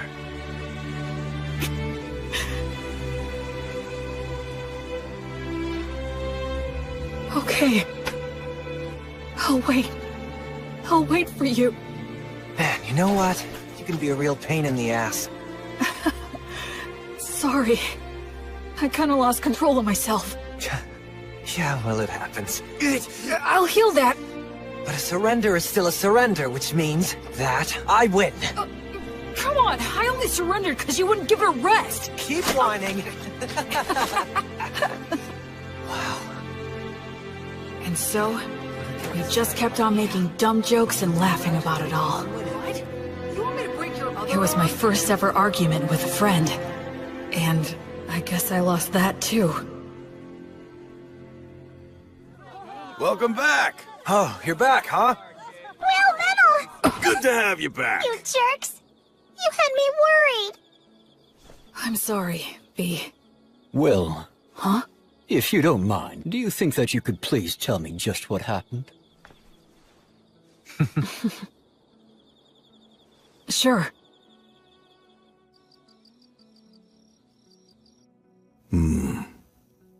That's an illness of the strong. And the stronger that you are, the harder that it can hit you. Depending on the severity of the case, it can even kill you. I'm so sorry. I really didn't mean to make all of you worry. Anyway, I'm all right now.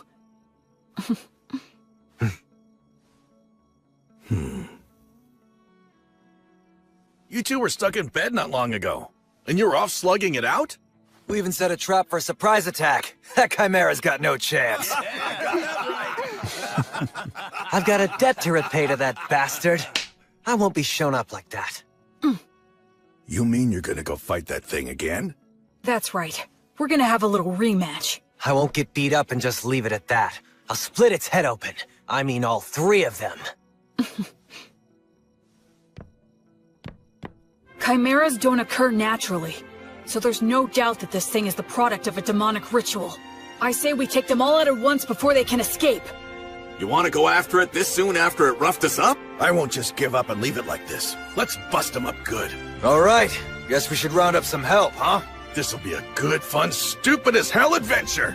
A silver coin for a demon beast's head. And 10 gold coins for the demon bosses!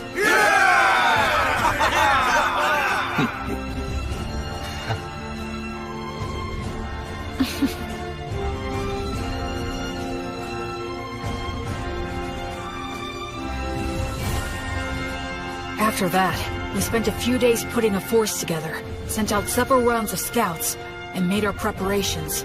We didn't arrange any special tricks. We decided just to get enough people together, make preparations beforehand, and face our enemy head-on.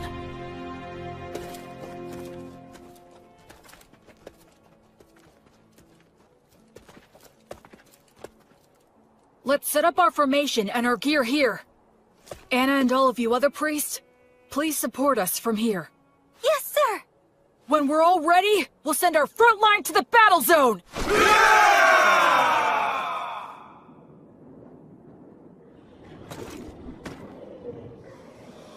If we can wipe out all of those things, This whole area is gonna be a lot more peaceful.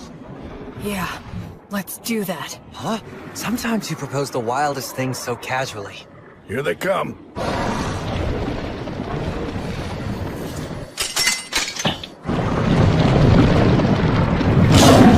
I've got your back. Thanks. I'm counting on you, Menel. We'll break through head-on! By Volt's blade of lightning, let us triumph! Burn bright! Blazes flames of courage! World, send us a tailwind of good fortune! Virtuous gods, righteous protection! Shoot! Sagita Flamium!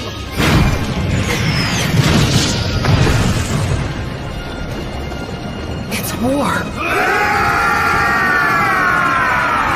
Ready! Oh, Goddess of Flux! Repel the poisons that rain down upon us! Let's go, Fortress Vita!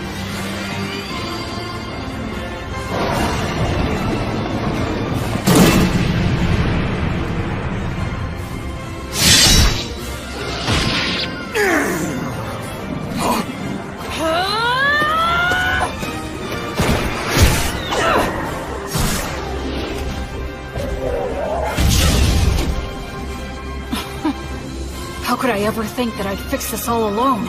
I was never any more than one factor in this battle. The battlefield's not so easy that only one person is enough, no matter how strong they are. By the flame of Gracefield!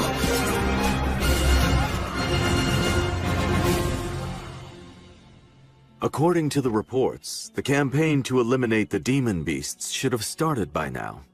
I wonder, will these great wyvern killers actually be able to succeed in a new heroic feat for the bards to sing about?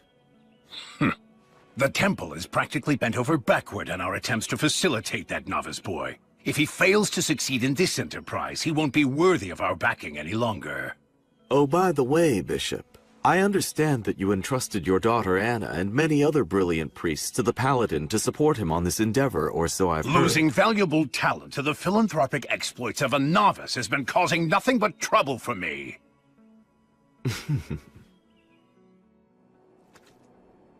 What's this? The remains of an abandoned monastery? It looks like we're the first ones to make it here. Be careful. Watch for traps.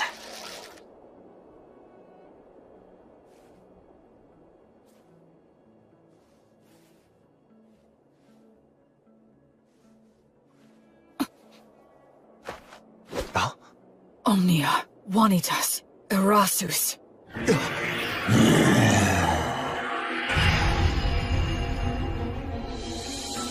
Hi there. It was laying in ambush with invisibility? Careful, Will. This thing's pretty damn smart. Do you think that maybe it's got some demon in it? You're after the High King? Oh? You know the High King's seal, do you? Are you a warrior sent by one of the gods, then? That answer, I'm certain now. Basically, this is like taking a square on a chessboard. The city of the dead, where the High King was sealed, isn't yet under control by either side.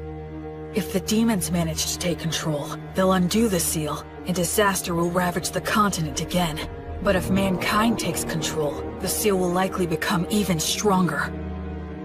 The demons are in a position where they need to keep Beast Woods permanently devastated, and keep it in a state of chaos, destitution, and lawlessness. That's why they're commanding demon beasts to attack villages and keep the pressure on. They can't let mankind advance any farther south. They can't let people head in that direction. They can't let them think that there's hope in the south. If you consider the existence of their king, it's incredibly easy to figure out what their objective is. In the name of the Goddess of Flux, I will destroy all of you. Oh yeah, but wait. There seems to be some sort of mistake or perhaps a misunderstanding. A misunderstanding, huh? That's right. That's the truth.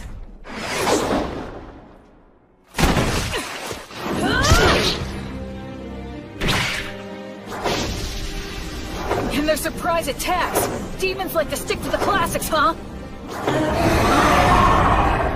Metal! On it! Sagitta Flameo! No, you don't! Sylph's Maidens of Wind! Gracefield, grant us your protection! Don't stop it! Just divert it! Gnomes, oh gnomes, slip underfoot! Tighten, bind, and tie it down!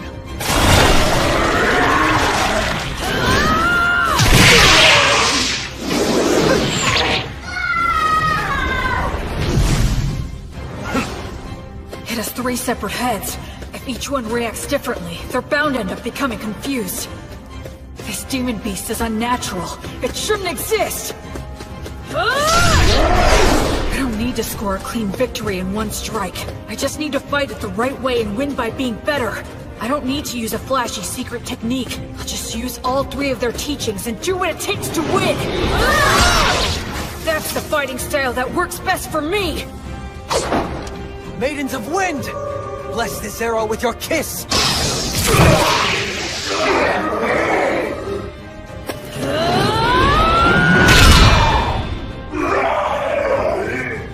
That's 1 down!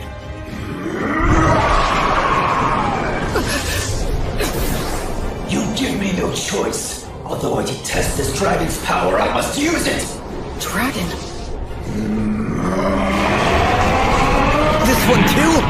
Metal, step back and give me a little room. I'll strike it down now! I was raised on Mary's bread, and my arms bear Mater's stigma, which means poisons don't work on me. I'm sure you'd like some glory of your own too, huh?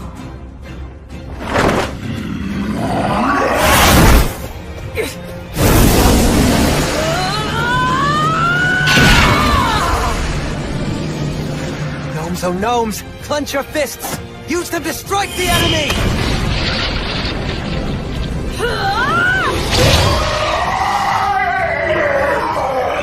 Nowhere to run now! Acceleratio!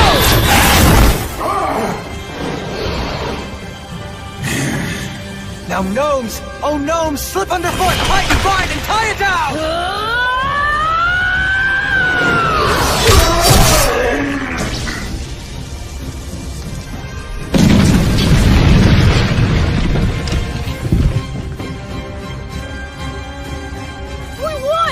All right!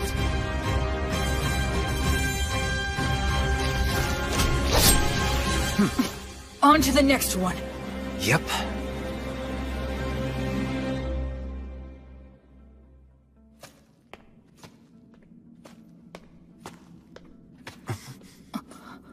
Took you long enough. Raystov? I'll be taking those 10 gold coins you promised. What? No way! He beat us to it? You're kidding! How'd you do it? Came from the side. Since you 2 guys were busy taking care of the Chimera for me, it was actually pretty easy. Well, that's Raystov the Penetrator for you. He's too good at getting ahead of people. You have to be if you want to get to the strongest opponents. Careful, there could be traps here. Haha! I guess we're the first ones here. Those 10 gold coins are ours. Huh? To our victory!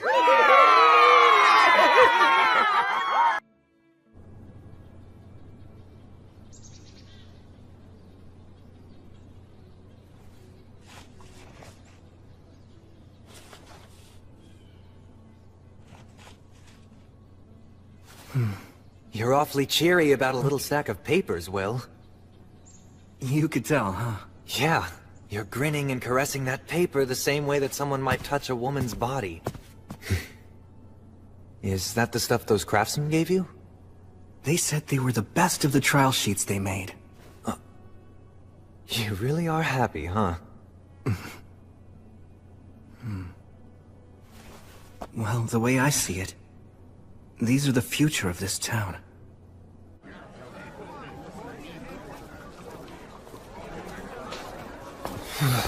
So cold. It's nearly the winter solstice. It's so busy here now. Yeah. 2 years ago, I left the city of the dead and followed the river north, until I found a deserted, half-sunken city. Now, 2 years after rebuilding began, people have given this place the name Torchport, the Port of Light. Hey, Will, what did you mean when you said that paper was this town's future? We have to do more than cut down the local trees and sell the lumber to white sales. Eventually, we'll run out of trees. So, we need to diversify the trade in this town.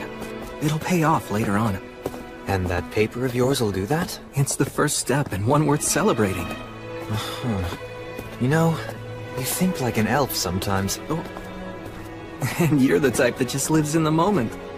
This is basically the end of the Earth. I could very well die here tomorrow. So I should do what I want today.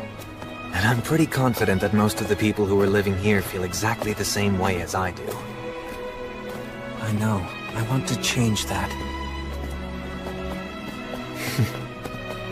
Well, maybe that's the exact reason why the Goddess of Light chose you. Huh? Here you are on the front lines, where you could die at any time. And yet you're talking about planting the seeds that'll grow fruit years from now. By the way, we heard from the Crown Prince of Whitesail's brother. We're invited to the New Year's ceremony. You gonna go? Oh, that's right.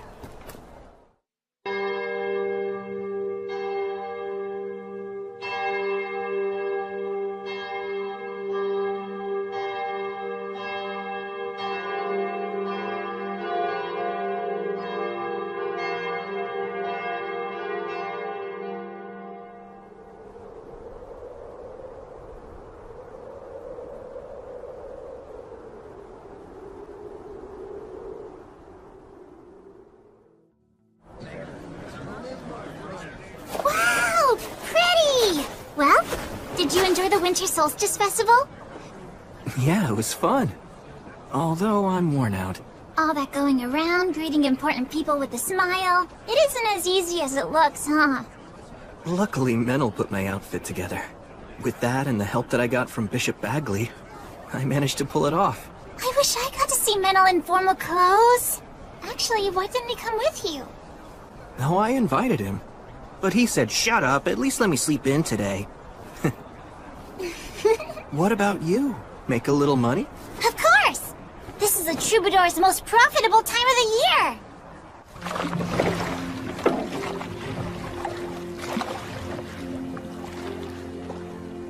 What's the matter? I was just thinking how beautiful this town is. But villages around the Beastwoods are so poor. We have to work a whole lot harder. Will. Oh.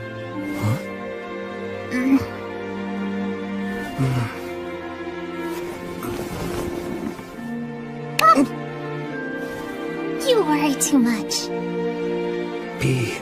You know it's true. You can't help yourself.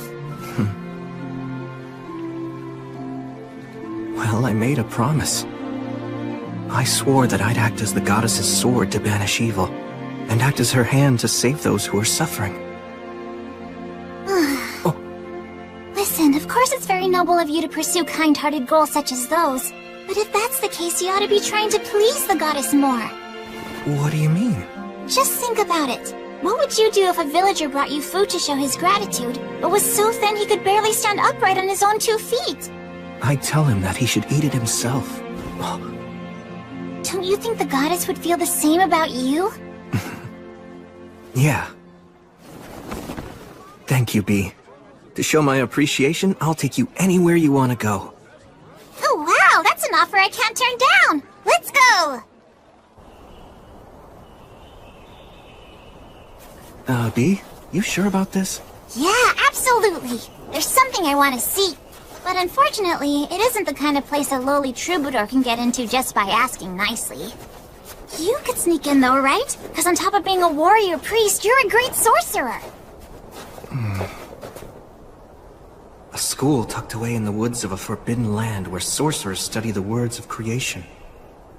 The Academy. Well, let's go then! Wait! Oh! Hold on a sec. This is Maze Alley magic. And there are several signs here too. Warning. Paralysis. Sleep. Blind. Yeah, We can't go in there. Wait, what? But shouldn't you be able to get through it? Come on! Use some of your brute strength! If we tried to force our way in there, it'd end up raining blood. And not metaphorically. It's set up to keep out the uninvited. I see. Well, if even you can't get in, then that's that. Let's head back into town and go... We can't sneak our way in, but... Yes, Will? Let's just go up to the front door. Yeah, that's a great idea!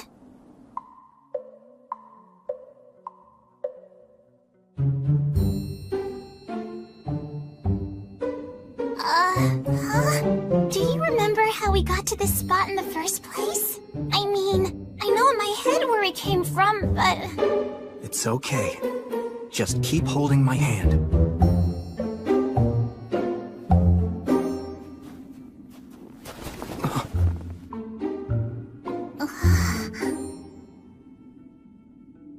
Well, this is just being mean now. So, where do we go? Which is the right path?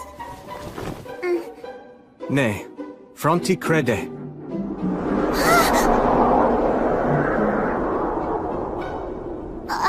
This is the right one. Either learn or leave. So, does that mean if you won't learn, you have to leave? Will, Huh? don't push it, okay? Even the wandering sage in his youth couldn't pass through this route. Or at least he wasn't able to make it all on his own. What? Gus couldn't? He was a child prodigy, but even so, he wasn't able to visit the academy without getting his master's help. That's how he found out how much he still had to learn. I see. So even Gus couldn't get through here when he was young. What is this? A curse? Looking at it makes me feel really uneasy. I can't sense any mana at work here. But doesn't that make it even more suspicious? Setting a trap in something that's obviously questionable is a classic move! You're right. There's a sign carved in it that makes you feel uneasy. Man, talk about super twisted. I could write a song about this alone!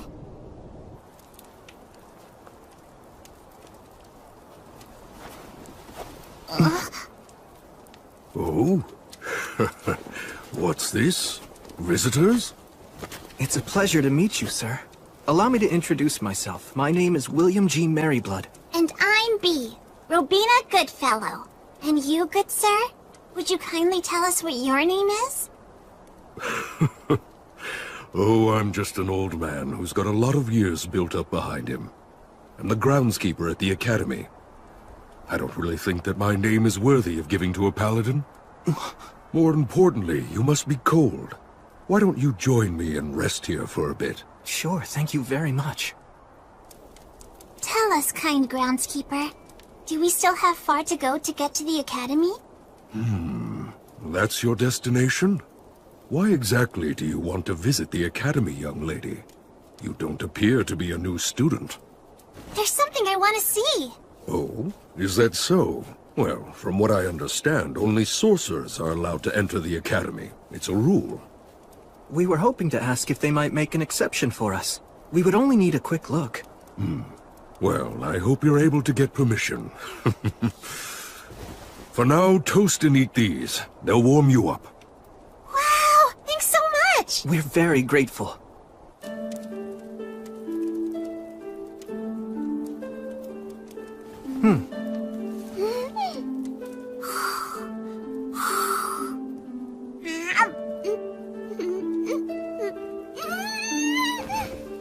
This is so tasty! It's goat milk cheese, right? That's right. It really is good. Incidentally, I've heard that the faraway paladin knows how to do magic. That's true. I can't deny that I have learned a bit. As the Academy's groundskeeper, I do witness magic from time to time, of course. But nonetheless, I'd be very interested in seeing firsthand just what sort of magic you're able to perform. I see. I think I'm being tested. I'm sorry, but I can't use my magic simply to show off. Please understand. Even if I beg to see it? Please forgive me. Has that always been your stance? Yes. My master taught me that. I want to uphold his ideals as best I can. Well, in that case, might I ask a favor of you? Yes, of course. Last night's snow has left all the trees quite damp, so my fire just keeps on smoldering today. It's rather tough on these old bones of mine. I'd really like to have some dry firewood if I could. Do you think you could prepare some for me? I could have solved this problem easily if I simply spoke the words of drying.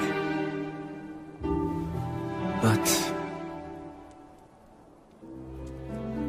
you can just use a fire to dry out the damp wood. That's common enough knowledge. I really appreciate this. It's so nice and warm. Now then, I have a question I'd like to ask the two of you so I can get your opinions on something. If great magic were to exist in this world, what do you think it would be like? Maybe it'd be magic that brings people happiness. Oh? Whether it's the simplest words used to raise a smokescreen, or a highly elaborate and intricate artistic sign. If it was woven with the prayer that's intended to bring someone happiness, I think that's plenty great. What an intriguing opinion. And just why is it that you feel that way? That's easy. It's because that's the way Will always uses his magic. It's a part of the reason why I like him so much. Although I will say he also tends to set aside his own happiness. I'm not too crazy about that part. B. Yes, I see. Splendid.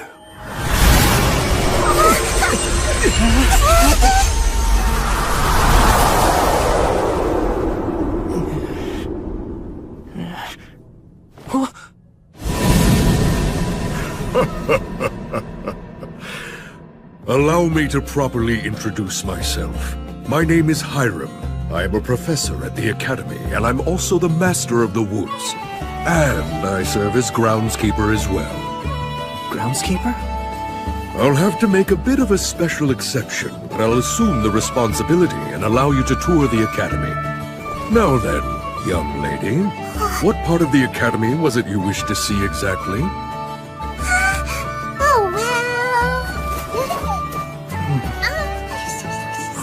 Yes, I see. Of course. In that case, let's go.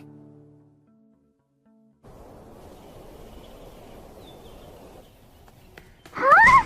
Wait, hold on! What is that? There's a doll out there cleaning! That is a golem created by a previous master of forms. It's quite a handy thing to have. Incredible. It moves so gracefully. Even if the mana here is very stable, I can't imagine the amount of work that must have gone into it.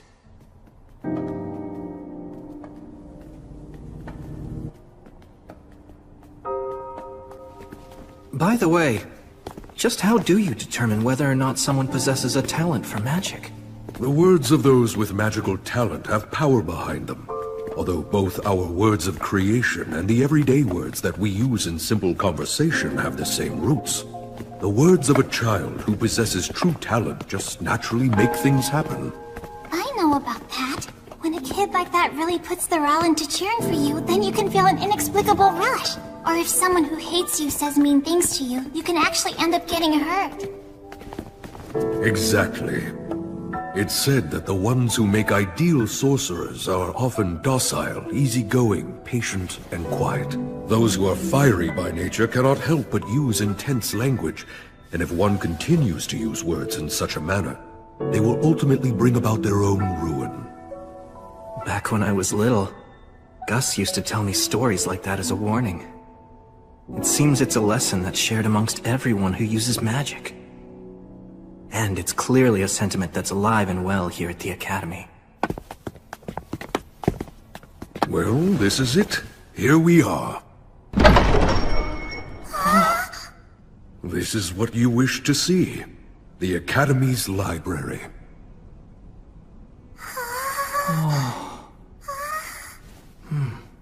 I personally authorize you to browse anywhere you might wish. except for the forbidden shelves downstairs. I know my request to come here was unorthodox, but thanks for allowing it. Very well then, I shall be waiting for you out in the courtyard. If you need anything, just call for me. So, you wanted to see these books? Yep. Are you surprised? A bit. I thought you wanted to see the Sorcerer's School so that you could use it as a reference in your songs. There's a book I'm hoping to find. You want some help? I think I'll just search on my own for a while. I asked you to bring me here and now you're just gonna be bored. Sorry about that. An introduction to the history of magic. I learned a lot from Gus, but I wonder what's changed over the past 200 years that he wasn't even aware of. Huh? B? I'll carry those. Thank you. Huh? A record of Academy graduates, and a collection of local historical records?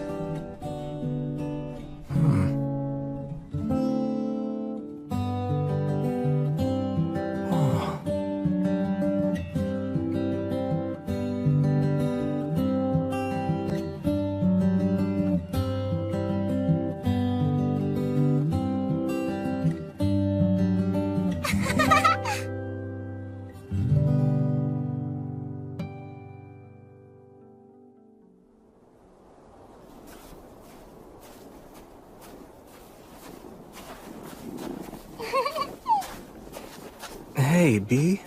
Are you wondering why I was looking for books like those?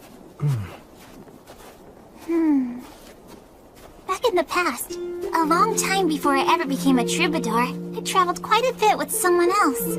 She was a lady with dirty blonde hair and eyes the same beautiful blue as the sea. We ended up together only by chance, but we got along pretty well. Later on, I came to learn that she was an amazing sorcerer. Apparently, she was traveling all over the place searching for lost signs in any ruins she could find. But she was so nice that she took on a lot of people's problems along the way. It wasn't like she was famous or anything, but in certain places, she was known as a hero.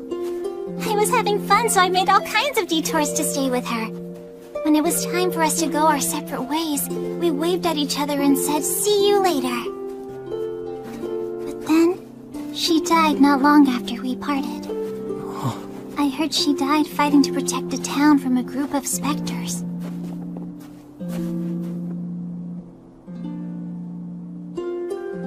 I'm sorry. Oh, don't get the wrong idea. It isn't that I'm feeling upset because she died or anything. I mean, yeah, of course I'm sad, but she'd made up her mind, right? I'm not really big on regretting the choices other people make. But even so, I can't just sit around and let that kind of resolve be forgotten, can I? She was a hero. So many people mourned her death. But even that grief was washed away by the passage of time. And she was forgotten. Eventually, nobody spoke her name again. This world is full of dangers. Every hero who is born is one day quickly forgotten. I guess that's just how it works. But still, they praised her and thanked her, and when she died, that was it. I can't stand that. Someone's determination isn't something to use up and throw away! So I've been singing about her to keep her story alive. And along the way, I realized something. What's that? Those songs about heroes, they create hope. Do they? Those songs tell people that there's someone out there trying to save them with exceptional strength or magic. That there's someone who's fighting for them. That maybe there always has been. That brings a lot of hope to people. It's just the same as the 3 heroes that you're so fond of. And maybe like you too. Hey, look!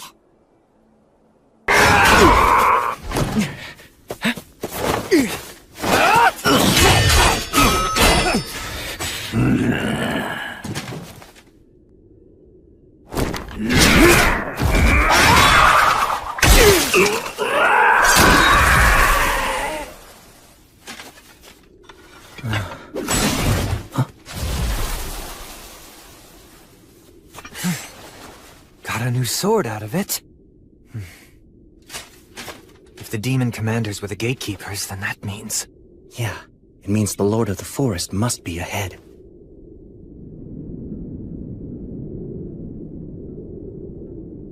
Let's go. Yeah, got it.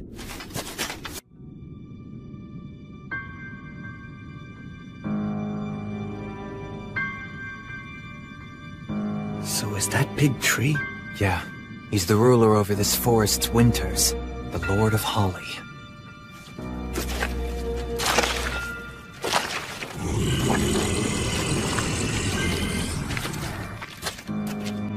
Are those words of creation? No, actually. That's a curse. Those are blasphemous words. What's happened to my gatekeepers? What do you think happened? I see. Let me guess. You're the faraway paladin, Sir William. And you are the one called Menaldor of Swift Wings. And you must be General Carnunos. If you two celebrated heroes have come here, we don't need to waste any time. I'll see to it that you die right here and now. A few days ago, on the summer solstice, I saw snowdrops that were blooming out of season, and that's where it all started. Crown Prince Ethel of White Sails asked me to find out why it was happening, so we came here to look into it. And that's what we found.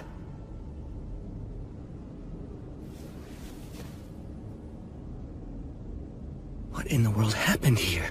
The forest. Huh? The forest has gone completely mad. This whole forest region is ruled over by two ancient trees. They're called the Lord of Oak and the Lord of Holly. They're trees? Actually, they're twin brothers. The Lord of Oak rules from the winter solstice to the summer solstice.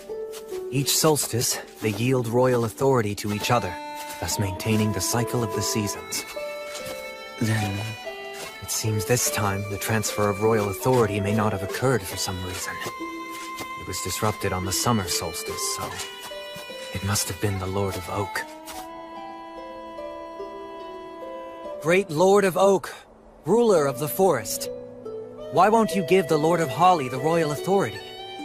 Nay, children of man, you have it the wrong way around. It is the Lord of Holly who will not accept the transfer of power.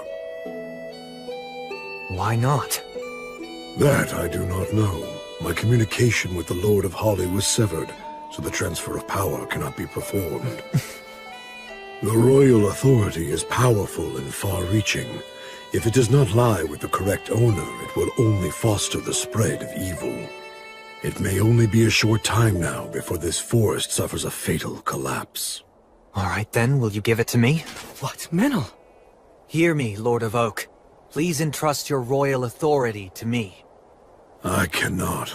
It may have been possible for the true Fae from the days of old, but because you carry human blood in your veins, you would not last even a month.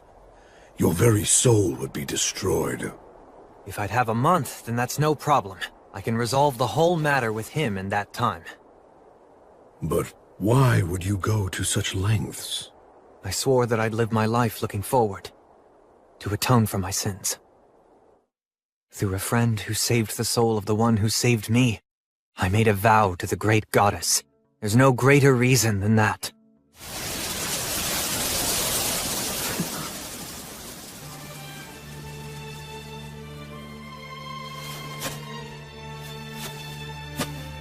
That path leads to a trial, a secret rite known only to this forest. I'm afraid that you, agent of the Goddess of Light, do not have the right to participate in it.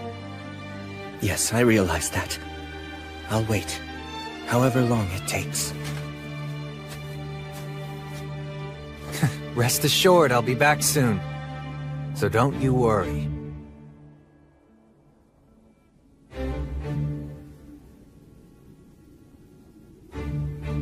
I don't know exactly what happened in there, or what trials awaited him. I'm not sure what hardships Menel experienced or what he overcame. But...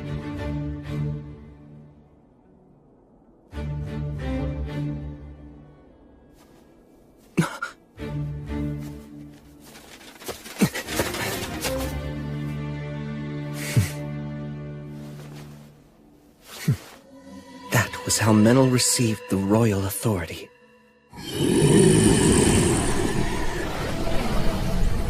Menel, you ready? You bet. You take him. Hear me, O Lord of Holly, twin brother who rules from the summer solstice to the winter solstice. I bestow to thee the power from your brother, the Lord of Oak, the power that makes a king!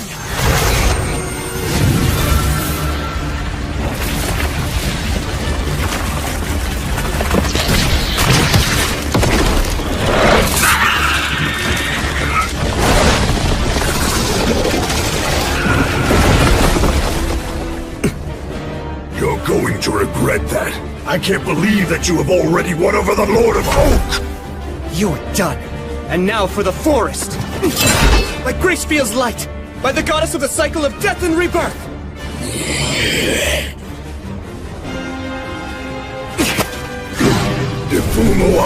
Tessere Oath! It still went off? Nicely done.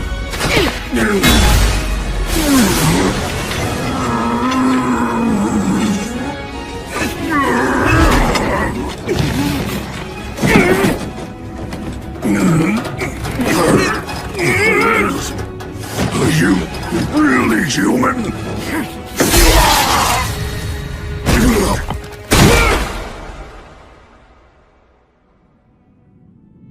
I am the Lord of Holly. For your bravery and valor in eliminating those insolent invaders, and for performing the transfer of the royal authority, I commend you and thank you. I must restore order to this maddened forest.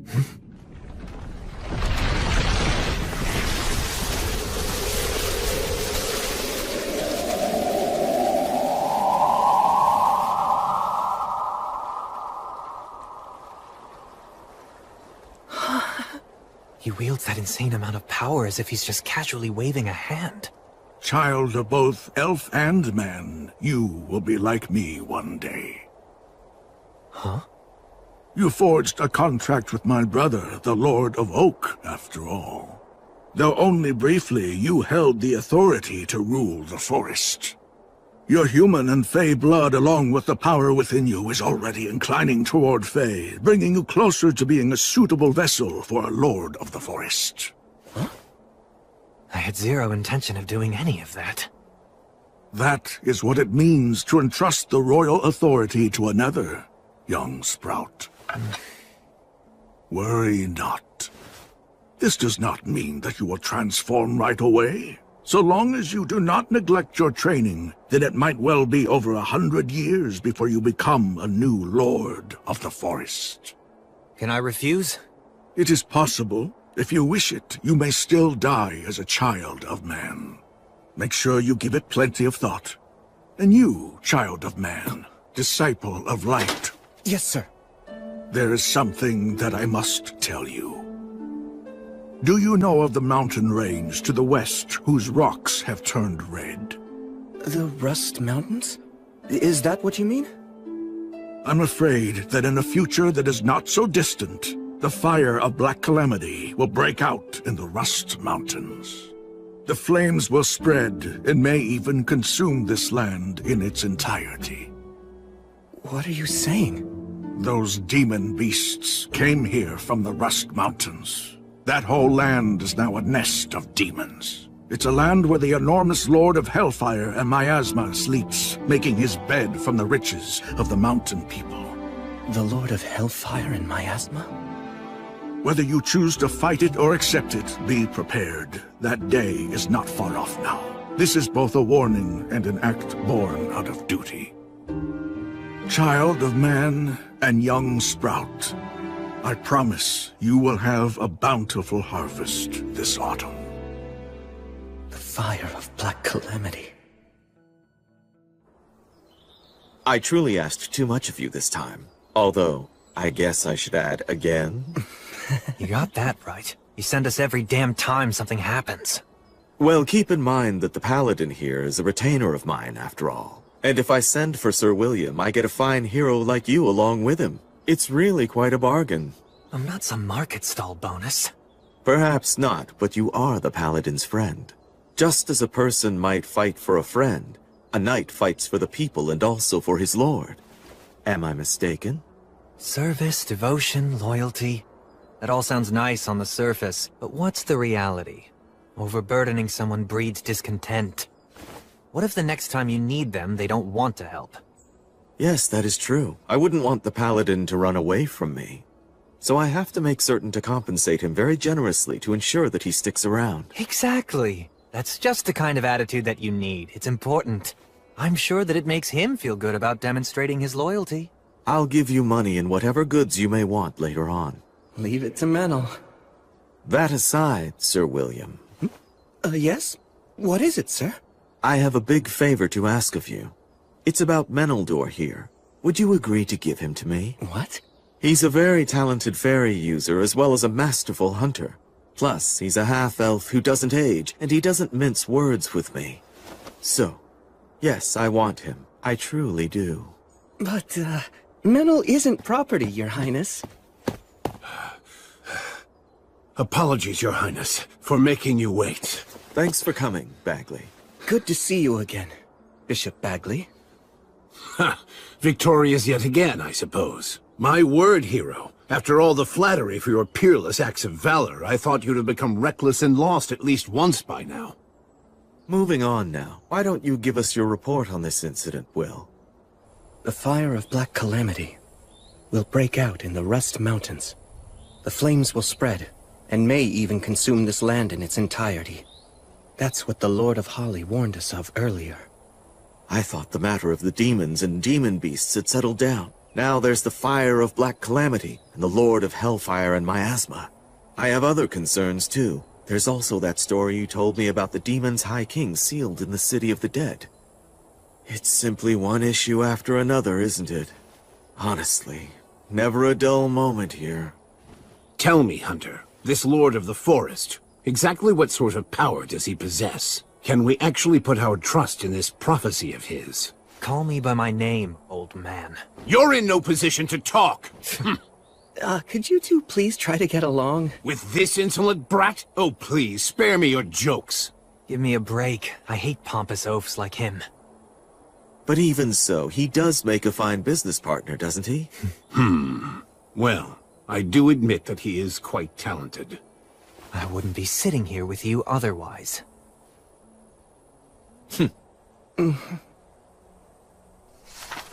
Here, look at this. The Lords of the Forest rule the entire region adjacent to this ley line. A lord can be a spirit dwelling inside a great tree or rock, an aged beast that's acquired intelligence, or one of many other forms, but regardless of their appearance, they've all lived for at least a century or two. Essentially, they're a forest's heart and mind, and they know everything that happens within their domain. If a prophecy is from a Lord of the Forest, then there's most likely solid grounds to support it. It's more like a forecast. In that case, this seems like a matter that we should treat as a high priority. Yes. So now, the Rust Mountains, the dwarf capital that's in ruins, has become a nest of demons, huh? That's perfect! Huh? Because that means we can fight them with our full force! Look, we know exactly where the problem is. A desolate, hostile land with no innocent bystanders. Which means, this case is perfect for me. Yes, that's true. I suppose you're right. Would you handle this matter, Great Paladin? Yes, of course. Oh, for the love of... If a Lord of the Forest promised you that there'd be a bountiful harvest, we can assume that we're safe until autumn at least. First, we should gather information. I'll ask my troubadour friend, and talk to the dwarves living in Torchboard as well. Can I entrust all of this to you? Yes. For the time being, this matter must remain a secret held only between the four of us. Right, not a problem. I'm sure it'll all work out. When you say it like that, it makes me feel like it actually will. Just don't get cocky after all this hero treatment and let your guard down. You want to know about the Rust Mountains? Yeah. I want to learn everything I can about them. A troubadour song doesn't come for free, you know. What's my info worth to ya? Tell you what, if we end up having to go to the Rust Mountains, you'll be the first to know any stories we hear. Is that good enough for you? That's an offer I can accept! First of all, 200 years ago, the Rust Mountains were known as the Iron Mountains. They served as the home to the Iron Country, which is the nation where the dwarves once lived. They were mountain folk who followed Blaze, the god of fire and technology. It was a powerful country that used to be included as a part of the Union. The Iron Country, huh? But then, it was lost in the Great Uprising 200 years ago. The dwarf leader, the monarch of the mansion on the rock, led his men to stop the demons' advance. Many powerful warriors battled against the demons, but they all died fighting on the mountain. A lot of blood was shed, and many weapons were shattered. And then the mountain became the demon's nest. Then at some point afterward, the area became known as the Rust Mountains. Was that because that's what happens when iron dies? The details have been lost. Not even the songs about the battle have survived. There isn't any real information about it. Why's that? Because all of the dwarf warriors and citizens were basically wiped out. And also, no one will mention the fate of any dwarf who fled the country. It was just too cruel to talk about. Half a year ago, I remember we took in a group of dwarf refugees over at Torch Port. I'll never forget it. They had a look of utter exhaustion in their eyes. It made me realize that just one wrong step, and that easily could have been us instead. Manel, you... Everybody knows what terrible things can befall people who are driven out of their homeland. That's why none of them want to talk about their home, or bring up anything about what happened in that final battle. I can understand that. Anyway, that's really everything I can tell you about it. I'm sorry. No, don't be. You've been really helpful. But you know, Will... Huh? If you were to approach them with the understanding that you have now, they just might be willing to talk. Especially since it's you. Good advice. Thanks so much.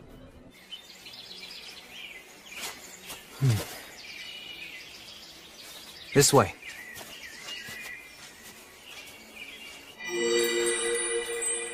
This is the fairy's path. You sure this is the right way? Yeah, I can tell. I mean, I can tell now, at least. Because of the royal authority? Apparently, although it's not like I asked for it. You know, if you and I end up getting separated, then I'm done for. Oh, don't worry. There's no way I'm going to lose you. If you wander off, I'll just drag you back. Really? You can do that too? I was planning to train myself to do this. But hey, whether you get it for free or work for it, power is power. It's really all the same once you make it a part of yourself. This is amazing, though. I mean, you are going to become a Lord of the Forest someday. Well, maybe in 200 or 300 years. It could even be more. It'll probably be somewhere around there. I'll be long dead by then. That's true. Maybe I'll be the one who maintains your grave, and I'll be able to see how your kids and grandkids end up too. Huh. I hope everything will have settled down by then. Wait, you've been planning to do that? Yes, that's right, I have. I have all kinds of debts to you that I can never repay. At some point along the way, all half-elves have to make a life-altering decision. To live in perpetuity as an elf alongside the earth and water, almost like the Fae do, or to live a more human life, fleeting like a flickering fire or a gust of wind. That's the fate of those born with both bloodlines. And my choice is to see what becomes of your accomplishments. I might not be able to do anything all that great, though. Oh, come on, you're already enough of a legend.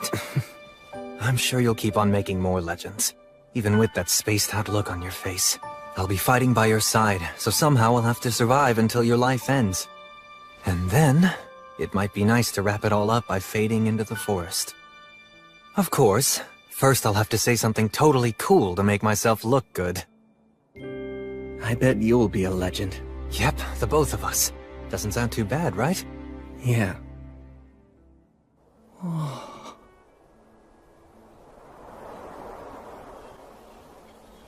Amazing. It should have taken days to get this far. Pretty handy, huh? It's kind of scary how easily you use that power, though.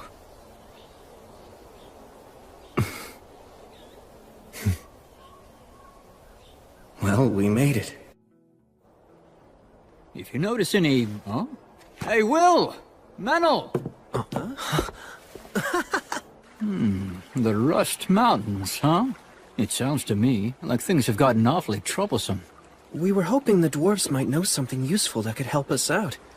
So, I know that some new immigrants have arrived recently. How are they doing?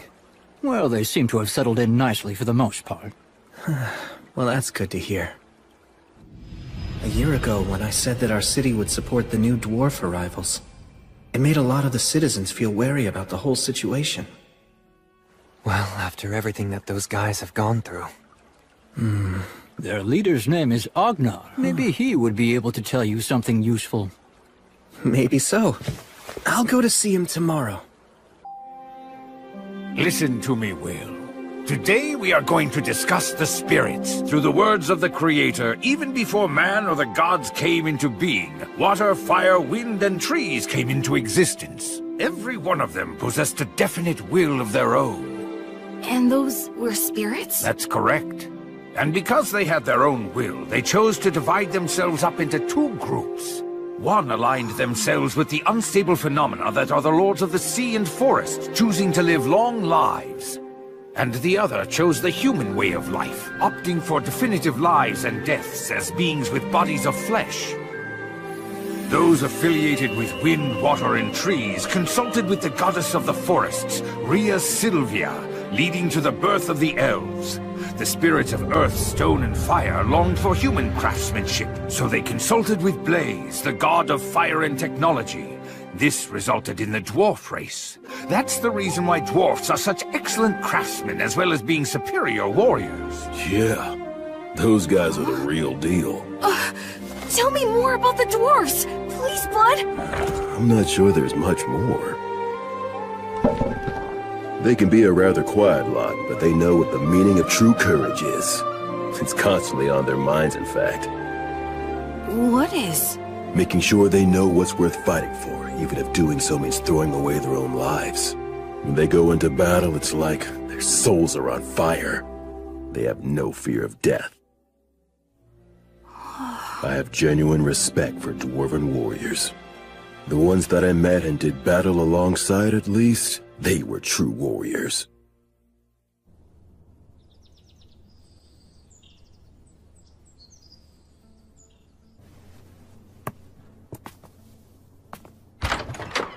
Hello there, good morning. Young master, good morning. I'm heading out soon to do some training. That's quite some bedhead you've got there.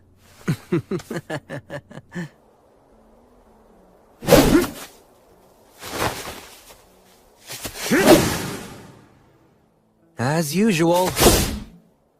Your look really doesn't fit with your superhuman strength. Yeah, I guess it would have been nice to have the looks to match. It makes you approachable, though. Maybe it's for the best. And they say people seek in others what they don't have themselves. Menel, stay here a second. Sure.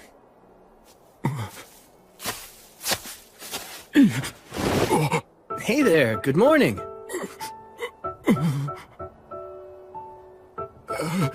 Yeah, good morning. So, would you like to watch? Hey, what are you doing? Who are you? I haven't seen you around before. What's your deal? If you're that interested, just watch us. No, that's quite all right. Sorry to intrude. Menel. Sorry. Guess I came on a bit too strong. Sure did. I don't know if he was interested in watching our training or just seeing the paladin everyone talks about. The training, I'd imagine, since the dwarves are a warrior race. He didn't seem like much of a warrior. You think so?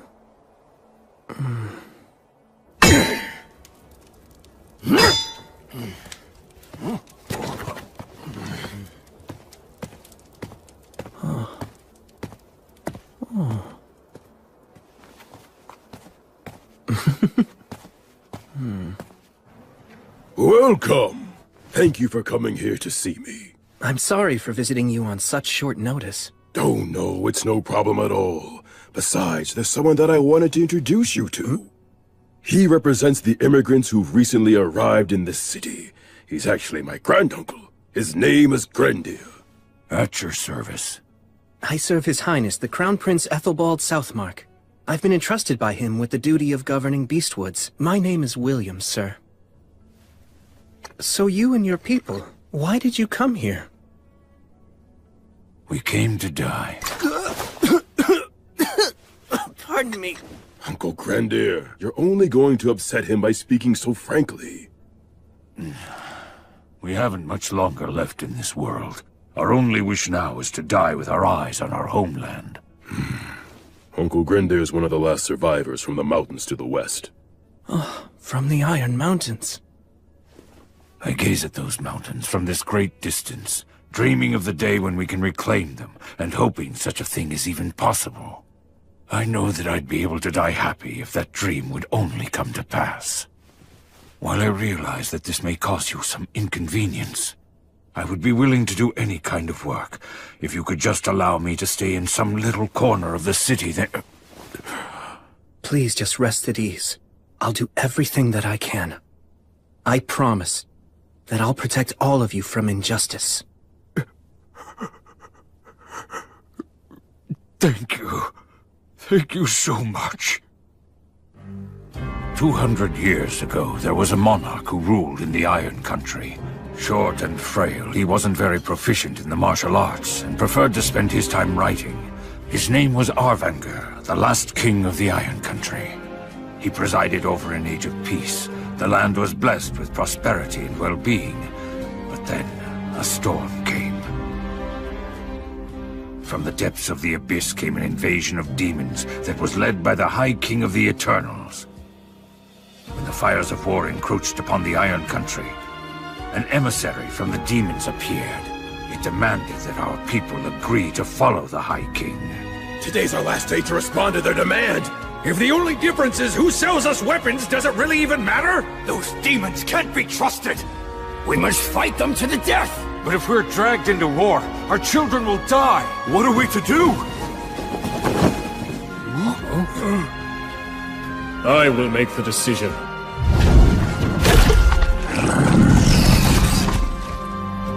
What is your answer? This.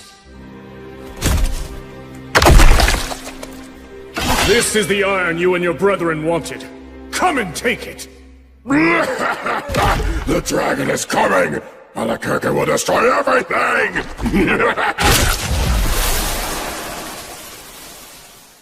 I will not allow it. We will draw the demons of the abyss here and slay them in the bowels of the earth. This chamber will be their tomb! Yeah! Those who are not warriors or are still inexperienced ones, you are to retreat from the Iron Mountains. My people, I will die, and all of the warriors who remain here will likely die as well. But still, we must not let the Iron Country die. It pains me to issue such a selfish order. It tears my heart in two, yet issue it I must, even if you lose your homeland and drown in regret and disgrace. Go live! That is the battle that I command you to fight after leaving this place. No, you are not running away. You are simply being sent to a different battlefield. Your king and his warriors will protect our name and our pride. We'll die in the mountains where our ancestors sleep. All of you must abandon your pride and stake everything on living.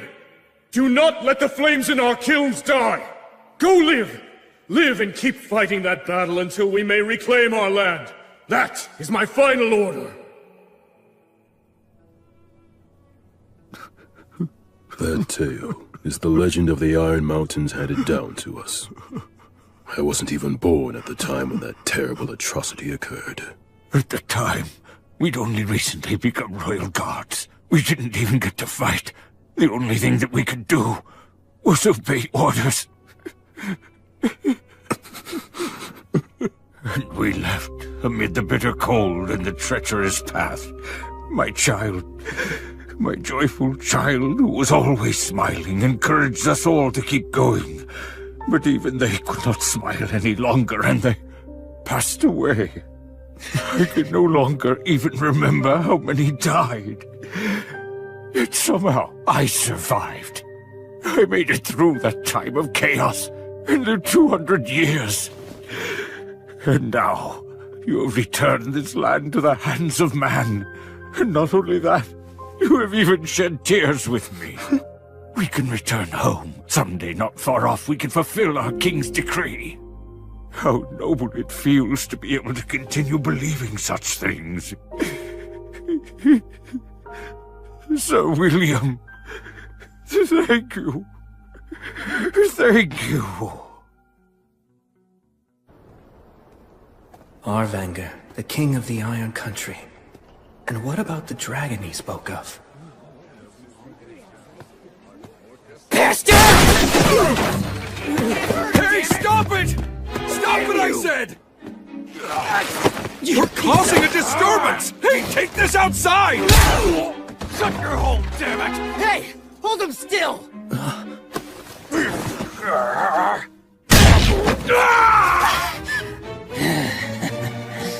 That's enough. Huh? Shut up! What the hell? I won't let you take this any further. You two have just had a bit too much to drink, right? Sorry for the disturbance! Take this and spare us!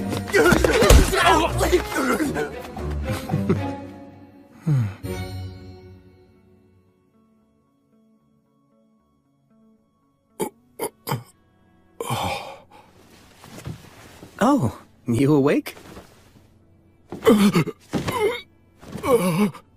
What's your name? Rue. Oh, it's Rue, huh? Let me introduce myself. My name's William. It's a pleasure. Well, it looks like you're okay. It's amazing you didn't even get a scratch after taking such a beating. Toughness is the one thing I've got going for me. Hi, are you the owner? Allow me to apologize for all the commotion earlier. My father's laid up right now, sick in bed. When those men started fighting, there was nothing I could do to stop them. May I examine him? What? I could never ask that of you. I really don't mind. Besides, I can't just sit here doing nothing if I know someone's ill. The goddess would be furious with me. Okay, I'll be back in a little, Rue. Please rest here a while. Right.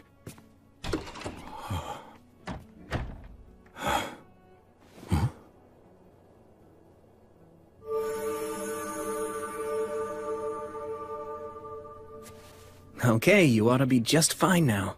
Oh. Thank you so much. I received this healing power from the Goddess of Light. So you should thank her. Yes, of course! Oh, wait. I have an idea. Please let us provide a nice meal for you. Yes, please. That would be great. To tell you the truth, I actually forgot to have dinner tonight. Huh? What are you doing? Oh, wow, amazing. It's really nothing. Not compared to what you can do. You're so strong and courageous. Don't do that. Don't say things like that. You really shouldn't imply that you're weak and cowardly. It's like cursing yourself. Be your own biggest supporter. You should try that approach instead. I will!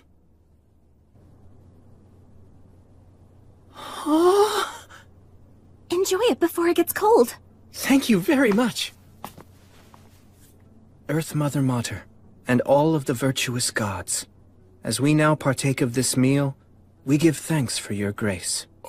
Please bless the food before us. Now then, cheers. Yes, cheers.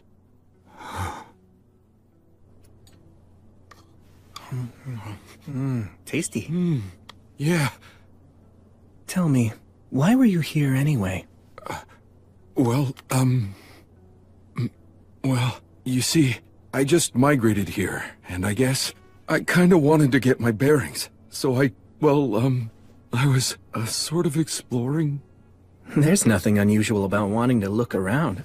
Yeah, but all the other people in my clan have been keeping busy. You're talking about Grender?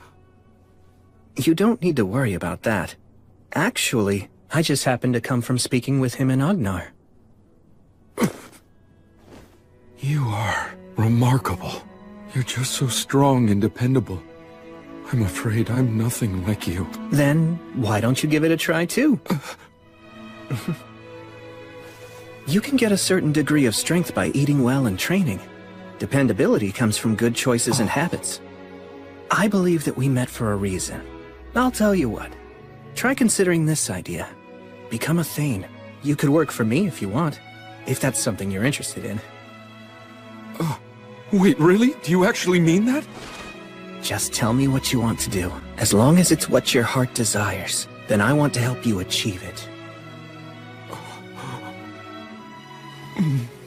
To be honest, I might just cause trouble for you, but still. Yes, please. Let me learn from you.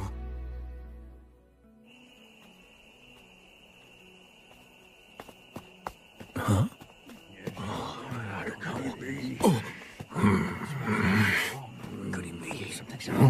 Young master!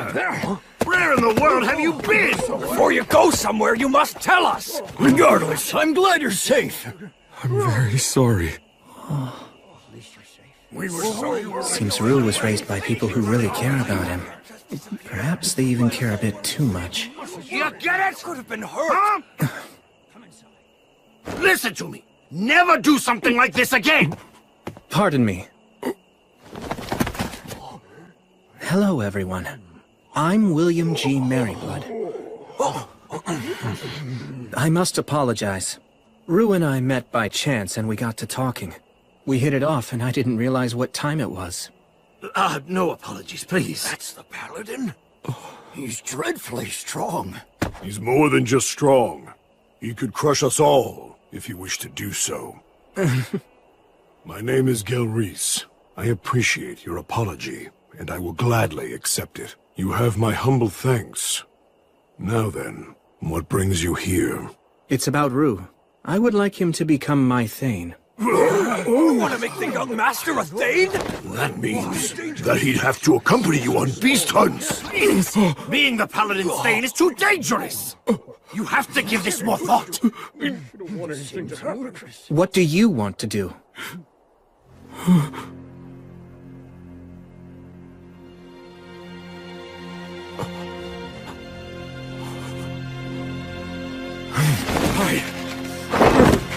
What I want is to learn from him! To learn what a warrior is!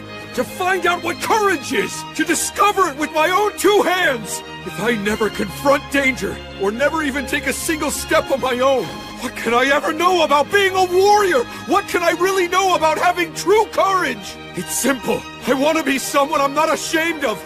For our ancestors! If I know nothing of battle, or of courage, or of conducting myself nobly, can I call myself a dwarf? It's final! I've no intention of ever reversing my decision!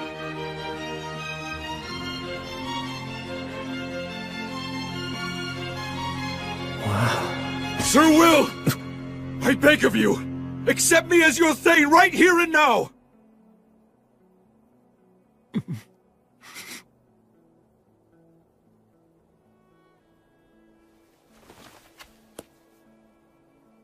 I will guard with my own two hands the loyalty you offer.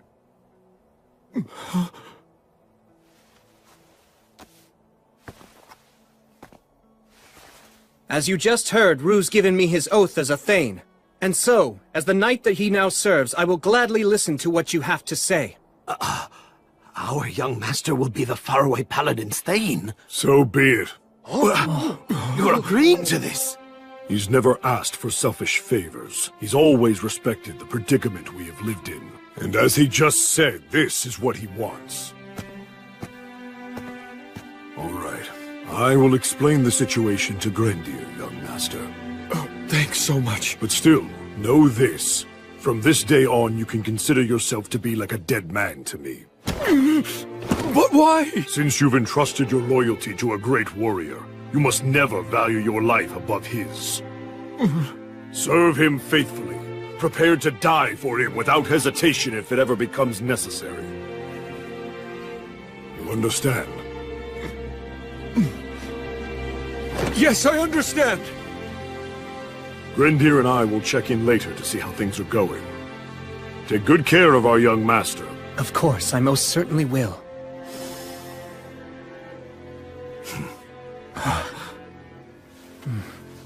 I'm looking forward to this. Yeah, same! Let's talk about your pay now. There's a lot involved in being a Thane, but I'll provide your equipment, and I'll pay you. Oh, I'm just happy merely to be serving you. That's not enough. I had someone tell me many, many times about how important money was. Right.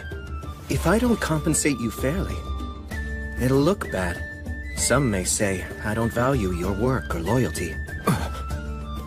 Granted, it may be in bad taste to put a price on everything, but money is almost always the clearest indicator of value. You're so mature for your age. Well, that's the goal at least. I'm trying my hardest.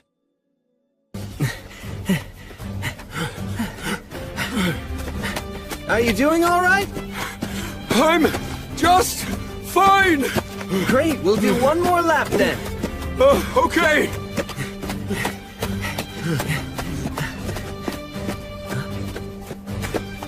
Blood, Mary, and Gus must have worked so hard to figure out how to teach me everything I needed to know.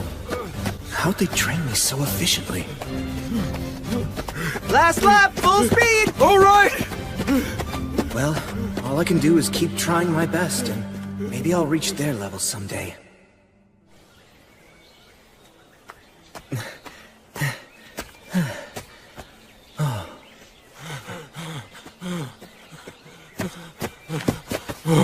Good hustle. Do some light walking to catch your breath, and then we'll start strength training. Right. Strong muscles are the most essential foundation of combat. My master said you can solve most problems with brute force, and you need muscles for that. I see.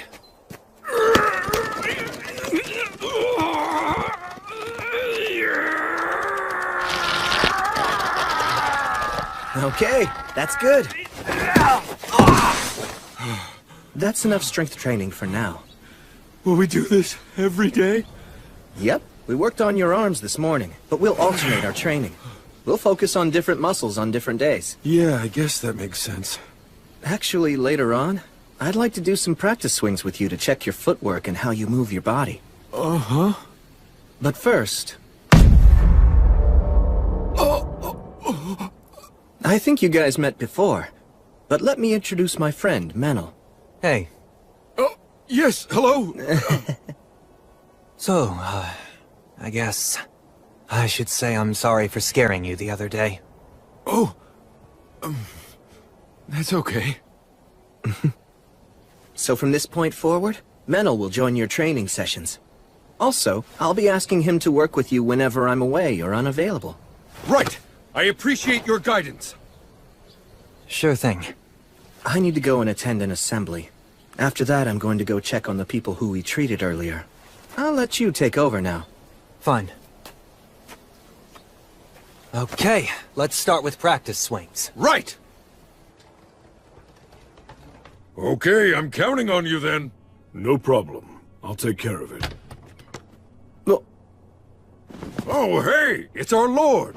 Ah, well, good to see you.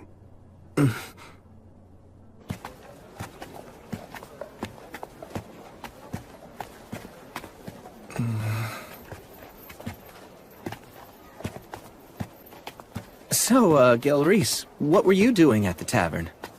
They'd received a booking for a big celebration that's scheduled to happen 10 days from now, and they asked me to supply the meat for all the guests. Oh, so you hunt for a living, do you? No, actually, I work as a mercenary. But thanks to that, I have some experience in handling crossbows and traps. So hunting is just like a side job? Something like that. Hurry up! That's right. Not so fast, kids. Okay. It's truly a fine city. Yes. People from many walks of life work to make it that way.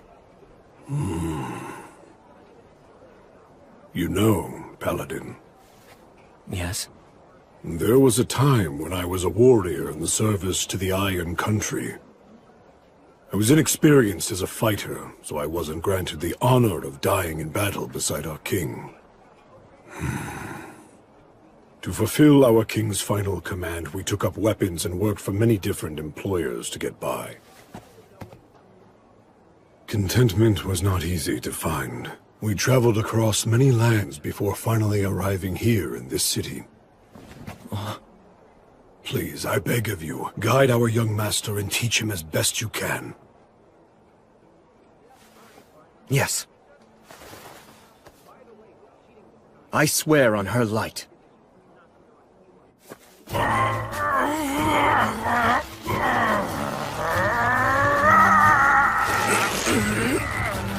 Tell me, is this your full strength, Rue? Surely you've got more in you than this! This is your best! We're done. I'm afraid you've lost. Getting used to pain is just another part of training. How did you do that incredible move? You mean that last one? Hey there, Menel. Come over here. As your test subject? He'll understand it easier if he can watch it. I'm sorry to trouble you. Damn it. Alright, fine. But you'd better make it a clean throw, you hear me? Hold on. This should get Bishop Bagley to start an investigation. The fire of Black Calamity will break out in the Rust Mountains. The dragon is coming! Albuquerque will destroy everything! You give me no choice. Although I detest this dragon's power, I must use it! Tough scales. And an enormous body. The inborn ability to use words of creation. The dragon Valakirka. The dragon's power is second only to the gods. Back when I fought what was the mere echo of a god, I was nearly killed at one point. Things were bad enough with just an echo. And now, an echo and a dragon. I don't like this. It scares me. Don't lose your nerve! Huh? Come on! Again! I'm wearing armor, so why would you hesitate to attack? Good grief, I think you might even be more naive than Will. So what's the matter? You giving up already? You gonna run home with your tail between your legs? No, I'm not done!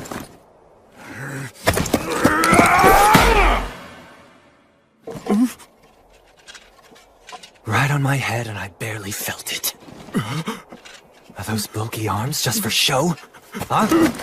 Oh yeah, you're clearly scared now, aren't you? Are you gonna start crying and run away, are you? I won't run! Then strike again! And put some force into it, you weakling!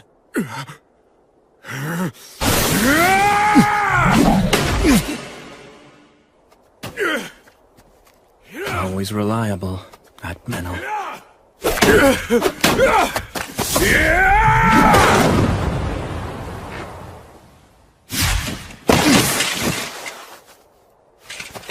Ha! You actually put some spirit into that one. Keep it up. Thank you very much! Incredible. Rue gets stronger with each sparring session. Hey, Blood. Was this what you were feeling? Back when you were training me?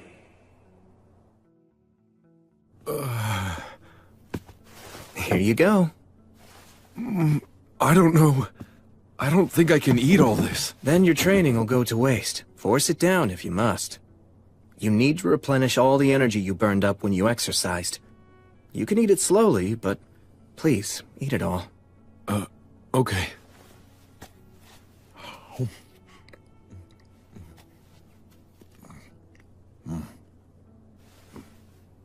So, I just wanted to say thank you once again.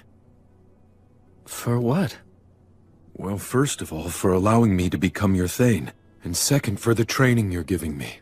You even pay me and provide me with food, and for all of that I'm extremely grateful. Are you aware of my background? Well, I have some idea, I guess. You see, I was actually born of noble blood within my clan. My parents died of an illness while I was young, so the other people in my clan shielded me from hardship. Well, that much is apparent. But I started wondering if that was the right way for me to live. I bear responsibility for my clan. Should I be so weak and so cowardly? Then one day, I heard a song that was about you. I couldn't stop thinking about it. I couldn't stop wishing I could be like you. Getting to serve you now is like a dream come true. I'm so glad to learn from you. To be able to understand what it means to be a warrior and what courage truly is. Thank you. I'll do everything in my power to be a worthy master to you. I swear it. But I'm not so sure I can teach you what courage is. What?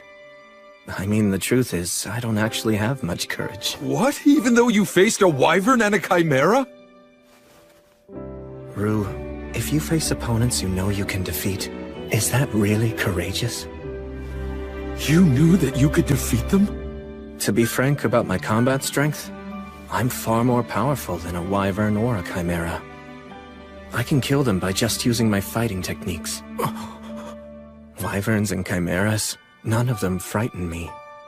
Beating opponents you're not afraid of, that isn't courage. Well then, what do you think courage is exactly? You know, I'd really like to know the answer to that myself. What would I do? How would I face an opponent who I don't really think I could ever defeat?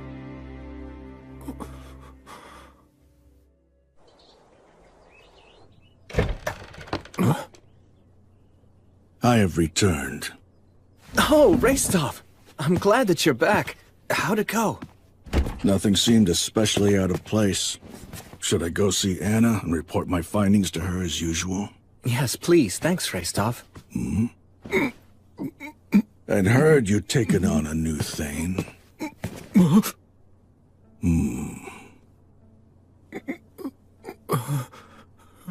You're too hunched over.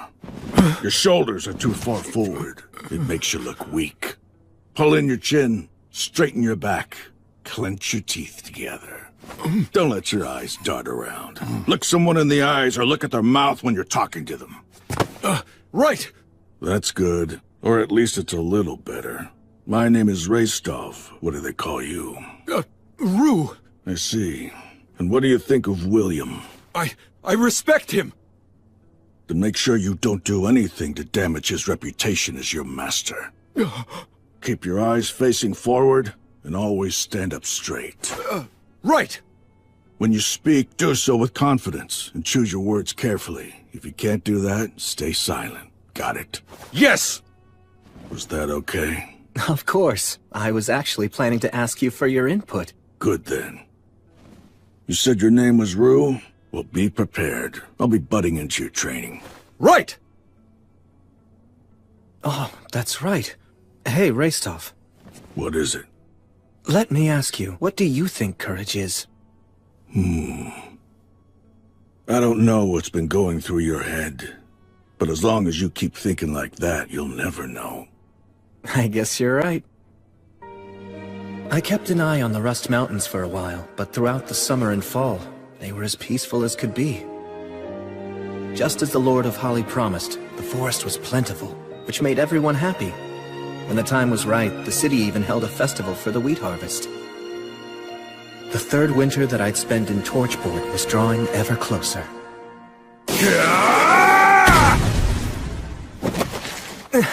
Well done! That was quite a good throw. Wow, thank you very much! My lord! My lord!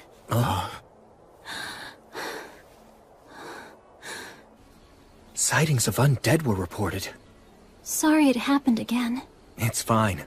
If undead are involved, then I need to make it a top priority. So what should we do this time? Good question.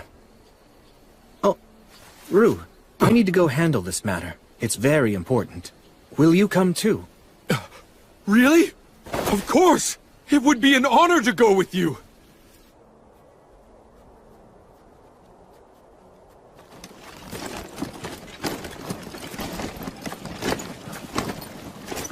And one more thing. I've heard that dwarves can see in the dark, but don't rely just on your sight. Yes, understood. Quick quiz. Where are we headed to? To the west, towards Pillar Mound. Is that right? That's where the most recent sighting was reported.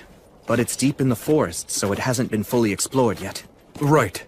The main reason is the fog, although no one knows why it's so thick. Whether it's the geography or a magical barrier. Let's remain cautious. Yes, sir.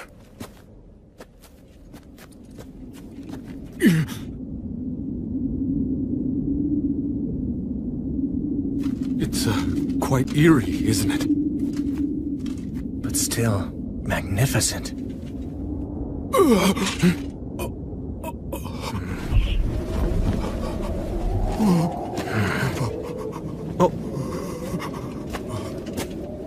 Sir Will!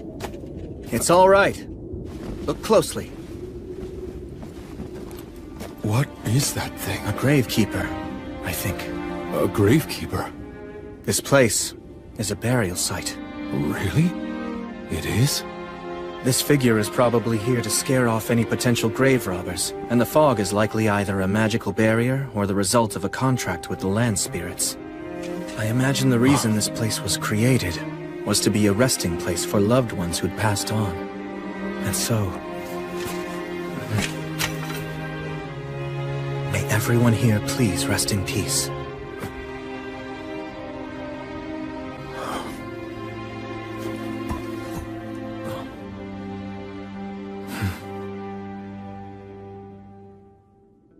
So, if the undead were spotted here, where'd they go? Considering this is a burial site, I'm beginning to think chances are that someone was merely seeing things. But I'd imagine that the undead are more likely to show up at burial sites. Why's that? They all received proper burials. Huh? Those who've been killed and then hidden, or bodies left out in the open are the ones who tend to receive the god of the undead's blessing. I guess in a way, even the god of the undead is kind. The god of the undead can be kind? Yes, that's right. In a terrible way. But, sir, what exactly do you mean by that? Stagnate, the god of the undead, simply cannot bear to see people die miserable, hopeless deaths. Thanks to that, when facing a tragic death, all dying creatures are granted the right to overturn it. But, that's a... While it might be a blessing for them, it's a curse for others. But still, this remains a core belief of Stagnate's. That no one should ever have to die in misery. And if they do, they can overturn their death with the radiance of their soul. Sir Will, you, seem to know quite a lot about all this, don't you? To meet a real echo of Stagnate, surely you've never really encountered one of those before, right? Perhaps what you encountered was a herald instead. Sir, why won't you look at me? Well, I mean, how do I put this? Please don't laugh right now! It seems like someone was just seeing things. So then our search was all in vain? Is that? Rue, over here. Does this lead to the interior of the mound? Let's go look. Right. I don't see anything. Lumen. Flammo Ignis. Here, carry this one, Rue. Understood. How come we need two types of light, though? When you're going up against an opponent with no night vision, what's your first target? Okay. Let's go. All right.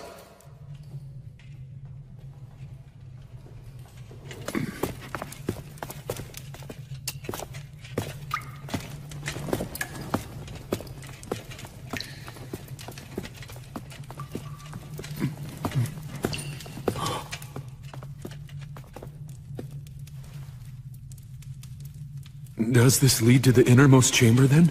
Yes, it's through here.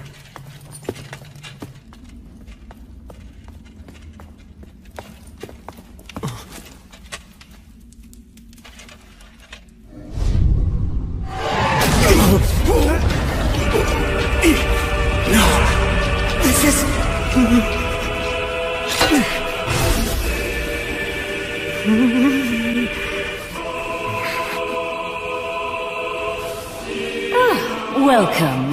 This is my home for now. Has it really been 2 years, Warrior of the Light? Stagnate, it's you.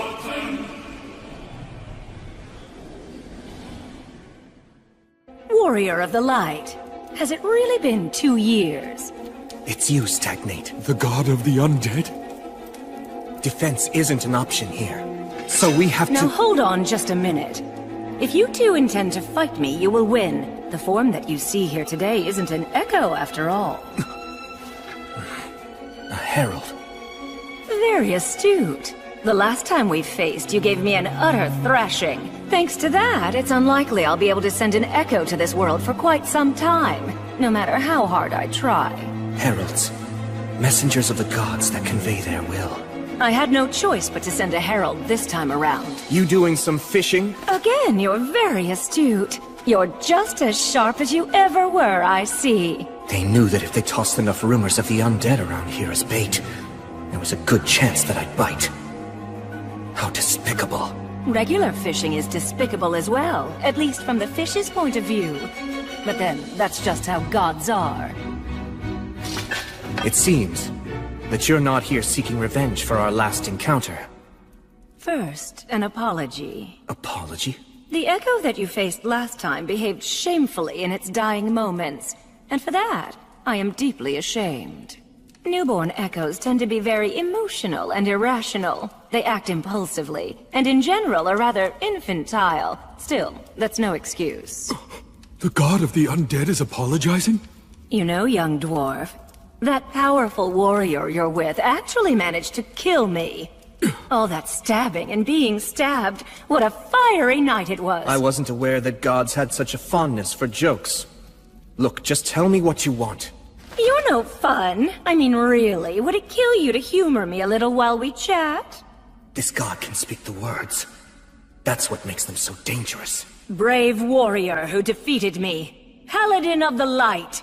This is my revelation.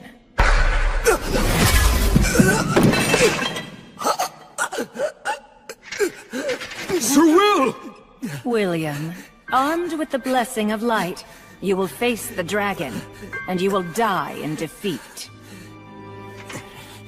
If you don't wish to die in vain, don't fight the god's sickle.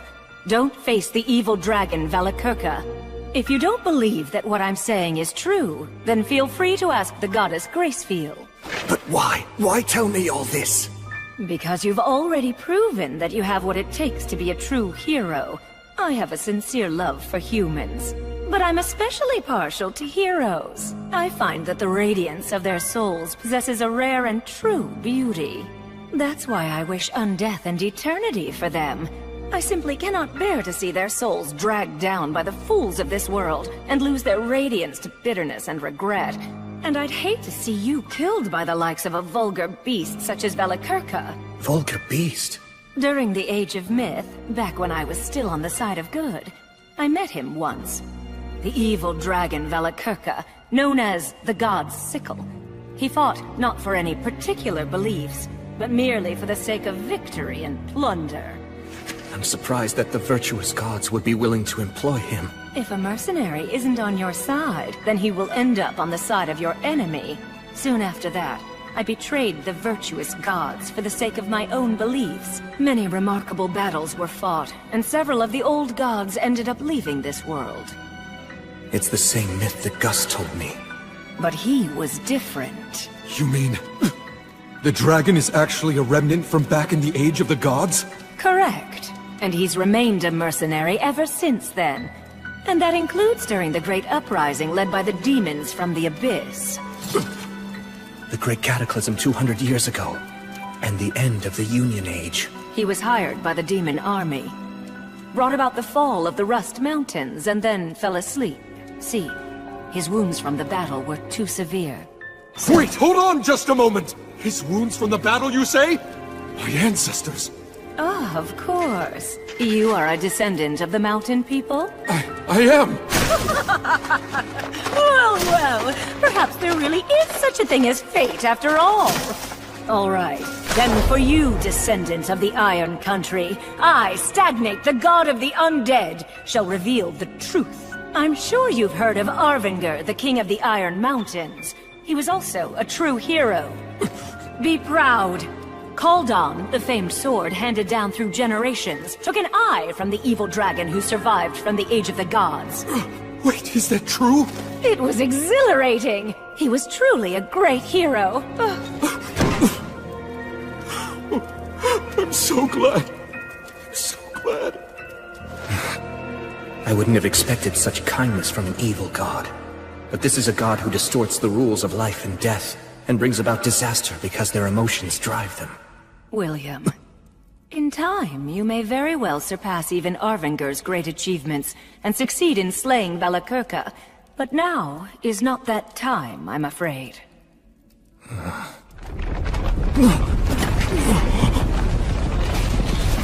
The dragon's sleep grows ever more shallow. The dragon's giving us a show of his power. Return home at once. Chaos is imminent.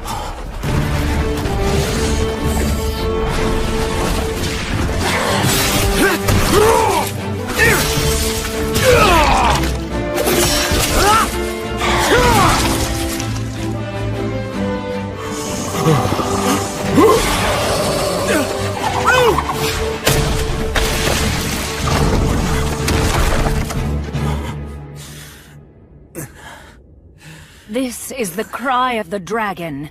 It also goes by the name, the Dragon Roar. The overwhelming might of a ruler, which strikes fear into every living thing.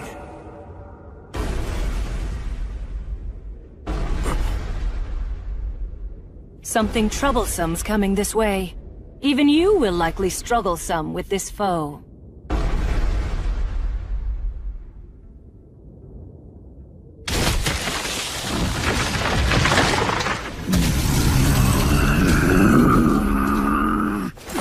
It's a giant? That's a forest giant.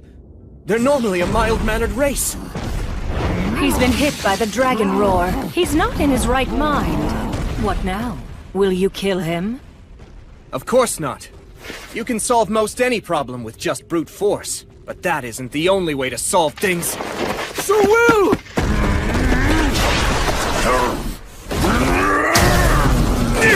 This is nothing!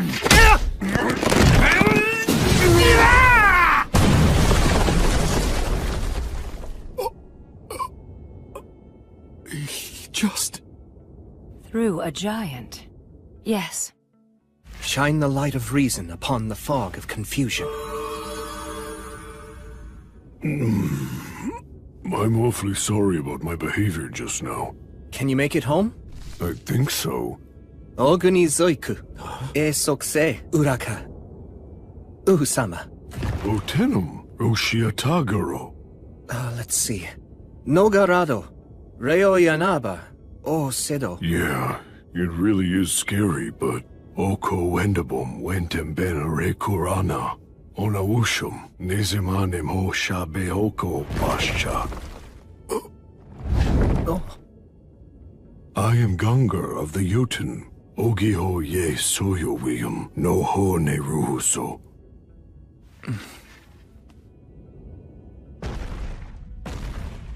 Wow, I've never even seen a giant before. Yeah, me neither. Yet you speak their tongue? My magic teacher had immense knowledge and an amazing memory. You saw it. That is the power of the ancient dragon that even the demons fear. If he awakens and tries to bring about another uprising, then you will have no choice but to defeat him. But you won't be enough. I should have people sacrifice themselves? Even as a foe. That doesn't seem like something that you would say. 1,000 lives is worth it to save 10,000. As infuriating as it is, so long as you live, more people can be saved, so there's no choice. As bringer of the light, the faraway paladin should think long and hard on it.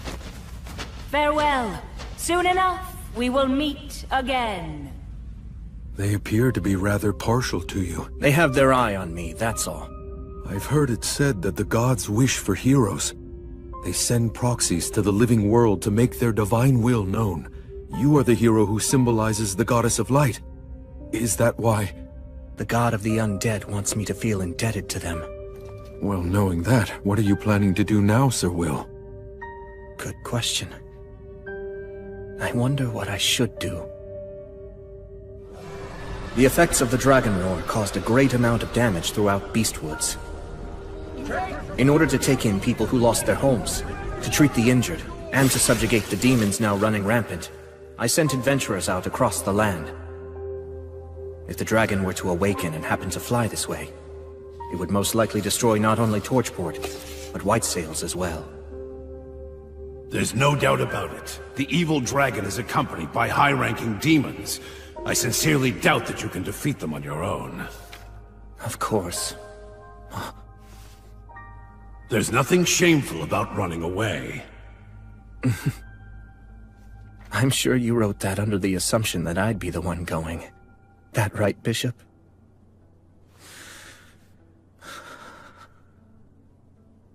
Goddess, if you would only tell me that there's a way for me to win.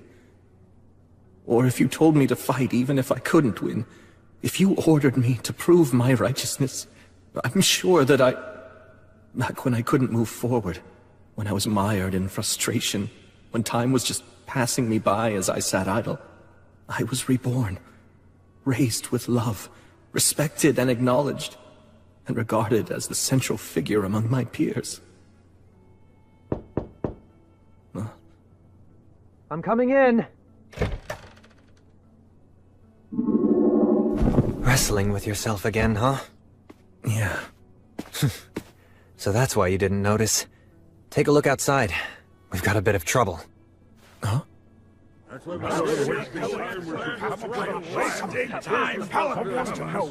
us what you plan to do, Paladin! Are you going to attempt to slay the dragon?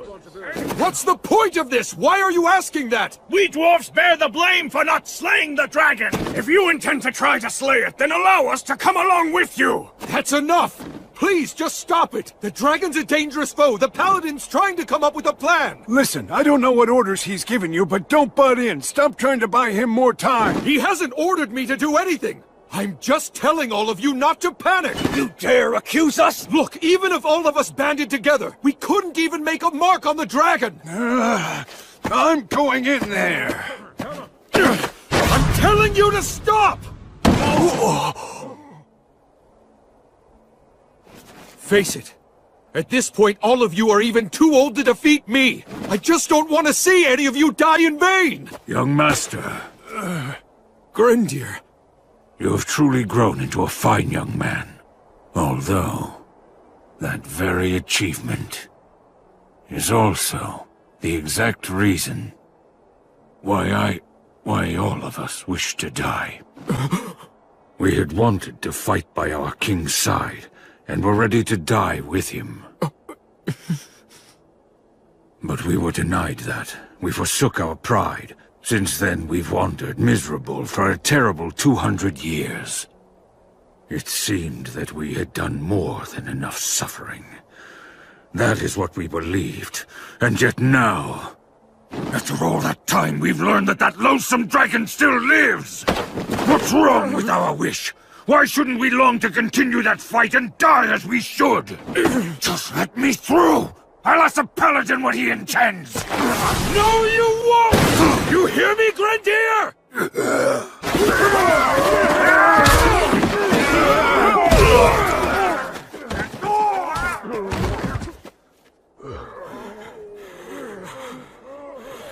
You want to know what's so wrong with your wish, Grendir? A lot of you are already so fixated on dying that you aren't even thinking of how to win. That simply won't do. And you know that it won't. The proud warriors of the mountain should be willing to lay down their lives, but only for victory. All of you were the very ones who taught me that! Young master, young master, young master. I promise you, very soon the Paladin will reach his decision. When he does, I will stay by his side. I will work to win back the honor of the dwarves. I swear on the name of Arvenger, the last king of the Iron Country, as his grandson, I, Vindolfur, swear, I'll take back the mountains that belong to my ancestors! He's pretty valiant, wouldn't you say? Yeah. He can't afford to lose. No, he can't. You usually don't weigh the pros and cons, or even consider whether or not you can actually win before you go into a battle. So don't you start doing it now.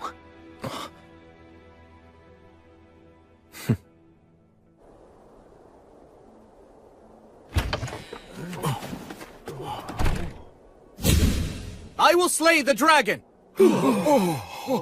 I've made up my mind, that's what I'll do. Rue, Vindolfur, I commend your vow to reclaim your ancestors' mountains. Will you come with me? I had hoped you'd ask me that. I had faith that you would. With pleasure. Are you sure you want to say yes so quickly? There you go asking that, when I know you have every intention of following him yourself. Hey, guess you've grown a spine. But we're up against a dragon. Numbers aren't going to help. And we can't spare many of the city's defenses, so it's only you and me, and Will. We'll also need a guide who knew the mountains 200 years ago. I will. No! I will go. This is no job for one who wants to die. Besides, you have a standing commitment to keep our people united. I shall act as your guide. Thank you, Gelreese. I appreciate it. Count me in, too. Raistolf! I came over here to see just what this big crowd was all about. It seems you're as sharp as ever. So that makes us 5 men picking a fight with demons and an evil dragon. Do we stand any chance? I doubt it. There isn't a surefire method for killing a dragon. We're at a disadvantage. Are you still willing to come along with me? Yes!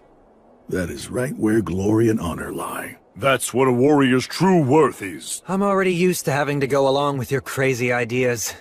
Then let's go slay a dragon and take back the mountains!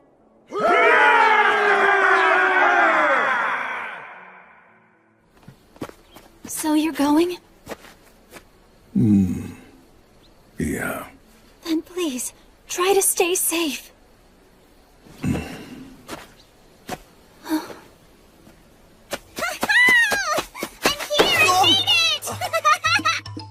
Bee! You're going to slay a dragon, right? Yeah. Well, then I get to write a song about it just like I promised I would, right? Yes, of course! Woohoo! I get to write a new dragon-slaying saga! It's a troubadour's dream! First, I'll spread a prequel song around. That'll help, right, Will? Yes, absolutely. Thank you. But don't give me a sad ending, you hear? I'll try my best not to, believe me. Yeah, make sure you do. Nobody likes tragic twists anymore.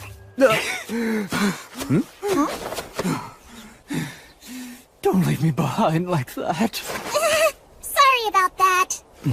Anyway, I managed to secure the supplies that I figured you were going to need. You're saying you already knew that I'd be going? Of course, although I was still anxious that I might not reach you before you left. I was just procrastinating a bit. I'll write in your song that you were just waiting for the right time. That sounds cooler, right? You're always exaggerating. That's why people seem to think Sir William is some kind of incredible strategist. I hesitate and have doubts, like everyone. I don't want to die, and I don't like pain. But you're still going, right? Yes. The vow I made to the goddess is far too important. Just so you know, I'll be using that line in my song. Pious warrior, the hero of light, ever devoted to his goddess. May the winds of fortune forevermore be at your back! Listen, Will, I won't tell you not to go or to be cautious. I know that this has to be done now. If you need any other supplies, please just let me know. You know, now that you mention it, there's one big thing I'd like to ask for.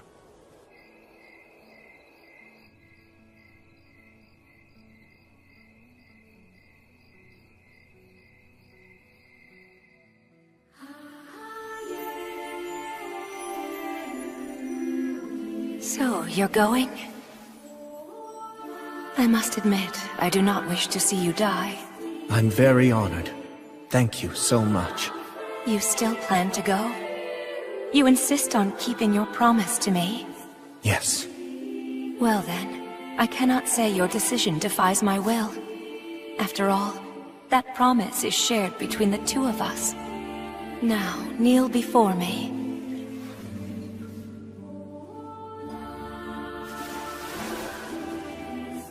William, I command you. Do not be afraid. I am right there beside you at all times. Always remember that I am your goddess, and as such I will strengthen you, render aid unto you, and protect you. Go, as my knight, go slay the dragon, and fulfill your promise.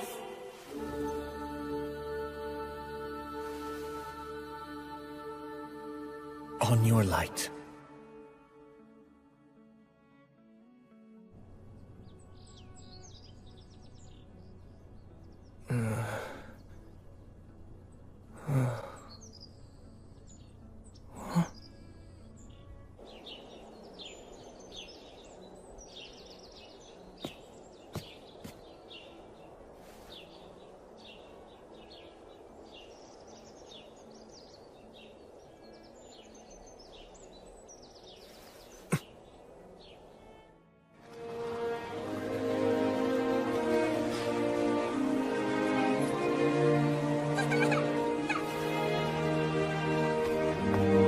Will, it's all set. I've made all the arrangements you asked for. I appreciate your help. Well then, you take care now. Right. I wish you well, young master. Our spirits are with you on your journey. Right, thanks.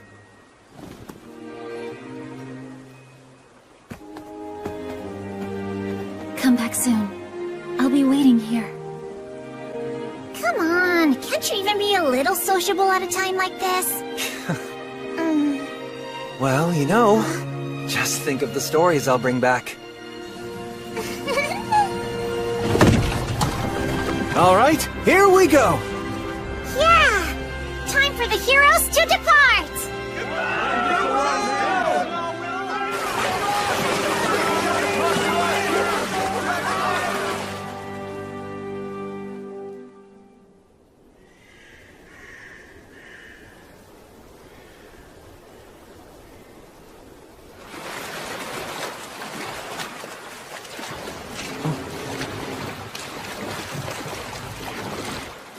We'll disembark here.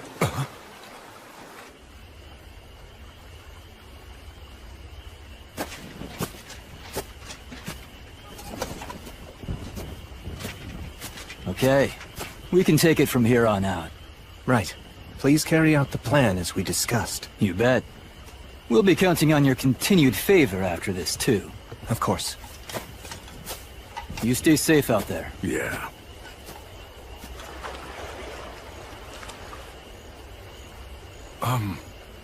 Who were they?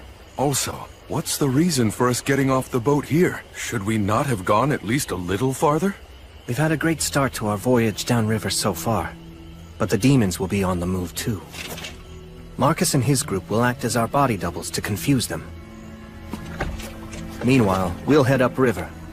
When did you arrange all this? I had Tonio put everything together for us. Marcus and his group also helped. So that's what you were up to. I checked with the dwarves too. Once we enter the tributary upriver, we'll be able to reach the mountains from the other side. So while the demons are lying in wait at the front door, we'll kick down the back door and move in. Sylphs, oh Sylphs, please hear me. Put the wind at our backs. Send us on our way.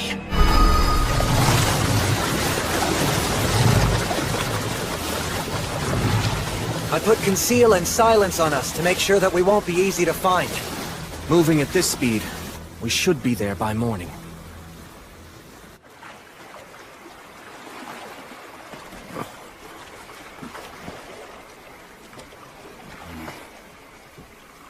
Hey, just relax. I mean, he always does this kind of stuff as if it's totally normal. Oh, no, it's just that if you go south of Torchport, There's a lakeside town that the High King took over, and it can be very dangerous there. I've heard that even veteran adventurers are helpless amid the swirling mists of magic. The suggestion that we casually break through that is incredible. It's remarkably courageous. Actually, that's where I grew up. Huh? The three heroes still lived there? And they were among the ranks of the undead? Come on. The god of the undead stuff's real? Ugh, give me a break. I mean, I don't think we'll be attacked or anything. Some friend. Damn it, I can't believe that you never told me. I'm sorry. Oh, that's right. You did cry when you heard that song about the three heroes. I didn't cry.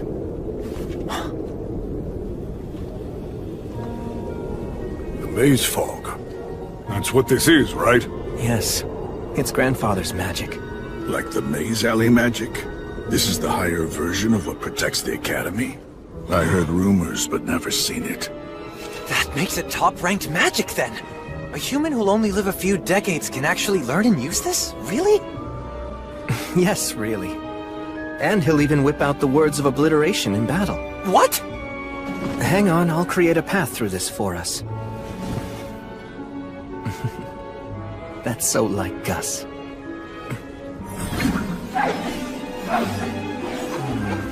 This word goes here, and knowing Gus, this will be set up here. And this right here is a trap.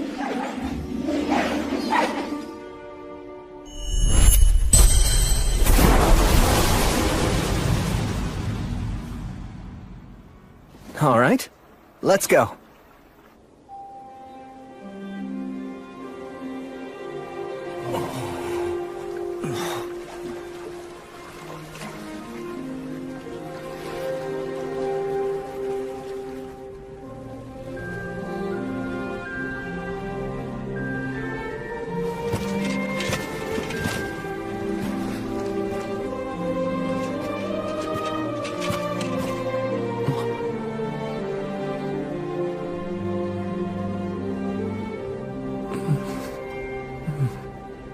Hey!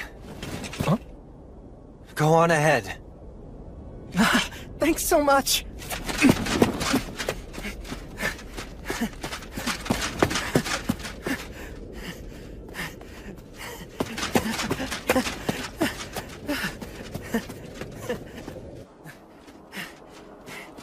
Blood!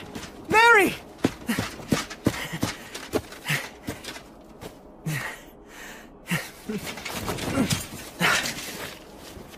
I've come home. And I brought my friends and companions. I'll be back later, okay?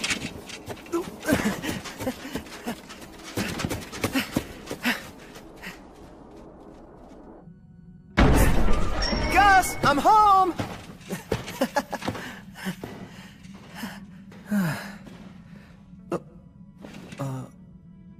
Gus?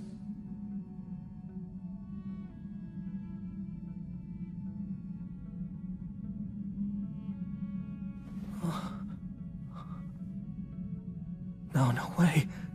It couldn't be.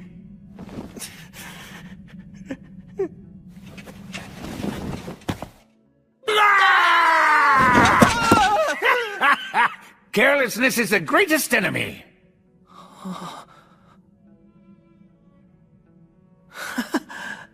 Well, did you make a ton of money? That's the first thing you thought of?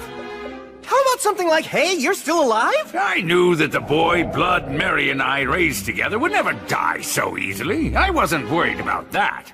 All right, fine then. Yes, I'm getting good, meaningful use out of my money. I'm the lord of the entire downstream region now. A lord, you say? Oh, I see. What? You were probably taken in by some nobleman's widow. Oh, you poor thing. Why would you assume that? I earned that role using my own strength. I'm a famous paladin now, in fact. I'm impressed you got so far in so little time at such a young age with no connections. And? What of your love life? Oh, well, Wussing out, are you? Oh, how sad. And I so wanted to meet my great-grandchild before I moved on in the cycle. Why'd my grandson have to be a wuss who can't get a single woman? Hey, I'm not a wuss! Aren't there any opportunities when you're out adventuring? Like you save a bandit and find out she's a strong-willed girl in disguise? Or you help a peddler girl who's running from some guards? What's that look for? Done both. But they were all guys.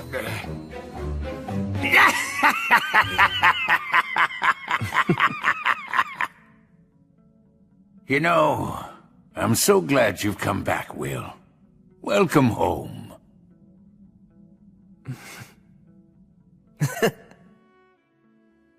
What, the dragon? You intend to fight Calamity's sickle? It's the only way. Are you at least going to try to finagle him? Finagle him? The gods hired Valakirka to work for them, didn't they? Which means there's a chance you'll simply be able to resolve everything with money in the exchange of goods. Yeah, I recall someone else talking like that before. My, what a coincidence, Sir Menel. I remember that too. I'm only saying that there's no need to limit yourself to just one possible solution. You always have to be flexible with your ideas. Don't let your focus get too narrow. Okay. Now then, friends of my grandson, allow me to extend my warmest welcome. So please, I hope that you'll make yourselves at home while you're staying here. I never thought I would see you again. Indeed? And where exactly have we met before? 200 years ago, I was the soldier that the three of you saved after I fled from the mountains.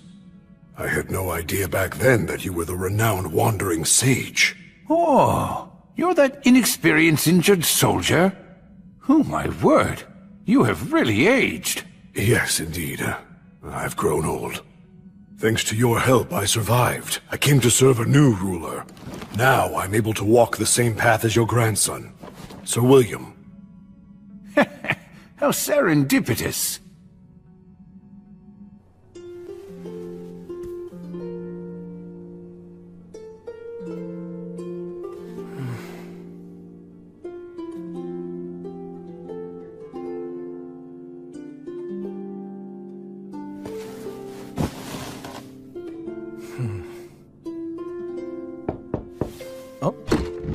Hey, I'm coming in.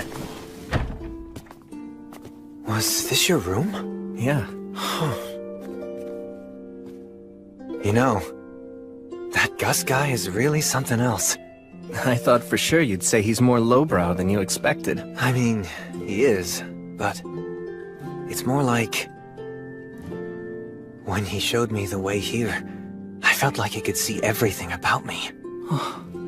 Yeah, amazing, huh? I'm proud to call him my grandpa. That's cool. Also, he asked me, "Oh, are you the bandit girl?" What did he mean by that?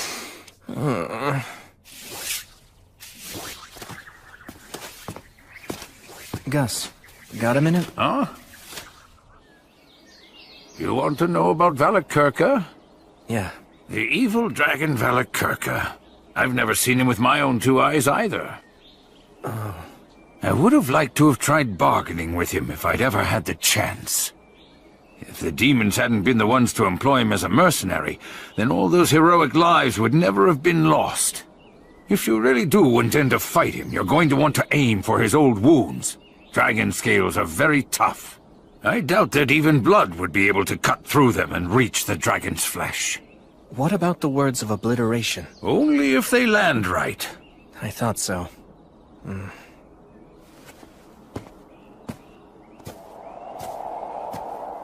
Do you know the reason why the true dragons of old could fly so rapidly, even though they were of such enormous size?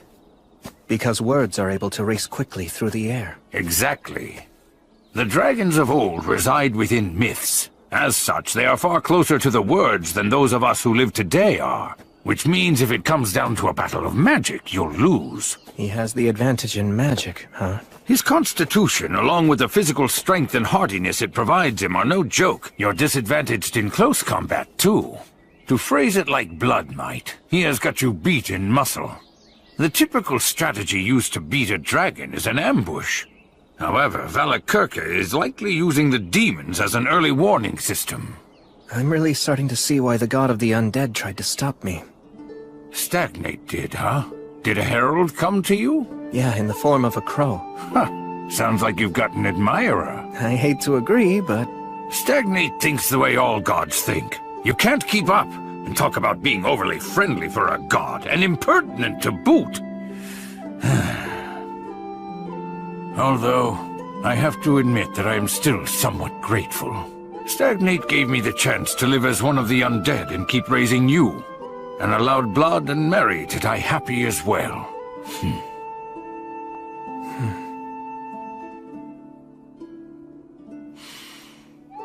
So, tell me, do you know? That's why I wanted to talk to you alone. I've no way to bargain with the dragon, do I? Well, you're going to die. I made up my mind to fight anyway. If the dragon is left unchecked, there'll be chaos. Couldn't you just run away? Gus. You know, being alive and not being dead aren't the same thing.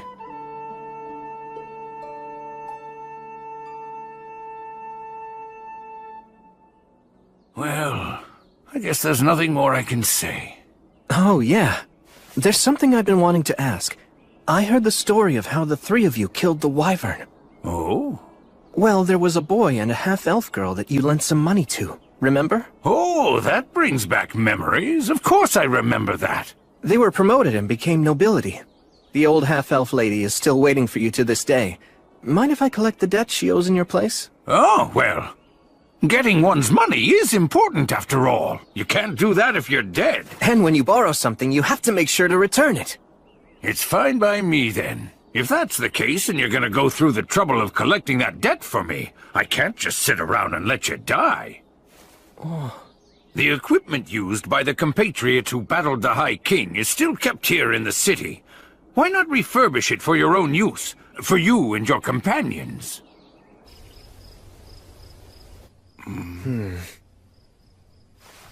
In here? Erosis. Delusion magic? I never knew that there was a door here. We couldn't very well let a child like you find out about this place. After all, you took matters to the extreme with Mary as it was. No way! This place was built to store alcohol. That's why it has a basement. Look around and take whichever pieces you like. I'm sure the previous owners would permit it. A great shield? Yeah, to protect against the dragon's breath. This armory's well kept. Was Blood responsible for that? Yes. And everything contained within it belonged to the warriors who battled the High King with us. Are you done already? Yeah, I don't need anything. It's certainly a fine sight to see, but no matter how well a weapon performs, I can't put my trust in one I'm not used to. That said, Gus the Sage, I'd like to borrow your talent for signs. Oh? Please engrave some words onto this that won't detract from its usability. I should be able to master a change that small within a few days. Ah, I understand. Very well, give it here. Although nameless, this is a fine sword. It's clearly long been used with care. I'm sure one day, it'll be honored in song as the Sword of Restov. Yes, maybe. Or so I hope. Hey! Gus the Sage. You can just call me Gus. Okay, old Gus. Whose bow was this? That belonged to Telperion the Silver String. I see. Are you perchance from the great forest of Heron too? Yeah, same as him. That silver hair of yours. Are you related to Telperion? Distantly, but yeah. Okay, I'll take this. Are you certain that you'll be able to use it? They say that if one who is unworthy uses a mithril bowstring, he'll lose his fingers. Not a problem.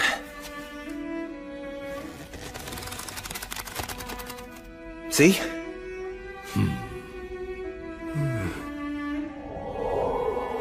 What about these? That That is the full armor set of Bavor the Blade Breaker. It appears to be dwarf armor. Indeed. Bavor was actually a wandering dwarf warrior. He was a participant in our battle against the High King. Said it was revenge for the Iron Mountains. I see. Well, then I shall take this along with me. And I'll take this. It takes remarkable strength to swing that like you just did.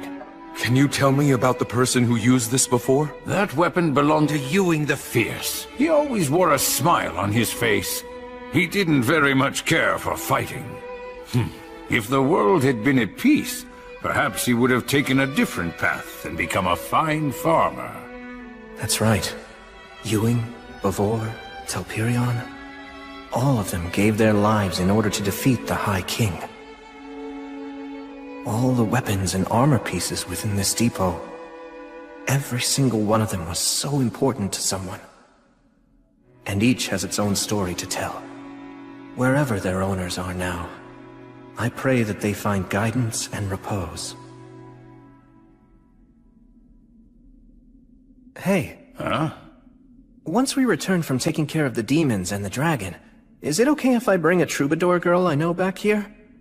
She's a halfling and she's a tad rambunctious. Ah, yes, of course. Do as you please. I'll tell her all the stories she wants. Okay, thanks. Is this girl by any chance? She's just a good friend. Al, take this. Huh? What's up with that dagger? Is the hook on the wrong side? Yes, you're right. The design's unusual. It's a right-handed stiletto. The halberd is strong, but it's unwieldy. Whose was it? Who did this dagger belong to? It was my father's. I can't take this! I mean, it's a memento, right? Yes, but still. I feel like it's better off in your hands. It's right somehow. It's okay. He gave me plenty.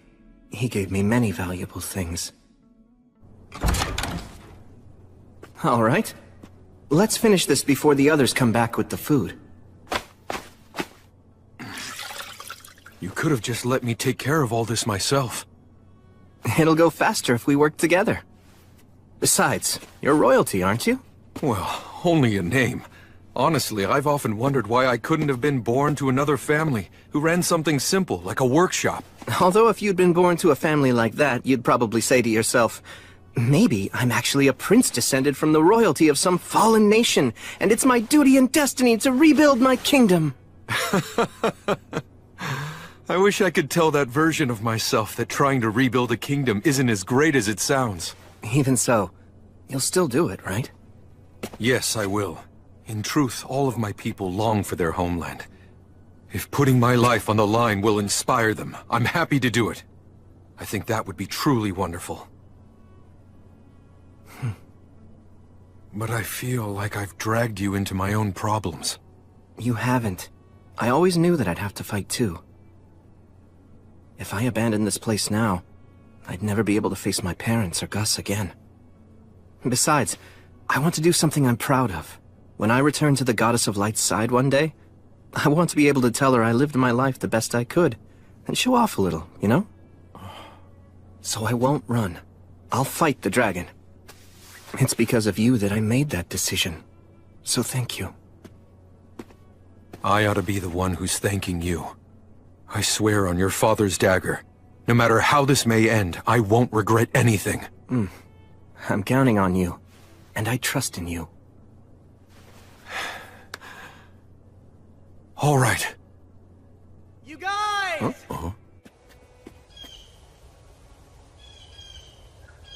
I brought food back.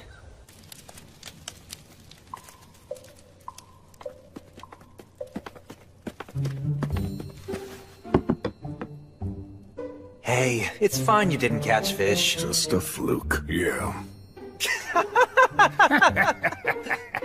Well, great warriors aren't always great fishermen. It was a fluke. Got it. Right. Actually, how'd you take down this deer? Oh, I concealed my presence and just kinda walked into it. Then, I fired by pure reflex, and it was almost as if its heart just drew the arrow right toward it. You have the blessing of the god of spirits. He merely got lucky, that's all. And luck simply wasn't on our side. You know, you'll feel a lot better if you just admit that you suck at fishing. It was a fluke. That's right. You two just don't know when to give up. No, that's enough. Leave them be. Restov never changes.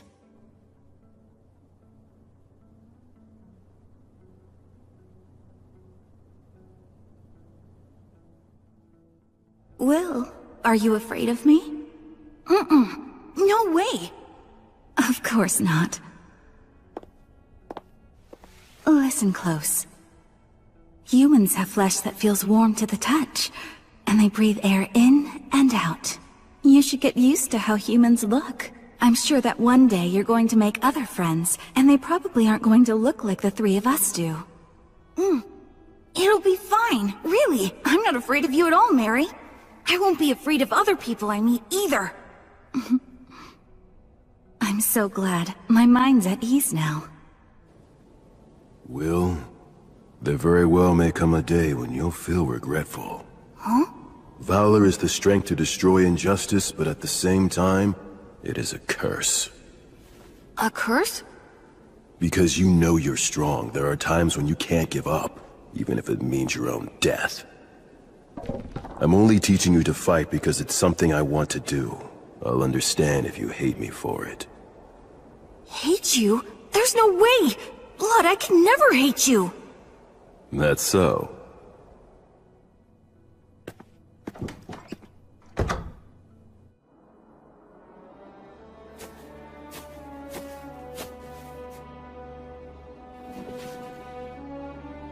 I've come home. Mary, I actually made some friends.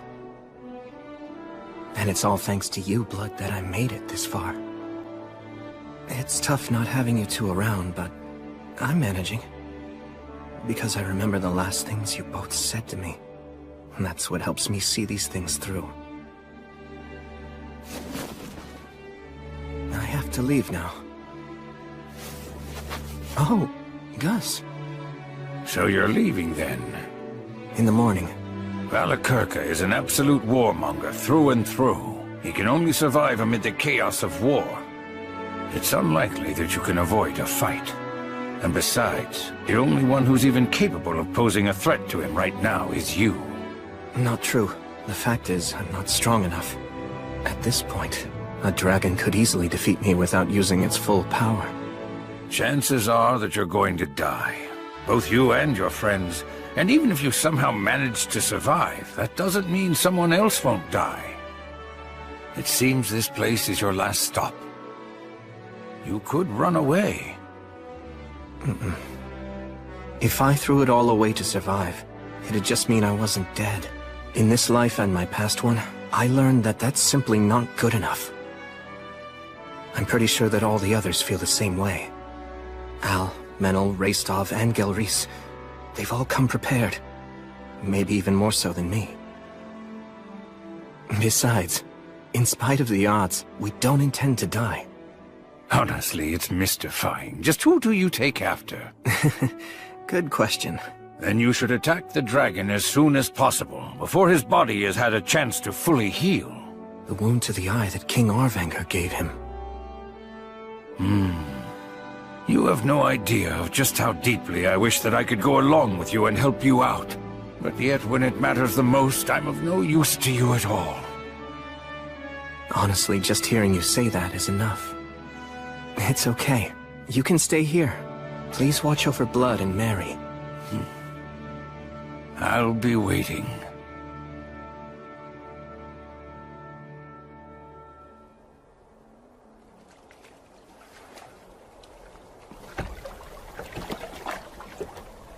Let's go.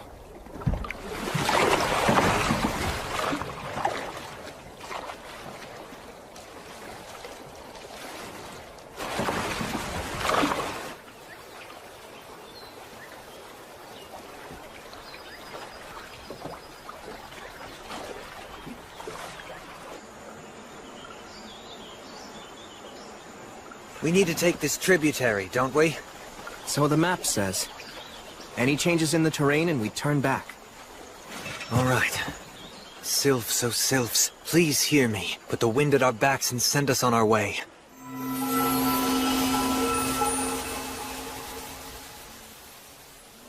So tell me, any guesses as to what we'll find up ahead? I'm afraid I know nothing beyond the Great Collapse. Right, okay then.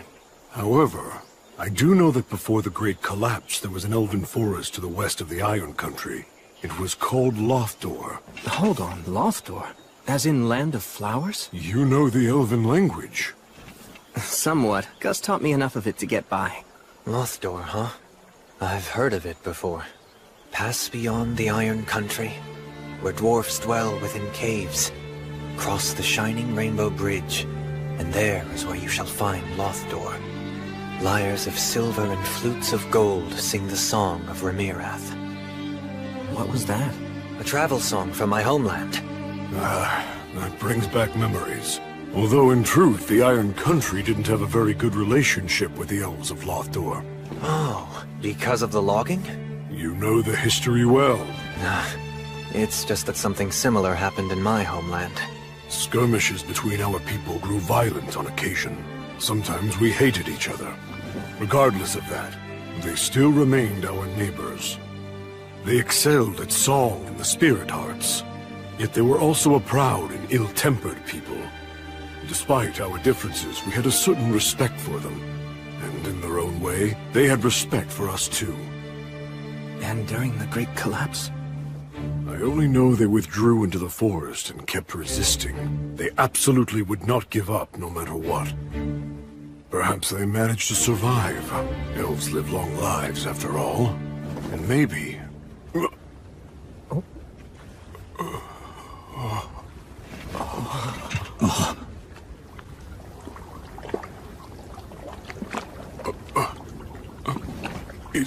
Is there no one here at all? I don't see a soul.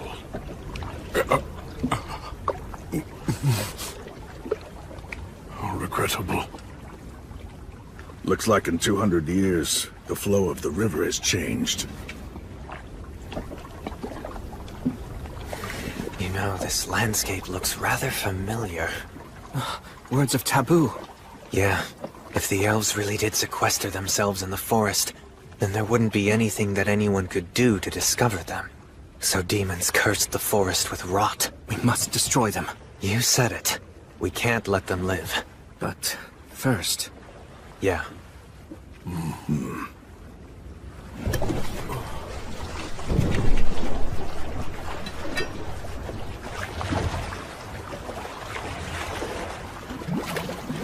There! It's a serpent! Stop gawking! More are coming!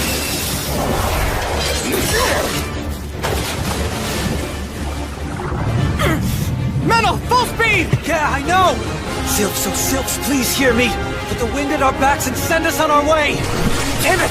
The response is too slow! Keep up the incantation! Raystov and Gelreese, take the port side! Al, you back up Metal! We're in a real pinch here. It's risky, but... Faster! Will!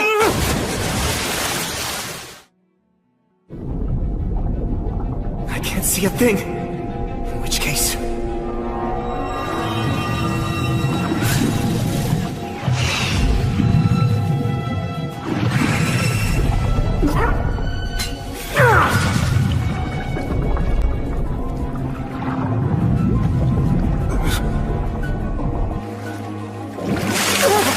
Sir Will! You all right?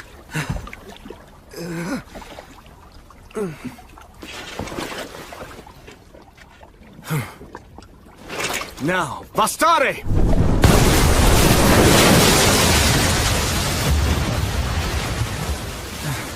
It's done. Man, you are merciless. I have to be. Menel, let's go, but move carefully. Yeah. I saw that the water turned clear all of a sudden back there. That was a prayer of cleansing. Isn't a prayer of cleansing only strong enough for the amount of water in a bottle or a small pond? That's Will for you. He's all in. Of course. He seems so calm, right? But he uses some straight-up barbarian tactics to brute force things. I'm used to it by now. That's just mean. The river has swallowed up the whole forest. The change in the terrain here is a real problem. Gelreese, do you see anything that looks familiar to you? Afraid not. Not in all this mess. Oh, hey, what about that?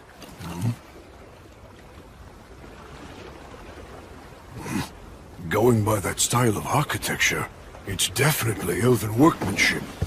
Where are we on the map now? I'd say right about here. If that's the case, we need to go that way. Unfortunately, the Fae around here are weakened. I can't call on them. Although maybe if I could use my Lord of the Forest powers. No. We probably shouldn't try to clean this up anymore. If we do, we might catch the demon's attention. Well, then let's row.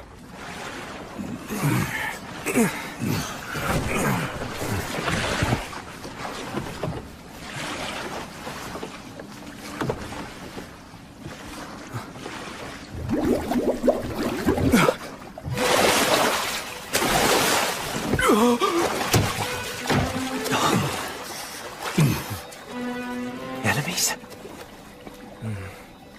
They're simply in great pain, that's all.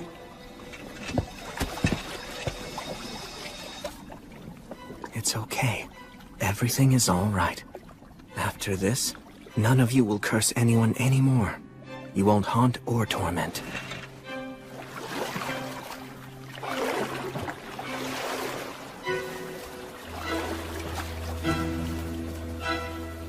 I'll take care of things from here on. All of you can rest now. Hear me, Gracefield, goddess of light. Grant them peace and guidance.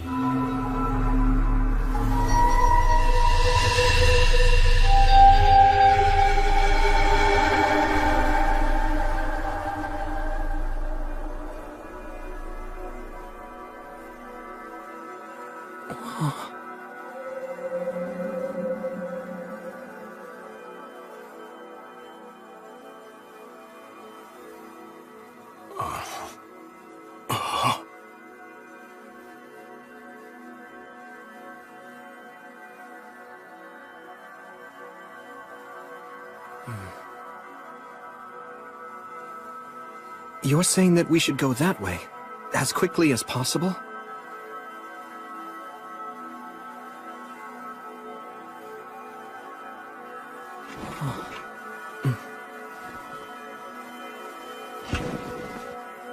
Then please, grant us the blessing of your light.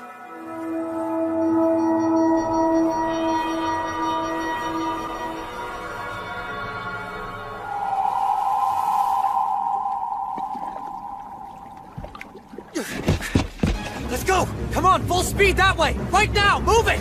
Huh? You can't ever trust an elf's sense of time. Sylphs, hear me! With the wind at our backs, send us on our way! You know the saying, when an elf says, wait a second, he means see you in a year? Well, it's actually true. So when someone with such a lousy sense of time says, as quickly as possible, that means... Oh, damn it, I knew it! Maidens of water, give your blessing, and race with us over the surface! Ah! Row! Hurry!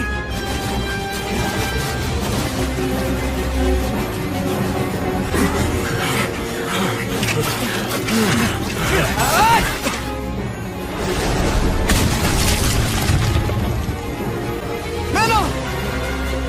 Is she okay? She's not dead!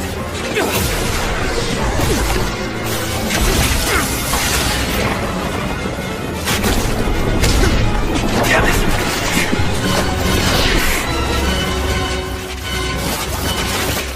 Brace yourselves, it's coming!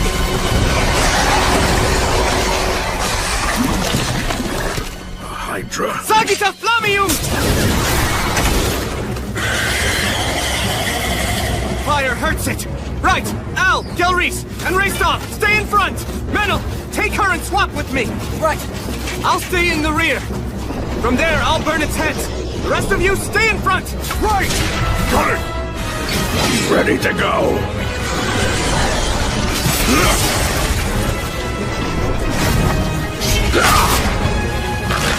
Sagita Flamium! Go now, young master!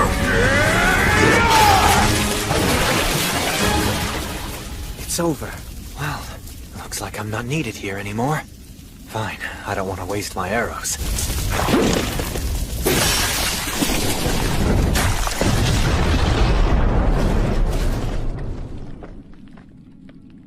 We get it? Stay sharp! A Hydra's poison can't be neutralized by everyday means. It'd take a miracle. A monster like this can still do damage even after all its heads have been cut off.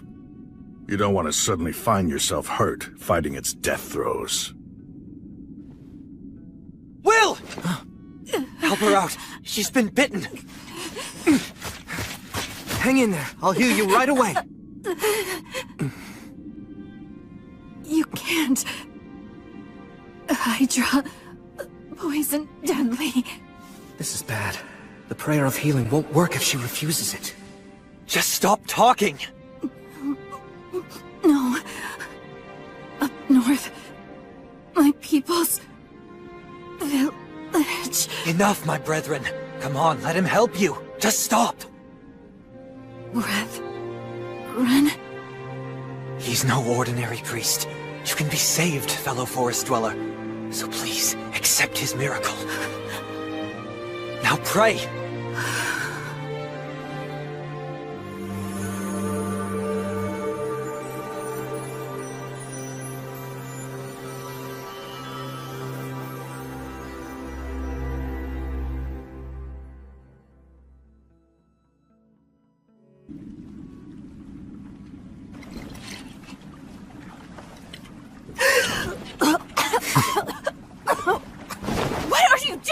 I was simply waking you up with an intense kiss. How's your head? Feel like puking? Any other symptoms we should know about, fellow forest dweller? Why, you! Such impertinence! Sounds like you're feeling fine. Wait, when you said kiss, don't you dare tell me you... Just relax. It was a wine bottle.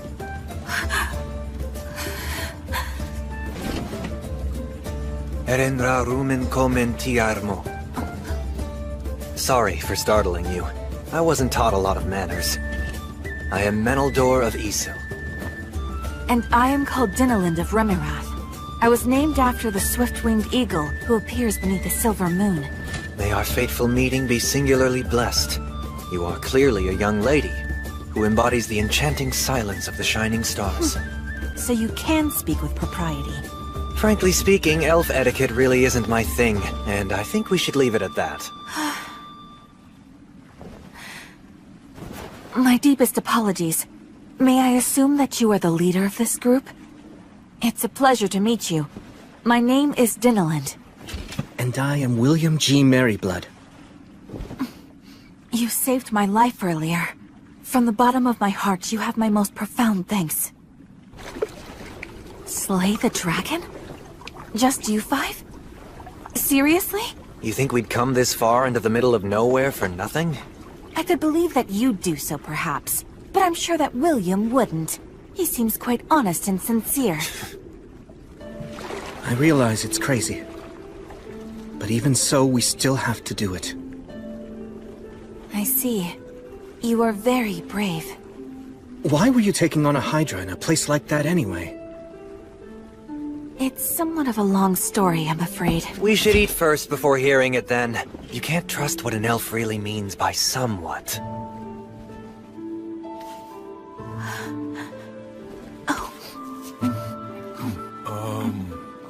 Is that okay? I just mean, I thought that elves didn't eat meat. Only some elves don't eat meat. The ones who don't have undergone a great deal of training to enhance their spirit qualities. This is delicious. You look like you haven't eaten in ages. Do you really not know what I was doing in that place? Don't you have even some small inkling? It's a proud elf's duty. They cannot abandon the weak. Isn't that right? Yes. They keep their numbers low that way. Even when there's not enough food, and not everyone can eat, elves would never dream of casting the sick or elderly aside. The young, healthy ones who can fight end up voluntarily leaving their own communities instead. That's exactly right. To banish those who are weak would be unthinkable. You're truly an elf through and through. What's that mean? You're mocking me? It's a compliment. Good grief. Elves never change, I see. So, Dinnerland, do you think you could please help guide us to your village? If you're able to show us the way to get to the mountains, we'll help you in any way we can. You can call me Dinne.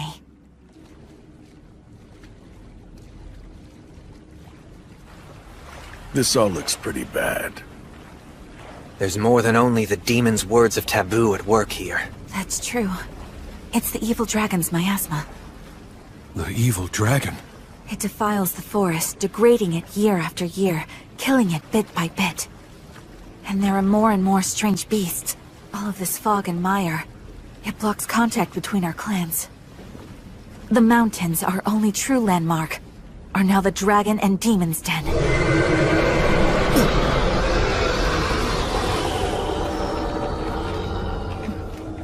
That sums it all up. But the dragon is supposed to be living in the mountains, right?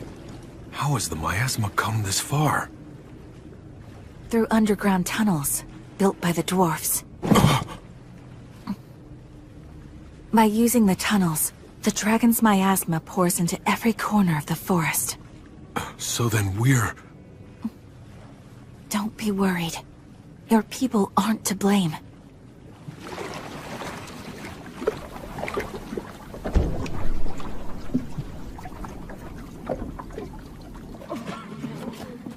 The powers of the Fae have weakened throughout this entire region. Because of that, the water, air, and food here have all been poisoned. Lothdor. The days when it was a beautiful land of flowers are long gone. So now, at best, it's the land of the half-dead. As a result, we never imagined heroes would come from the outside world to try to slay the dragon. Yet you came. Welcome to Lothdor. I warmly welcome you, you brave heroes. Please, allow me to heal those of you who are critically ill. Can we grant access to human strangers who've appeared out of nowhere? Can we really allow them to see our compatriots in their current weakened state? But these people... This offer has come from a warrior with most impressive weapons. Let me cure your cough. Wait, it should not be I. O Goddess of Light, hear me, Gracefeel.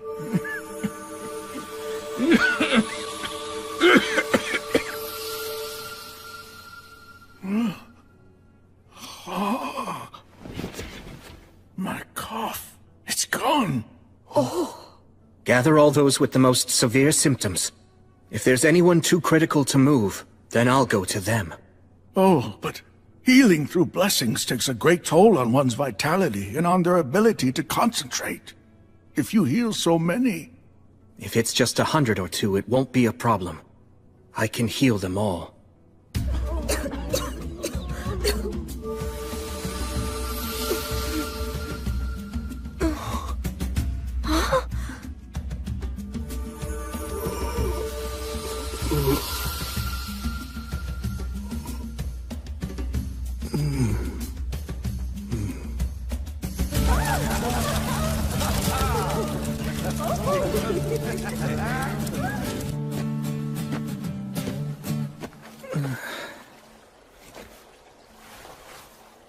Goddess of Light.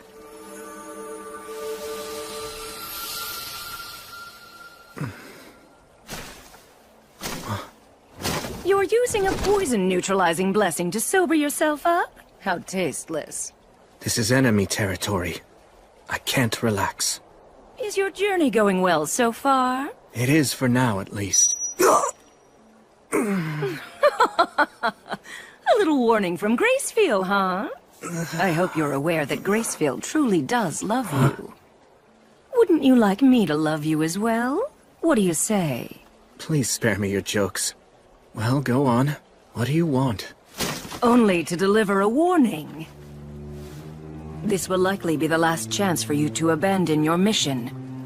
If you continue, you'll die. Flee for now. Amass more strength. If I do that, Al and his people will die. Yes, the dwarfs will die. But when the dragon eventually fully heals, many thousands will die. Both humans and elves alike will fall. But although the evil dragon will inflict much damage, that harm will also bring more followers to you and your goddess, Gracefield. Many brave and skilled warriors from all across the land will rise up in order to slay the dragon. Among them will surely be disciples of the virtuous gods, and you will lead them. Gracefield will have regained her power, and you'll earn her blessing. And after that, you'll be able to reach the evil dragon's throat with your blade. Of course, while I loathe to even suggest such a thing, it would be best to permit some sacrifices. It wouldn't be cowardly. It would be an act of bravery. I can't do that. Oh? Why? Are you really so desperate to save everyone? If you die now, tens of thousands of beings will die in the future. But if you flee, only several thousand will be sacrificed now. By staying, you will endanger 10 or even 100 times as many lives, and it might be quite a long time before another warrior comparable to you shows up. I understand what you're saying. So then? I know that the moment I accept your proposal, my promise and my faith will both be broken. I'm sure you know that, which is why you've made such a sound argument. You're hoping to break my spirit, and in doing so, bring me over to your side. Am I wrong? I'm simply a weak person. I'll follow the easiest path, lose heart and quit. I know I'm only human, and just like all humans, I have a fickle heart. But the goddess taught me something important, that I can still start over. I've met family and friends that I cherish. I found things that I need to do, and things that I want to do. And that's why I'm going to see them through. Until the moment I meet my death, I'll continue to serve as her hand and her sword. I swear it on the light of Gracefield. Rats. Seems I've failed to persuade you yet again. You're correct, you know. I realize that your soul isn't very strong. If you give up, you'll lose heart and fall. That's all your soul is worth. But despite that, you've turned my expectations on their head. You took me on, and managed to defeat me. It may sound absurd, but that is why I consider you a hero. Quite a paradox. I never set out with the intention of being a hero. You acknowledge your own weakness, make it your reason not to quit. And so, even death can't deter you from what you believe in. And that's precisely what heroes do. I'm going to say it yet another time. Come over to my side and become mine, Paladin. Serve as my right hand. Together, the two of us will slay the dragon. We'll take down all heroes everywhere, destroy all the gods, and conquer this entire world. The both of us, you and I. Respectfully, I must decline. Besides, I'm aware that you don't like to see heroes fall from grace. I won't be swayed by your invitation, Stagnate. I'll continue to be your enemy. Because I respect you. Still, what a shame. You're going to die. The dragon will rip you apart. Very well then, my foolish, clever enemy. Farewell. Come on, just let me go already. I can't! I told you that I can't let you go! I see it's true that the elves of Isel have no principles! Like a let's keep it all a secret Remirath elf can talk? Oh, just a lover squabble. Wait a minute. What exactly did you just say? Listen, we have no time to waste on something like love affairs. I guess that is true. Not at a time like this. Even I have that much of a clue. But another time? Then I'd say sure. I mean, she is pretty. Look, so what if I drop a slick compliment or two whenever I see her? That's just good manners. I guess I just don't get it. You really are just Ectokaku Niragamose! Is that so? Well, I'd say that you're an Onomaknak. Excuse me? The Lord of the Forest here. That's right. I should be able to heal him at least some. Oh, right. With the new abilities you have. No, absolutely not! Okay, look. You know, Menel really can be trusted. I do put trust in what you two have to say. There's no telling just how many elves you saved last night, and for that I am grateful to you. Then why do you say no? Where the Lord of the Forest is, it's Demon Beast territory. To put it plainly, it isn't our land. Okay, then... What, we should just depend on you? You think we have the right to ask you to get involved in yet another battle when you're about to enter a different one? We should beg you to help us because we can't handle it by ourselves? And have you put off what you came here to do? No, I refuse to! I simply won't make such a shameless request of you! You see? That's an elf. Seems the elves truly haven't changed even a bit. So what do you think we should do? Do whatever you want to. All right then. Let's get started. Do you even know where the Lord is? He's pretty weak, but I can sense him. Please, Gelreese. Go round up Al and Raystov for us. And come armed. Right. Hold on a minute, what are you talking about? A demon beast extermination. But I just told you we aren't— But there's no reason to complain if we do it, right? And just so you know, a few magic beasts aren't anywhere near enough to defeat either me or him. Alright, fine then! I'll go call for some of our best talents, and don't you dare leave on your own! The demon beasts who've taken over the Lord of the Forest's throne are insect types. The earwig's defensive abilities are especially troublesome. Oh. That must be one of them! This will make for good training. It's a purple moth! They attack from the sky! Right. Careful! That dust is poison! Understood. Okay, let's go.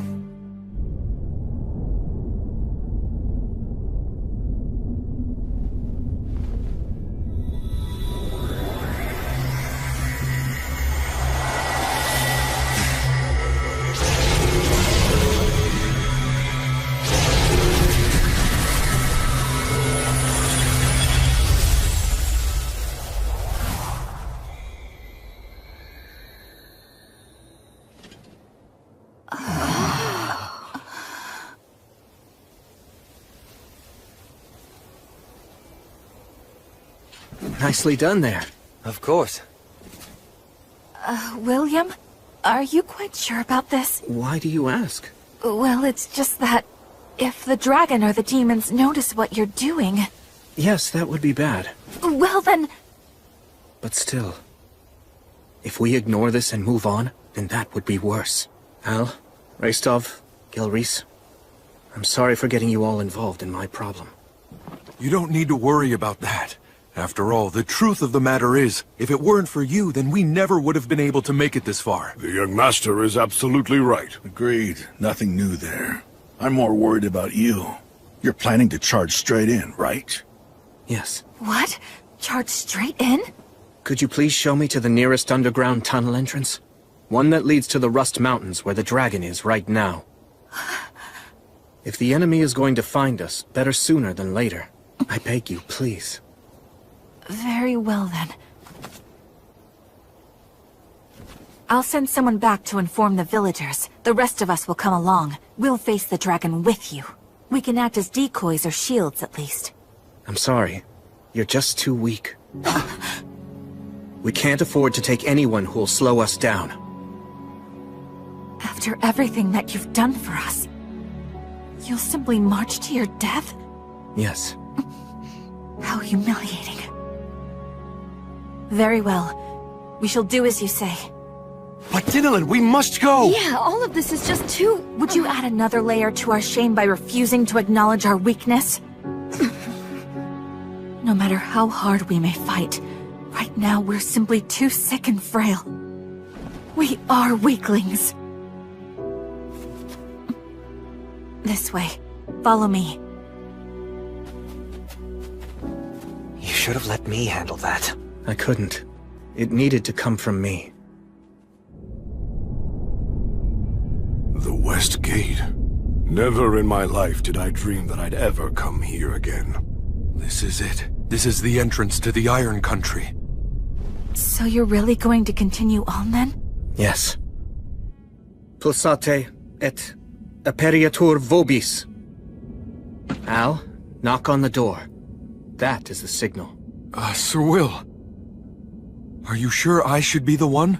You're the only one who has the right to open this door. You're the natural choice. Right.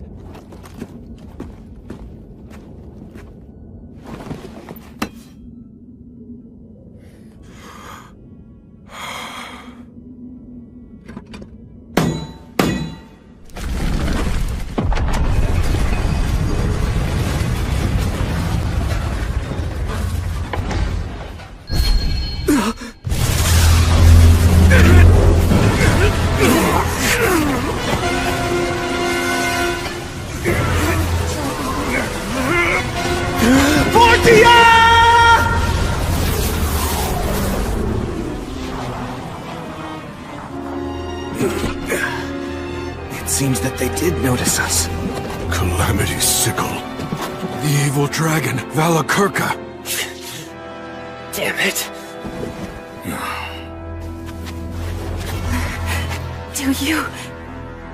Do you really intend to go up against this? Yes.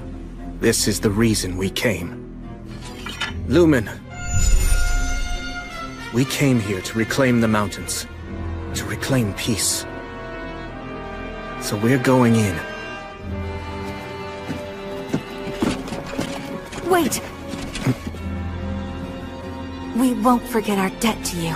We, the Elves of Lothdor, do hereby swear to our ancestral god Rheasilia. One day, we will return the favor that you've done for us. I shall pray for all of you, that the blessing of the virtuous gods and the spirits of courage will be with you as you go.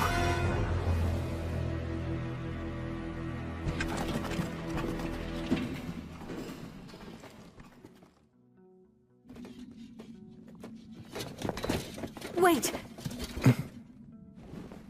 We won't forget our debt to you. We, the Elves of Lothdor, do hereby swear to our ancestral god Rheasilia. One day, we will return the favor that you've done for us. I shall pray for all of you, that the blessing of the virtuous gods and the spirits of courage will be with you as you go.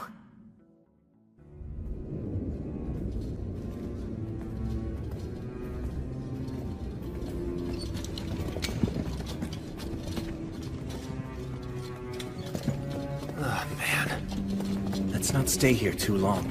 We made the right choice not to use fire. The air down here is stagnant. Sir William cast a spell of poison resistance on all of us, but it feels foul here nonetheless. And the visibility is poor as well. It's terrifying to think we could run into enemies or traps. We shouldn't underestimate demons. Some crawl on walls and ceilings. Some even have wings. You should keep that in the back of your mind, but stay focused to the front and side. We'll post a guard on rotation, and take short breaks. Got it.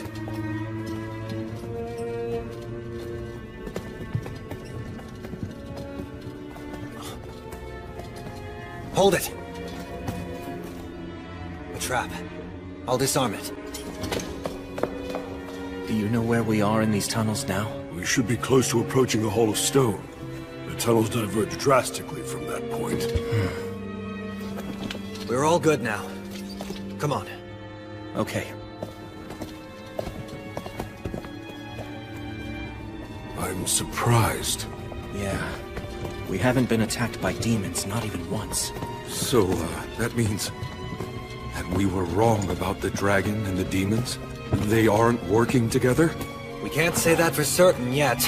Maybe they're all assembled in the Hall of Stone up ahead. Then they're just waiting there to ambush us. But if it turns out there's no ambush, it could mean that Al is right. Wait!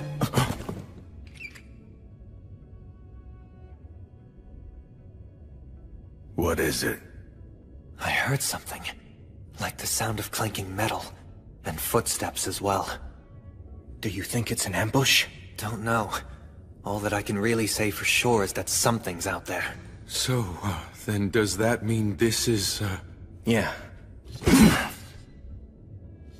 Gelreese and I will go in first with our shields up to protect everyone. Menel, back us up from the hallway. Al and Rastov, stand by. Watch for a chance to charge.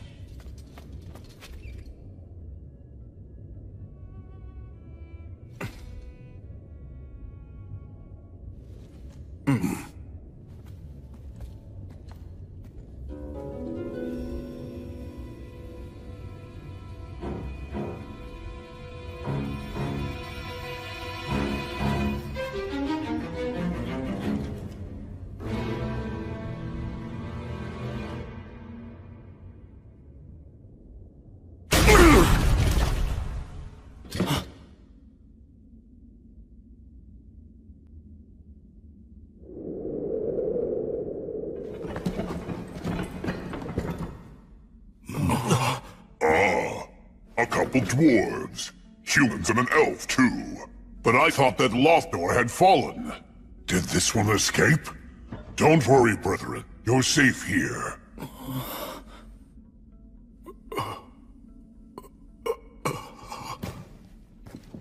So, how goes the battle? You must have had quite a rough time. You're all here. Oh, wait. I know you. You're Gelreese. I thought that you got out. What, did you get out and then come back? That is just so like you. You've sure got guts, though. You'll add the strength of 100 to our ranks. Fight alongside us.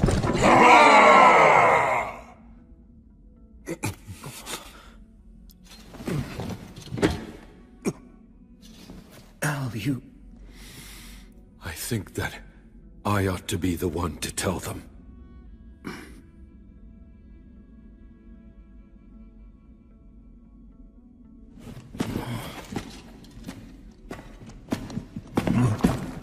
Is this King Arvinger? No, he's not the king. The king should still be in the throne room. My name is Vindolfer. I carry in me the blood of Arvinger, the last king of the Iron Country. The last? He's not the last. We're still here. The Iron Country has not yet fallen. This is a fine esticade. You have prepared well. I can tell that you've continued to repair and improve it. That's right. It is the pinnacle of our engineering. We will not allow the demons to enter here. I see. But still...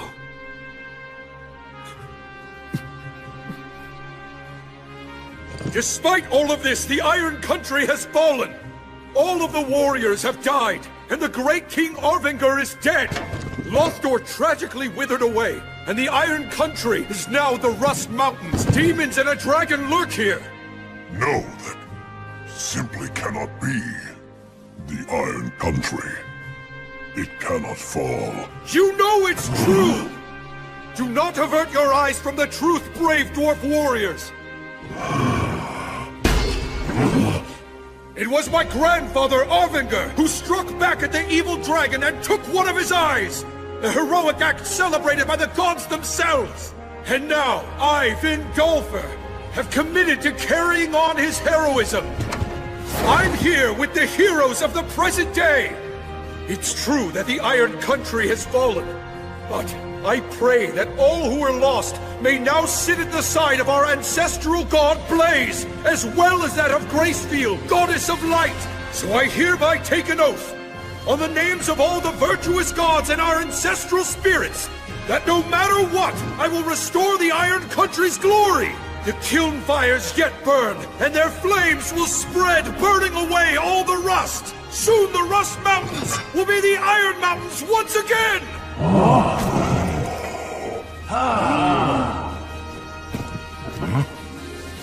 And so, I beg of you, please rest now. You all have done more than enough.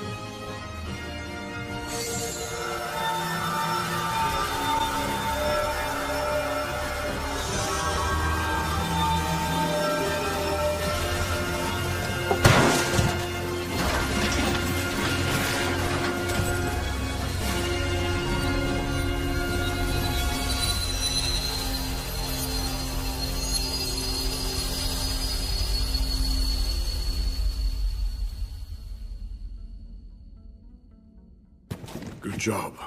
That was well said, young master. Now let's drive away the demons, and see to it you fulfill your vow. I'll make sure that I protect you even if it costs me my ancient life. I wouldn't exchange your life for anything. There's still so much that I need to learn from you. Such as about these mountains. And about how to fight. Who in their right mind makes pain-in-the-ass promises to rebuild an entire nation? Talk about dumb. Well, unlike the vows that you and Sir Will made, at least mine has an end in sight, so you know, yours is even dumber. But first we have to win, and then we have to survive. Yes. Sir Will, I'm sorry for the delay. Let's proceed. Your orders? You don't need to call me sir any longer.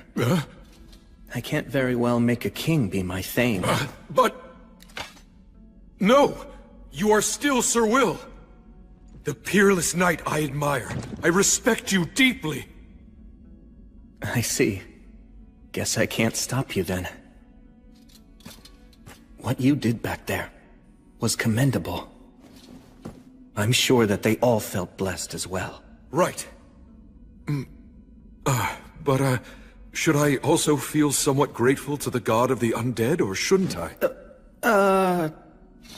Well, just a little bit couldn't really hurt, I suppose. Yeah.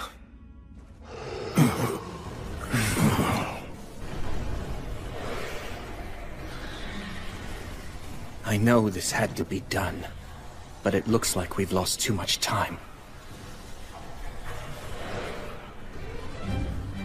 Right, let's go. We must take back the Iron Country, the nation of the dwarfs. I swear we shall, on the light of Gracefield!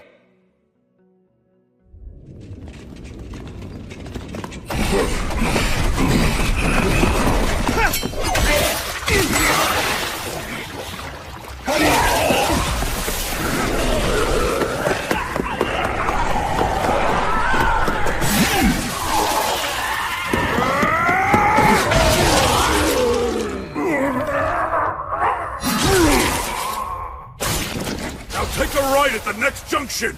Right! Well, glad to see none of our guys on the front line are holding back. Will, you good? Yeah. We're not getting much pressure from demons behind us. I can handle it myself! Covering our backs on your own, huh? I see you're as brilliant as ever. Nice job. I'm really not, though. After all, I'm not alone. We're nearing the Hall of Light. The dragon's likely in the great cavern beyond it. I imagine demons will be waiting to intercept us in the hall. It's the throne room where the great King Arvinger delivered his final speech to our people. We must reclaim it. Yes, and we shall! If you say so, sure. I'll back you up. Yeah, everything that was stolen should be taken back by its rightful owners.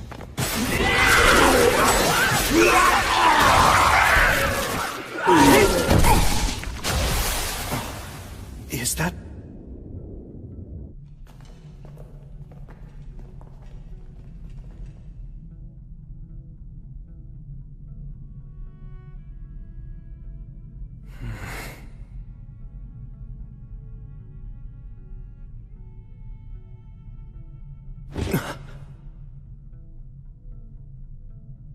I think that's...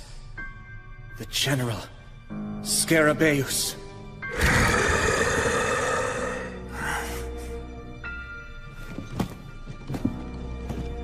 Sir Will, please let me handle him. Al. No, wait. Vindolfer. I wish you good luck. You have my thanks. Hey, wait! It's fine, Menel.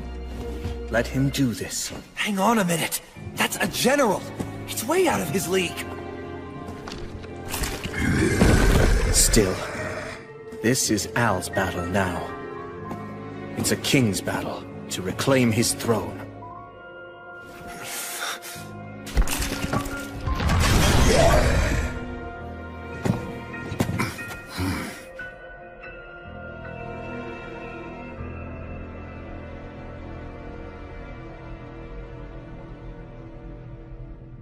I don't like the look on its face. It is very strong. So you're just gonna let him die for some warrior's hang-up? You're not the only one who was his teacher, you know. Yes, but it's his choice. Even if we wanted to interfere, I doubt we'd have the chance. I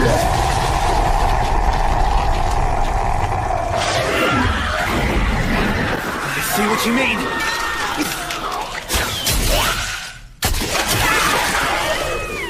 Hey, Al! If you can't handle it, just stay alive till we win! Don't die, okay? Right. Thank you for your kind offer, Sir Menel. But still, I'll win. I will defeat him. I swear on her light, and on his flames, that this denizen of the mountains will defeat you! Alaka Kazdo! Kazdo Emira!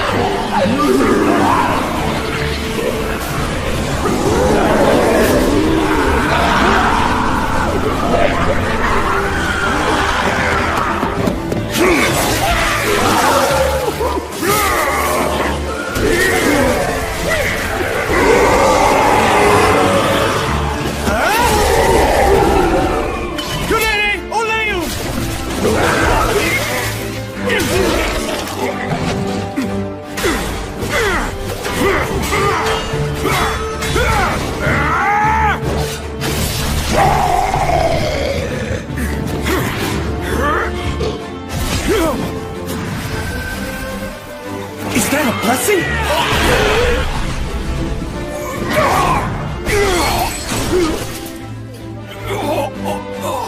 I want to use words that erase magic, but... Damn it!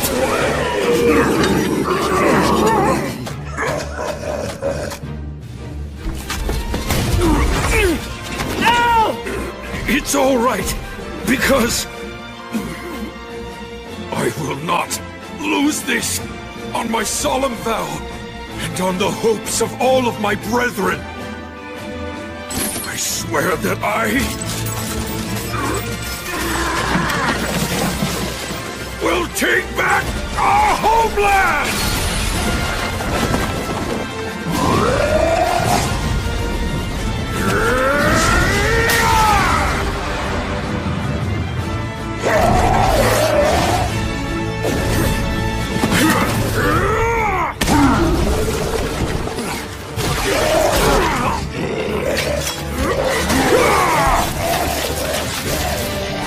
I'm going to take back everything you stole from us!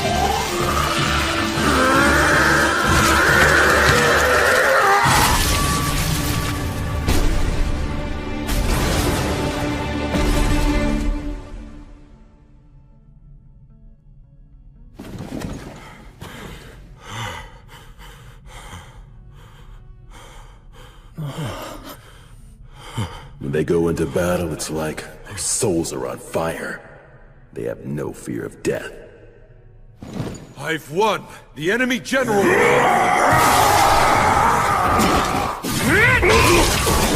It's not over yet, Al! Keep it up a little longer! Of course!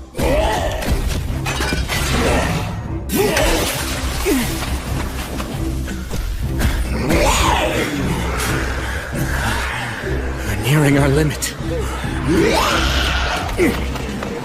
This is their last commander! Descender!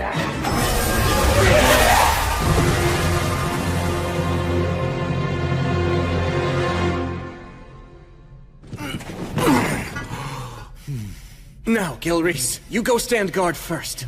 Right. Let's heal you.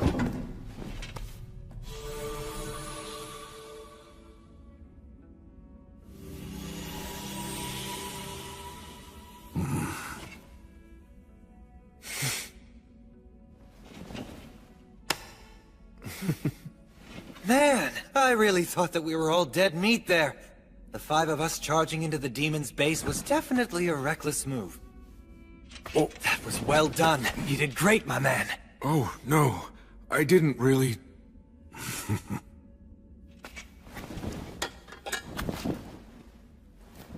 You did it. You took it all back. The mountains and the crown. Not quite. It's not done. I still haven't managed to take everything back yet, after all. Yeah, guess you're right. Although, as soon as I manage to finish things here, I would like you to be the one to put that crown on my head. Huh? Hold on, isn't that something that only high-ranking clergymen can do? You mean like you? Oh.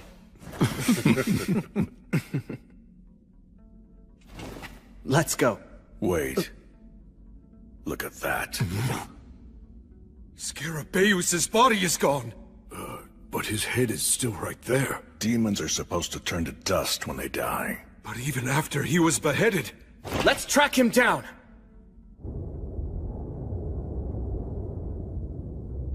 He's heading straight toward the Great Cavern. To get help from the dragon. He could just be wandering around blindly, his body moving reflexively. The miasma is getting thicker and thicker. Be careful, everyone!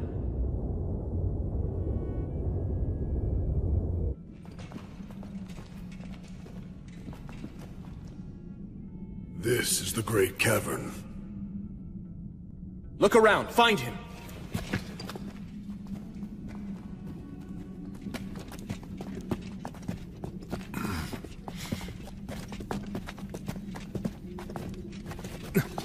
That's him. What is he doing?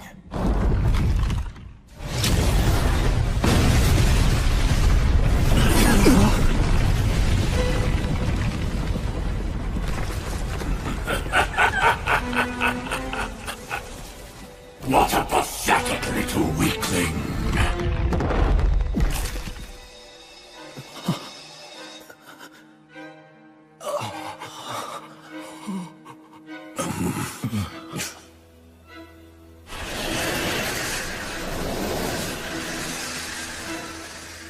Greetings, all of you.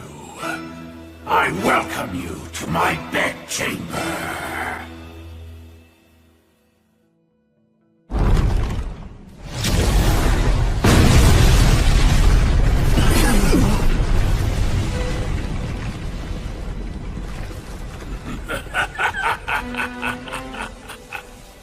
What a pathetic little weakling.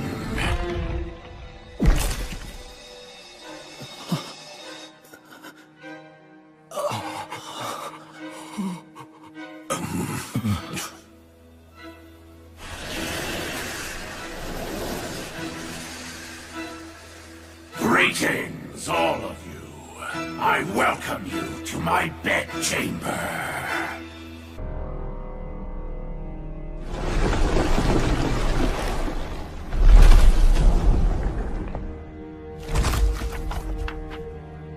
You there, weak one.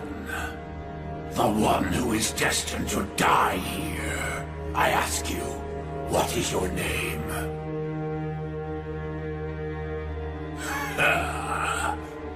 What's the matter? Won't you give your name? Can't you even speak? This is... an overwhelming predator.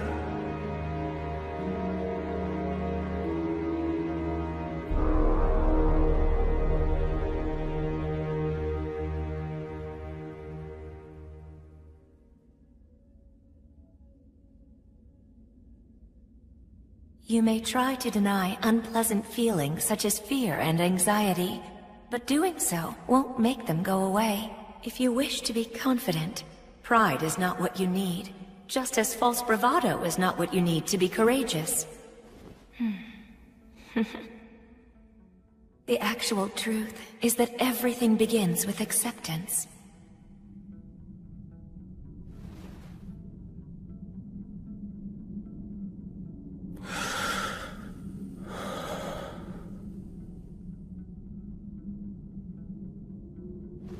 If you're going to ask someone's name, shouldn't you give your own first?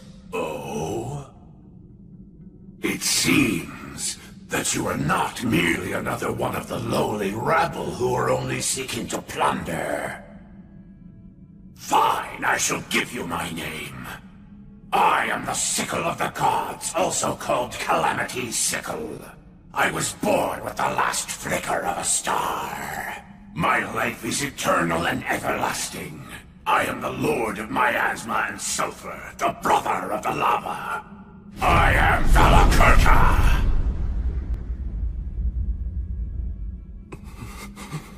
Now, answer my question. Who are you, small one? My grandfather was the Wandering Sage. The name my father bore was War Ogre of the Star of Leo. My mother's the beloved daughter of Mater. I'm known as the Light of the Hinterlands, the faraway paladin. Disciple of Gracefield, the goddess of Flux. I am William G. Merryblood. It is an honor to meet you, Dragon of the Age of Gods.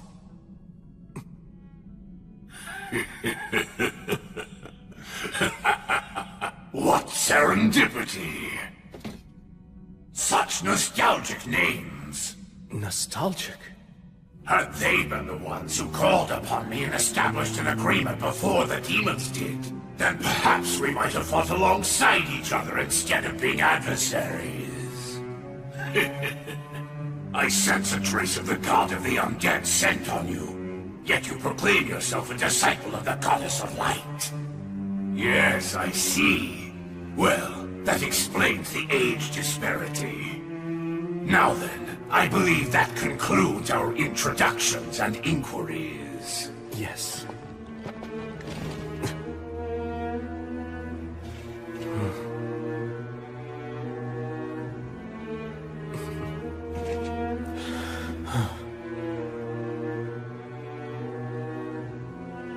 Faraway Paladin. Do you wish to take me on as your servant? Why does that surprise you so? You and your companions destroyed the demons. You're a danger even to me, and that is inconvenient. Since that's the case, it's only natural that I would seek something new to depend upon for protection. Of course, I do have some ulterior motives as well. I'll have to ask for appropriate compensation.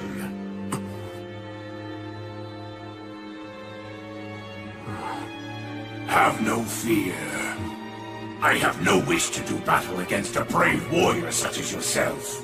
Yet, in a few decades, you'll kill me and destroy everything. You'll simply change your loyalties once again. That's how you always operate!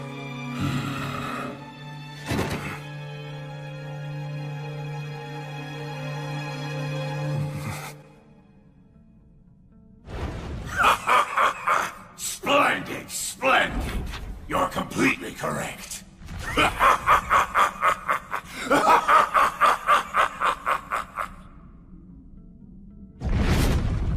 But then, it's really not such a bad deal, is it? He's right. If I accept the deal, I won't have to fight a losing battle today. After all, what reason do you really have to fight me? Did you not come to me armed with spear and determination because you perceive me as a threat to innocent people?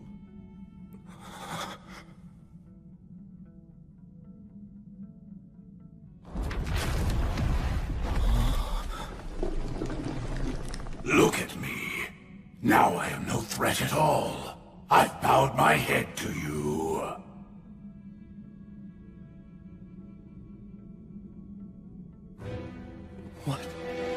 What is going on? All right, make your choice. Show me you have what it takes. Prove you can wield authority over me.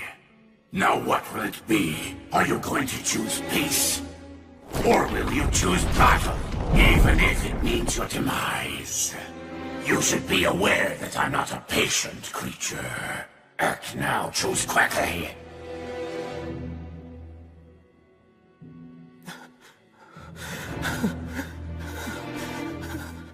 What is this? Should I refuse? No, if I do that, what should I do? What choice should I make?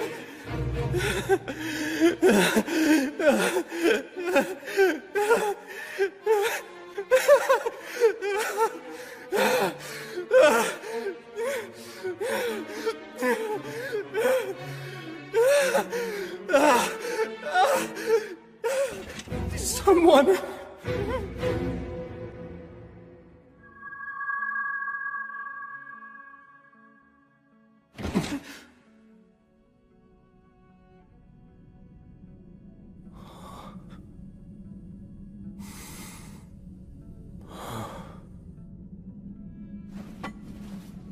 That's right. I've already been saved. By her. If courage is something that can take a physical form, then I have it in my heart now. Menel, Raistov, Al, Gilreese. The outcome of this conversation will decide everything. Be ready!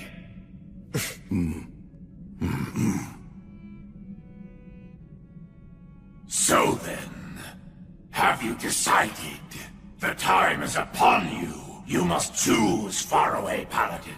Will it be peace or death? I won't choose. It's you who must decide, Valakirka. Oh? And just what is this choice? To mend your ways, or not?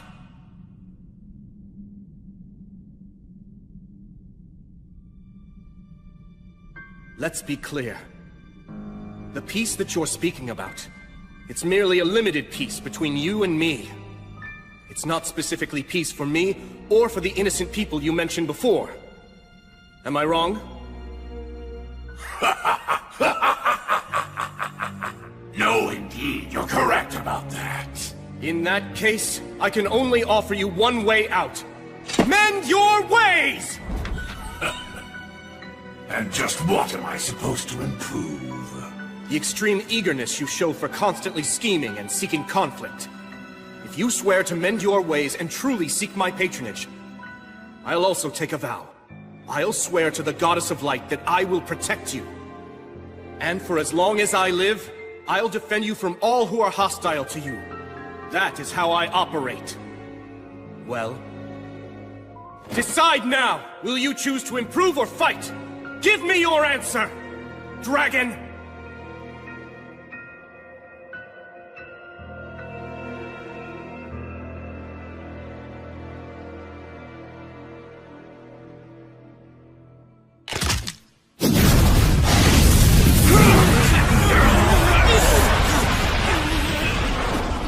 Well done. You have successfully answered the dragon's riddle. Good job, faraway paladin. You are no reckless boy showing off his own strength for a lark. Nor are you cunning for the sake of protecting your own life. You walk the path that you consider to be righteous, and you do so with valor and wisdom. How marvelous. You are in every way the successor to those heroes of old. I hereby acknowledge you as the true hero that you are.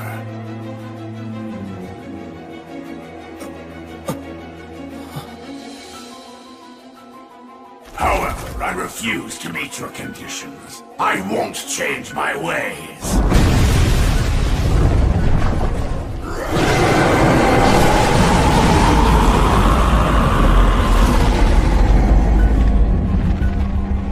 I am the great Valakirka! I am the sickle of the gods, also called Calamity's sickle. I am the lord of miasma and sulfur and brother of the lava. I am alive because miasma poisons and kills, and because lava is boiling hot. War, disasters, feats of valor, treasure, death, sacrificial maidens, and heroes. What would a dragon be without any of these? I am Valakirka. I'm the oldest and most powerful of dragons, feared even by the gods. I am Valakirka!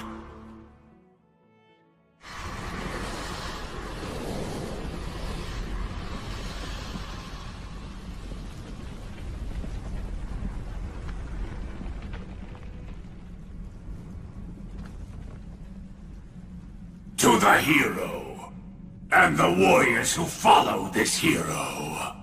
I could kill all of you right here and now, and add another page to my already terrifying history. Or I could be slain by you, and my defeat could become a song about an act of valor until the end of time. If you're prepared for the dragon's flames to burn your body and soul and erase you from the cycle of death and rebirth, then I shall allow you to bring your challenge against me. This is the great dragon of the Age of Gods. He's definitely an opponent I can respect. The faraway paladin, I, William G. Merryblood, will fight you! Acceleratio!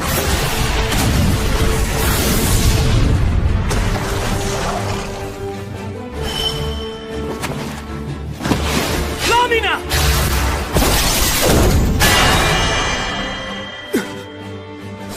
Dragon scales. If you really do intend to fight him, you're going to want to aim for his old wounds. Dragon scales are very tough. I doubt that even blood would be able to cut through them and reach the dragon's flesh. I can't keep chasing after blood forever.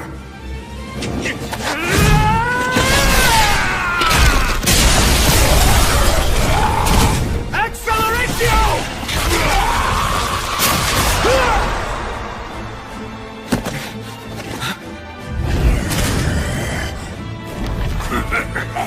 You can break through a dragon's scales, huh? What perfect light exercise! This should help keep me away! Hey! Will you feel me when you're fighting?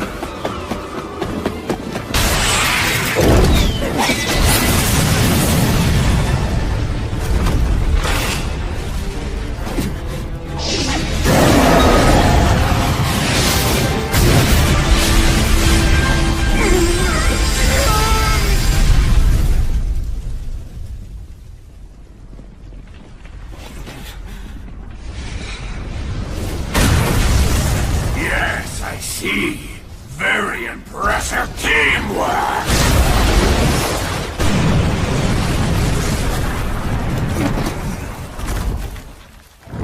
Flamo Ignis! Sylphs, oh sylphs! You maidens of the wind!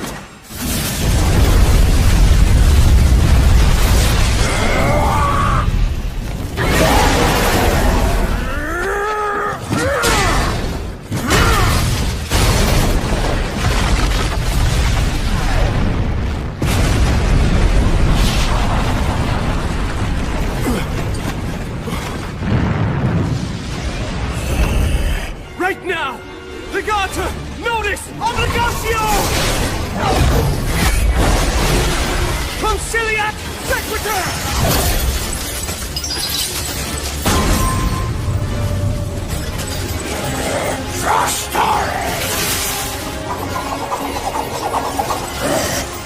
This is a triple cast, Gus's specialty. The trump card of trump cards that I burned into my eyes that day. Alida Mors! Equo! Usat Febes! You'd use that in a real battle! Aperum Tavernas! Regum Centures! Damnatio Memoriae!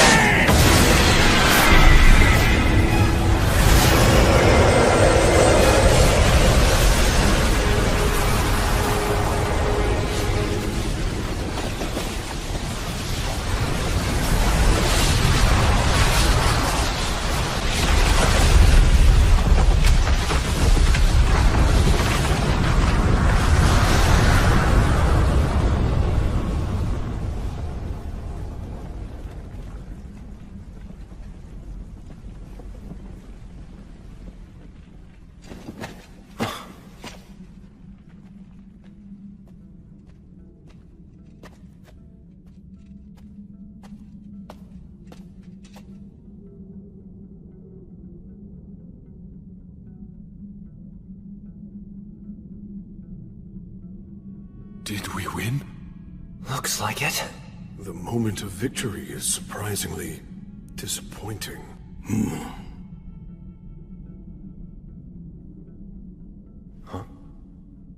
Hey, Will?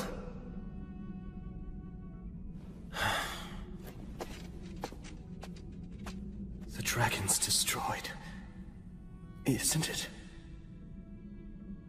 Yet, I don't feel certain of our victory. Not everything is resolved by a battle to the death. Sometimes you win by pure chance. And yet...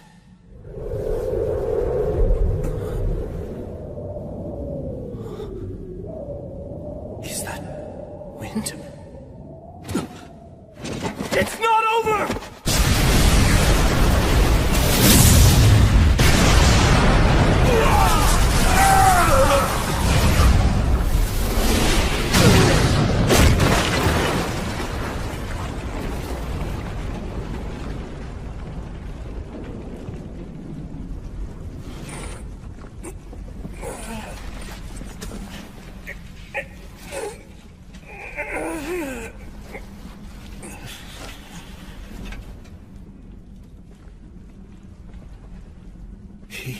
Changed. Precisely.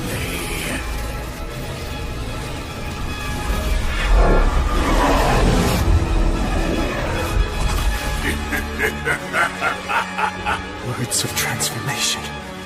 Words that are so risky, but humans can't even use them. Actually, that raises another point. How was a huge beast like Valakirka able to get into this underground country in the first place? So, have you caught on now? That's right! The words are all extremely well known to us dragons. Oh, I see. You'd hope that with the words of obliteration, you'd be able to erase even someone like me. That all you needed was for your aim to be true.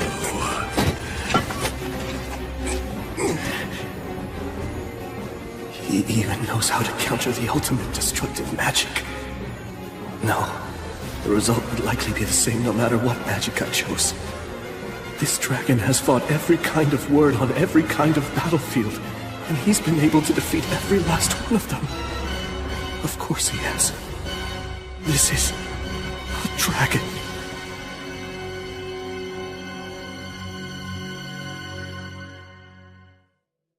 This dragon has fought every kind of word on every kind of battlefield, and he's been able to defeat every last one of them.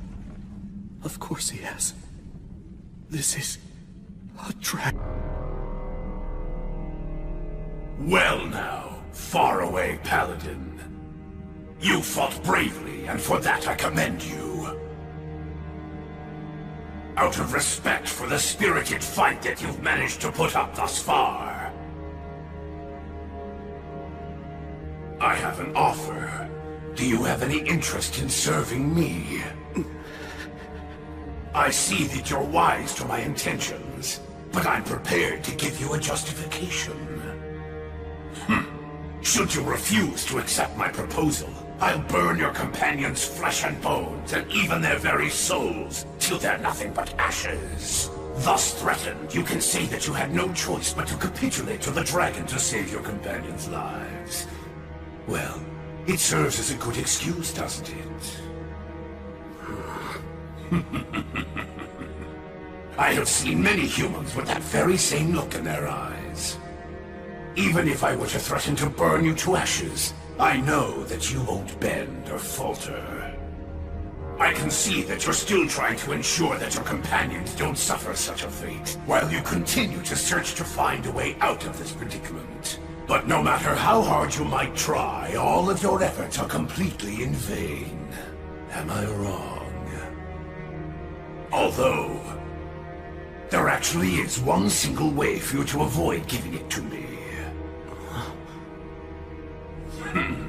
You need only kill yourself.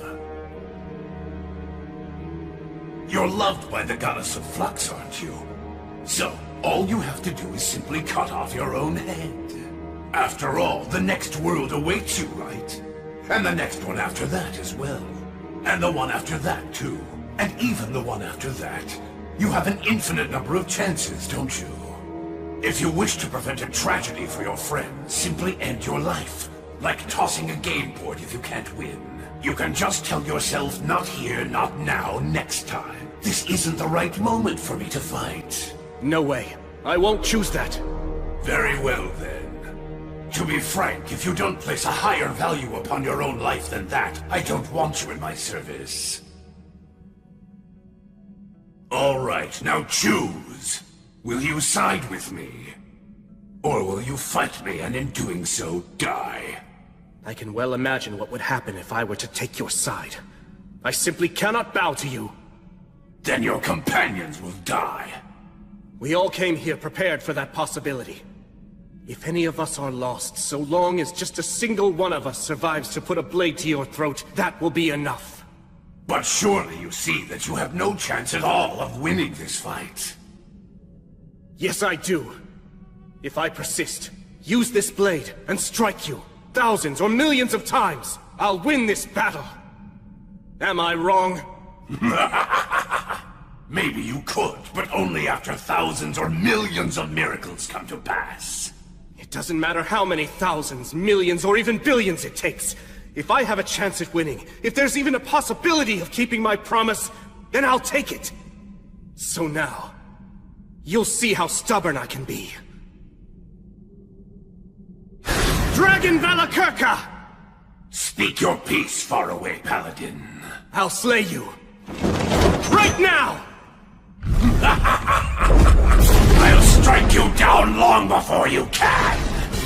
Fortis Vita! Acceleratio! Cadere Uranium!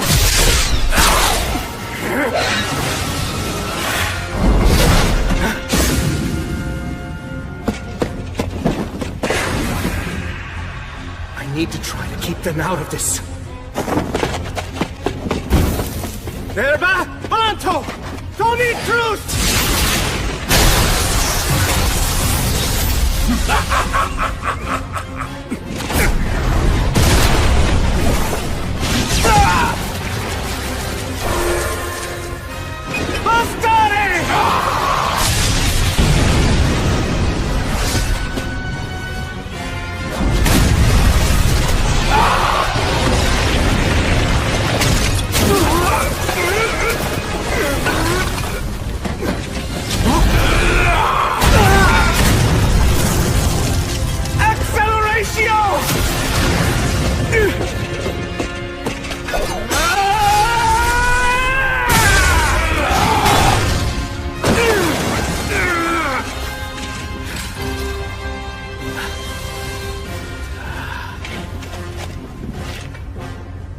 Pale moon.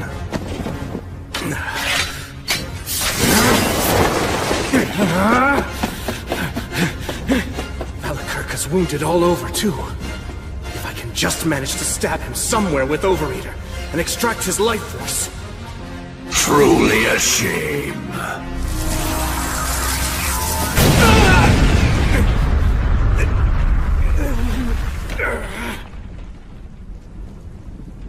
I am quite familiar with that particular demon blade.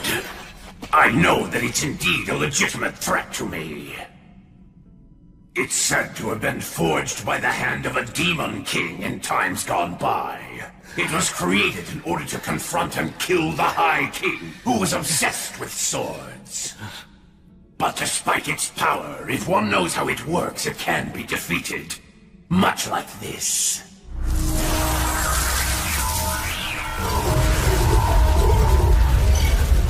I guess he has no intention of fighting at close range anymore. While I admit that this battle has been an entertaining experience, I have to confess that I never dreamed a mere human could make a fight as difficult as you've managed to make this one.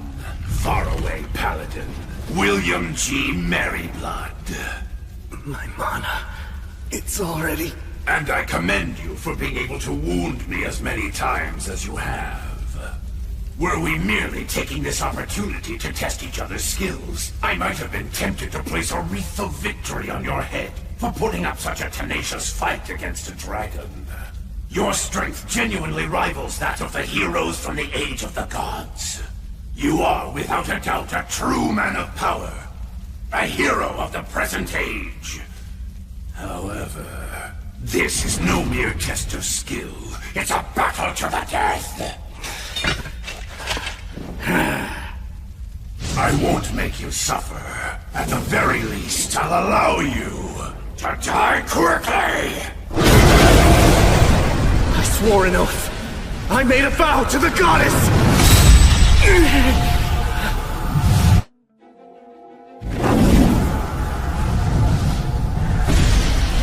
A herald, eh? So you're too weak to send an echo, are you? This is nothing but a pointless, wasted effort, goddess of light!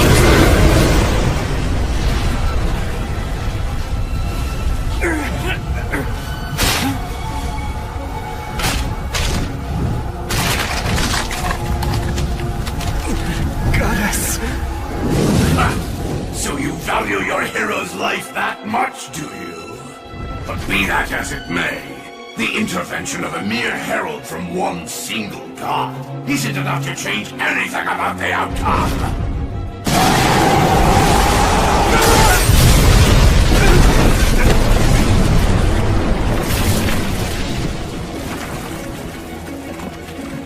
Paladin, you have proven yourself to be worthy, so I'll allow you to die by my breath. You will always remain in my memory, but as for your body and soul, I will burn it all to ash, down to the very last fiber of your being! No, I can't have that. Who goes there?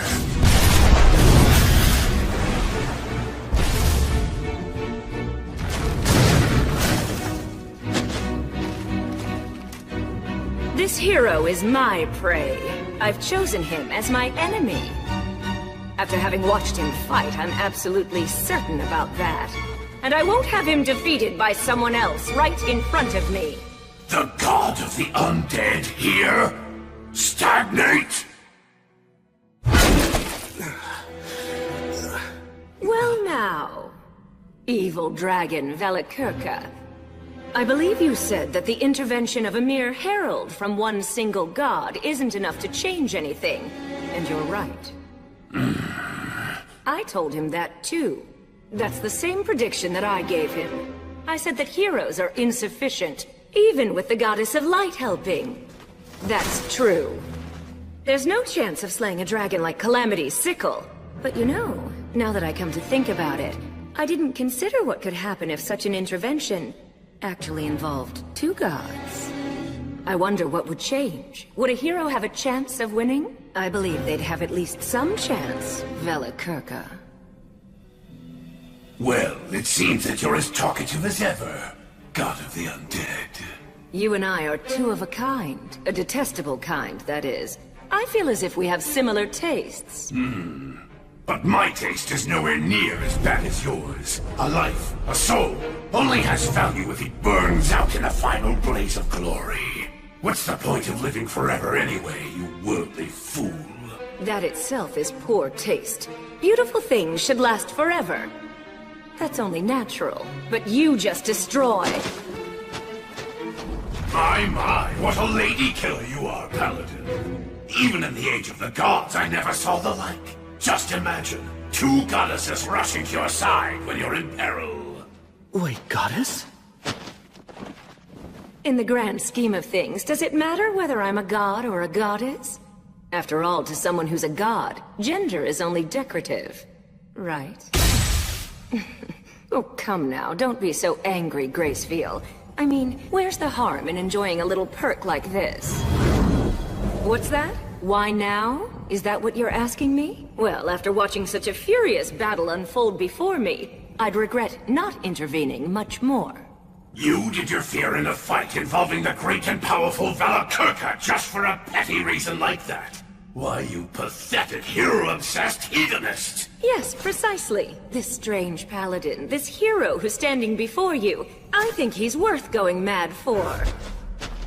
Now then, this battle hasn't reached its conclusion just yet. So tell me, do you still have the will to keep fighting, William G. Merryblood?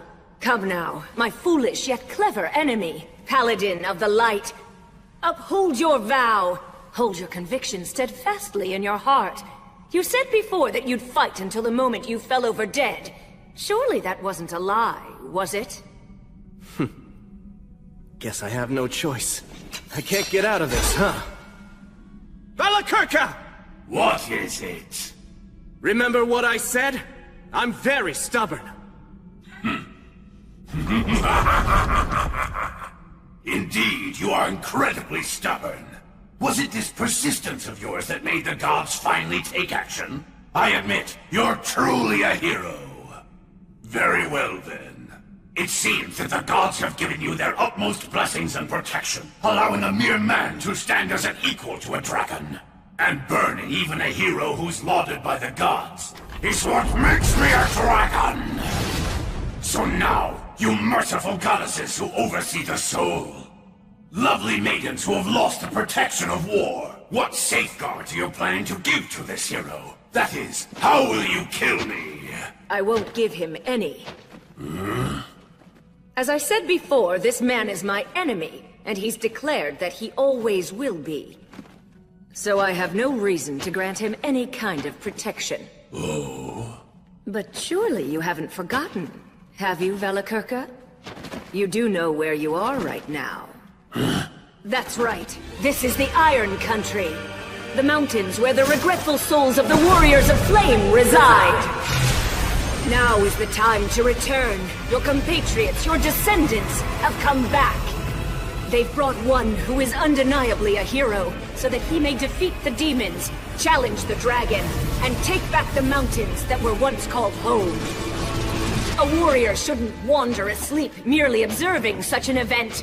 So now, come and take up the sword of vengeance! Set the fierce flames of your courage ablaze once again. Your time has come, Dwarven warriors!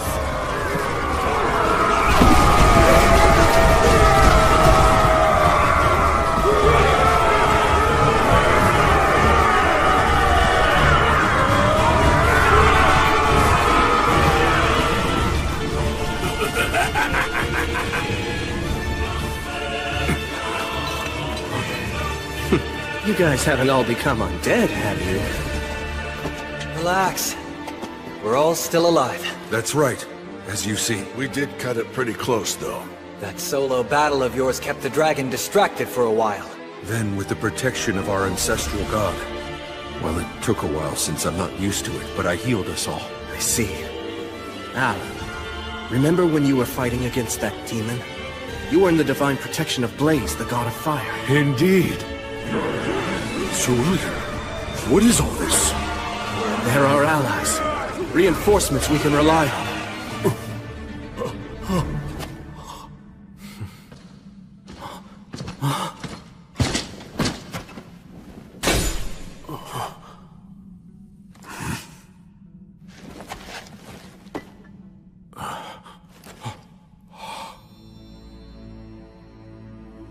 Your grandfather.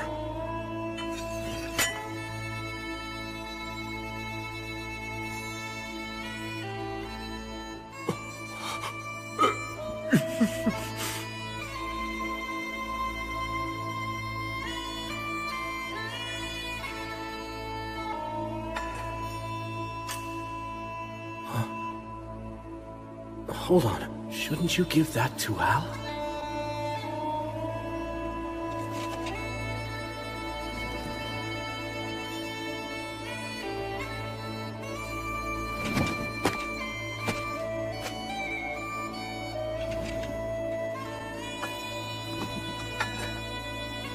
Call on. An enchanted sword handed down among the dwarves since the age of the gods. This blade took one of Valakirka's eyes. Hero of the light. Care for my grandson, and for these mountains. Please. Grandfather! Valakirka's flames burn everything, even souls. No way. Not yet. It's not over yet.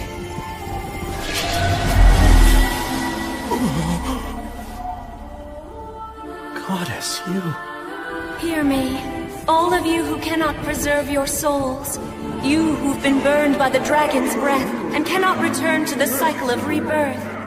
You who were born into this world, lived well, and enjoyed life to the fullest. I bestow upon you this final blessing. If, even in death, even after your souls have perished, you still wish to pursue what is good and right, I shall guide you. Standing before you are the heroes of the present day. Gather within them!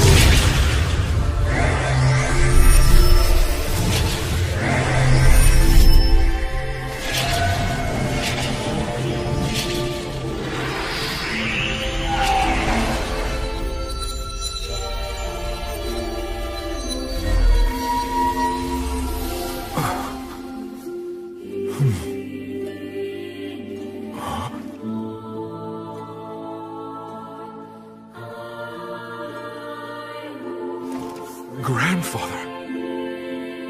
Even now, I won't apologize. But, my grandson, look after our country and people. I beg you.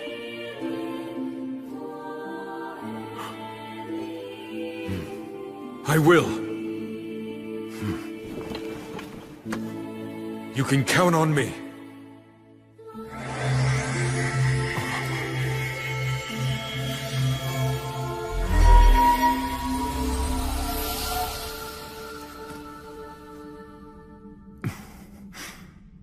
Sheesh. I guess that nothing's changed. She never could let me have all the fun.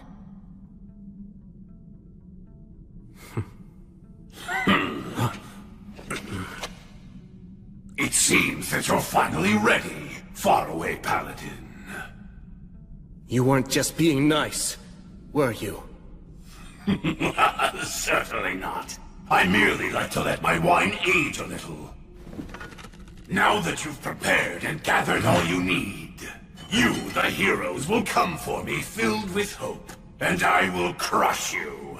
And when I do, right when your faces contort in despair, that moment, that glorious second, is when I feel the greatest joy! Now come on, challenge me once more, faraway paladin! Which will it be? Will I kill all of you and add a new entry to my long history of terror? Or will you slay me instead and go on to be celebrated forevermore for achieving such a tremendous feat? The time has come. Let us finish this battle! Here goes. Yes, I order you once again. Go. Slay the dragon, and keep your promise to me, my knight. On my sword, and on the light, on the souls of the warriors that now dwell within my chest, the evil dragon will die! I will slay him! Slay the dragon, and keep your promise to me, my knight. On my sword, and on the light, on the souls of the warriors that now dwell within my chest, the evil dragon will die! I will slay him! Burn, flames of courage! It's time for retribution! Evil ends now! Bellator! Bellator! Fortis! Fortuna! Adivan!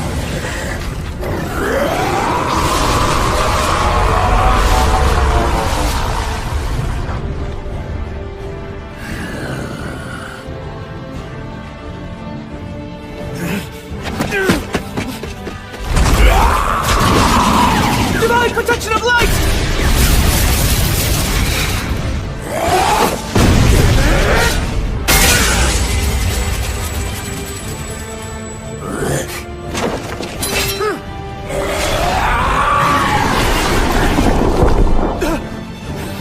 I'll crush you!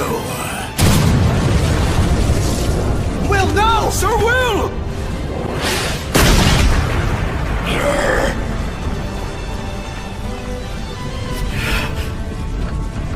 I swear, Will.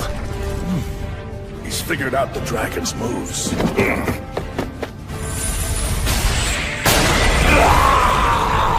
That comes with a bonus, Hydra Venom.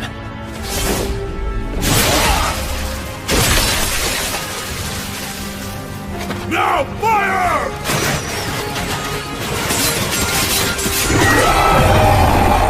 Charge in!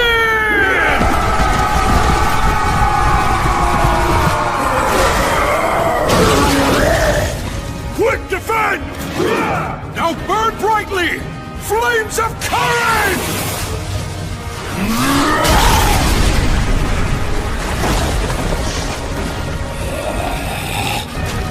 This is our homeland, and we're taking it back right now!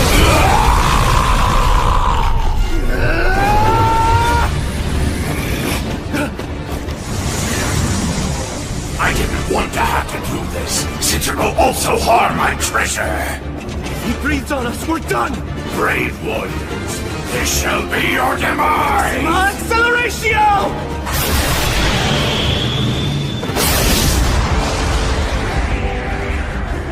Solis Ortus!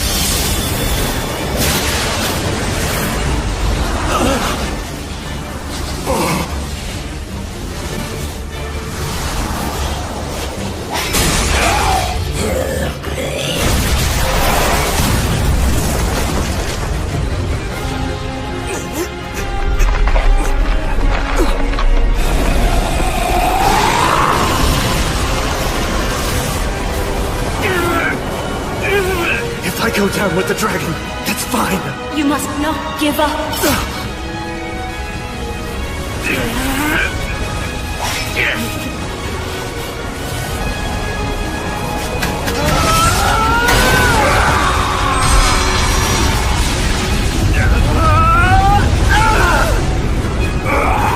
I swore an oath to the goddess.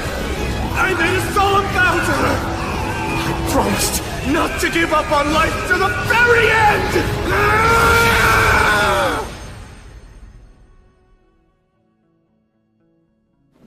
Will! Hey, Will! Please, Sir Will! Huh? Hold on. Am I? Come on, speak to me! Will, are you alright? I'm just fine. Menel. You shouldn't get up yet. I feel really good for some reason.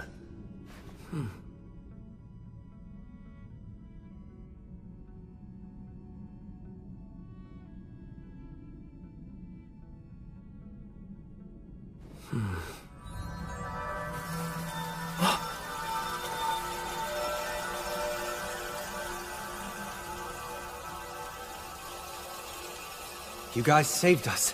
Thank you all very much. We appreciate your help. Farewell to you, my comrades, my ancestors. The young master and I will take over everything from this point onward. I promise. I'll restore the Iron Country to its former glory.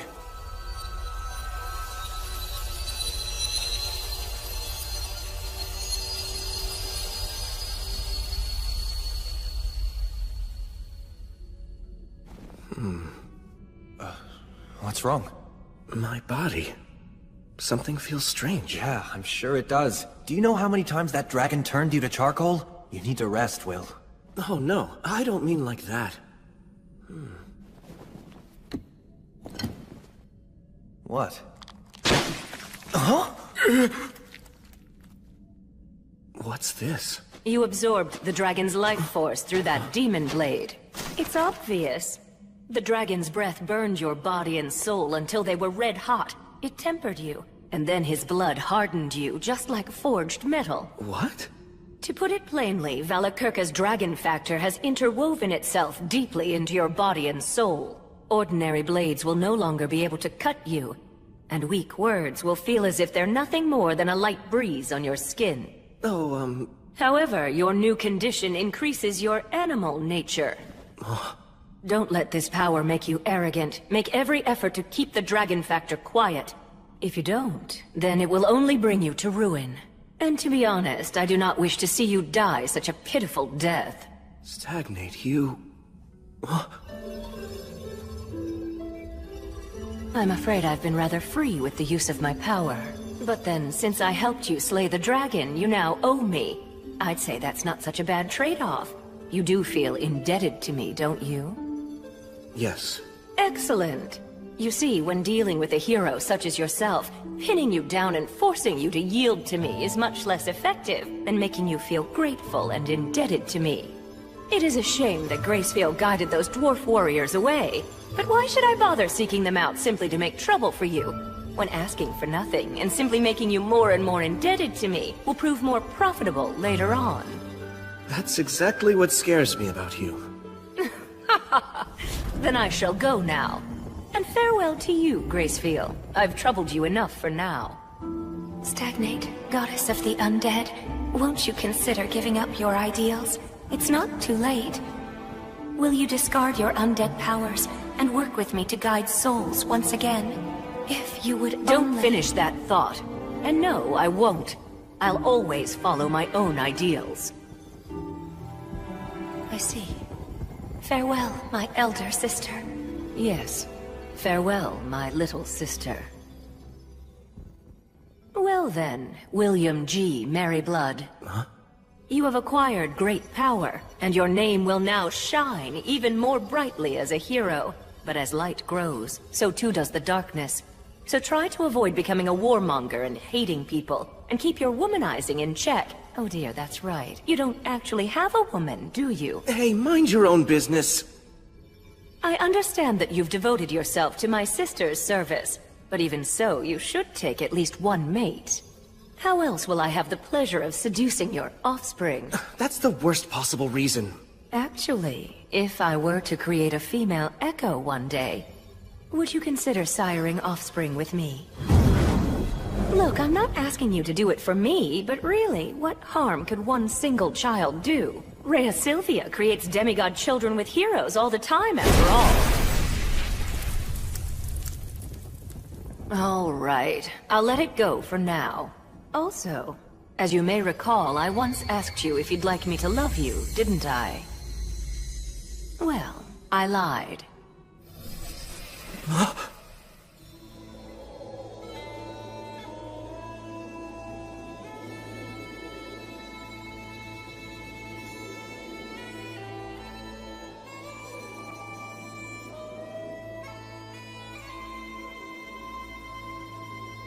Because the fact is, I already love you, William G. Merryblood.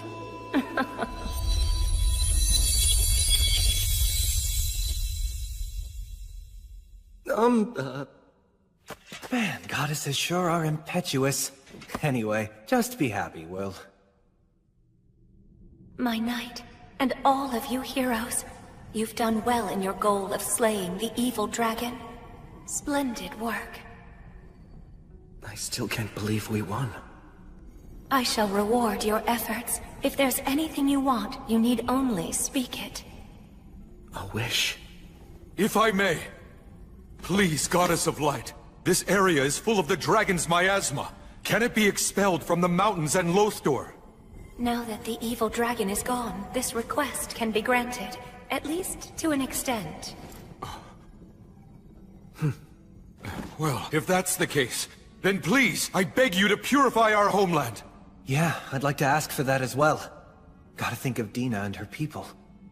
And I shall also make the same request of you for the sake of my fallen compatriots. I'm fine with that too. Just being able to fight the dragon was enough for me. Add my name too. I request your purification and blessing. Very well. I have heard your wishes.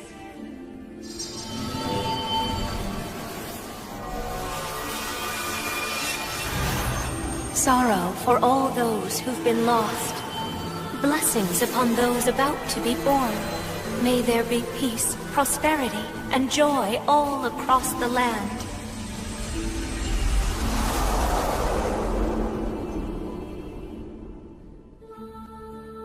Now, you heroes who've slain the dragon, you brave souls who've reclaimed and restored this land, henceforth, may the blessing of the light be with you.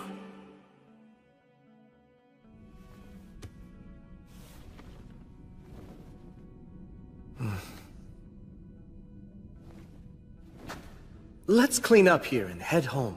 Right. But you should get some rest, Sir Will. We can handle the rest. Oh no, I can't— Listen, just rest, damn it. Seriously, you're way too reckless, you know that? That's for sure. I didn't expect for you to take a swing right then. Though I will say it was a brilliant stroke. I don't think I'll ever forget that flash. It was as bright as sunlight. We must celebrate this win at home. Sounds good. We can invite the people of Lothstor and have them play music for us too. That sounds wonderful! We can have food and drink as well! You know, I bet that Tonio and Bee have the whole thing prepared already. We can celebrate all we want. Yeah, I'm really starting to look forward to this.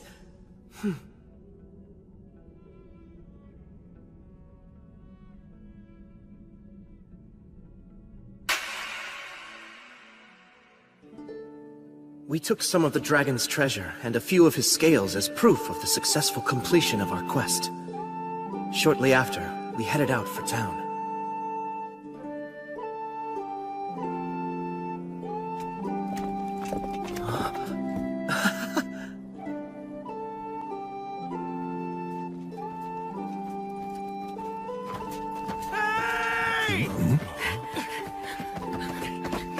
So you're all safe? Well, yeah. I mean, can't you tell? I heard the dragons roar and then all was silent. Soon after, a strange fire spread across the land and the entire area was cleansed. Sincerely, I'm so glad.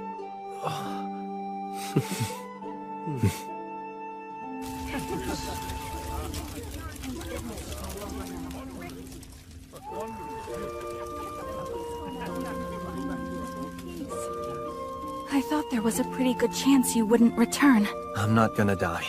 I have too much to do. Oh, like what? Well, for starters, there's rebuilding this place. The effects of the dragon's miasma still linger, right? That's true. The miasma hasn't completely disappeared just yet. Some demons survived too. You're going to give some of the dragon's treasure to us? Yes, there's more than enough to go around. You can use it to help rebuild for now. Although, I fear that would be... I think we should take him up on his offer. Now that we've taken back the mountains, the former residents of the Iron Country will surely return soon. We should all work together. Let's restore our land to its former glory. But we don't want a large influx of wealth. That could throw off the balance of money and trade. Consult with Tonio first. Right. We'll also need to be prepared to take in any new residents. Looks like we're going to be busy for a while. I don't really want to do this, but guess I should drop by the forest where I was born. I can ask them if they'll send over some skilled folks to help us out. And I'll go along with you. What, you will? The one who's making the request should be there to plead in person. Yeah, I guess you're right. We'll cross the ocean when spring comes then. Or do I even need to go? Just admit you're happy.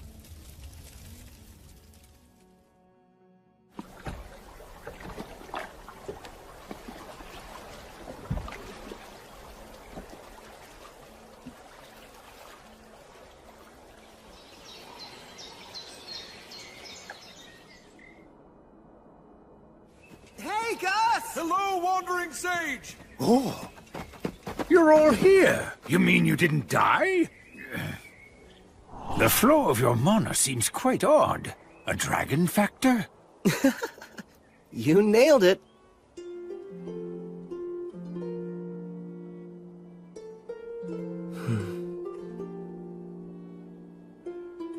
That's actually a curse, you know. Yes, I know.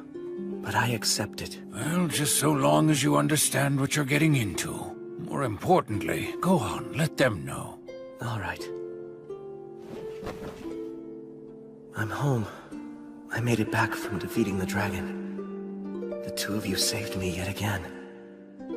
Thank you.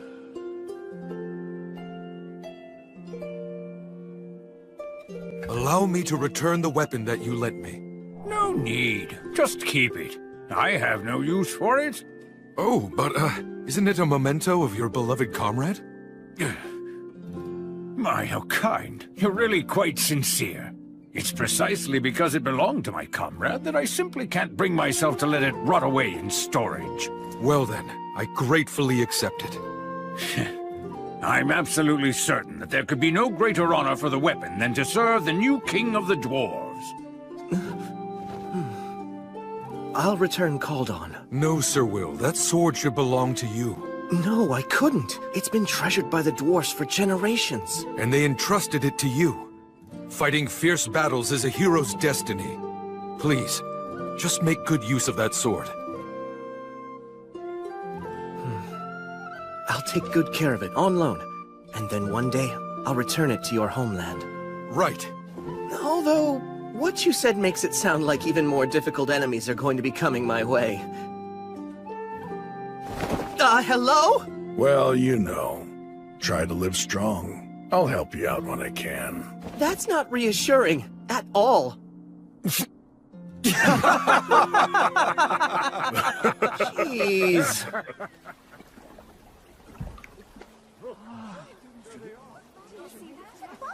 Is that them? Welcome back, all of you. It went well?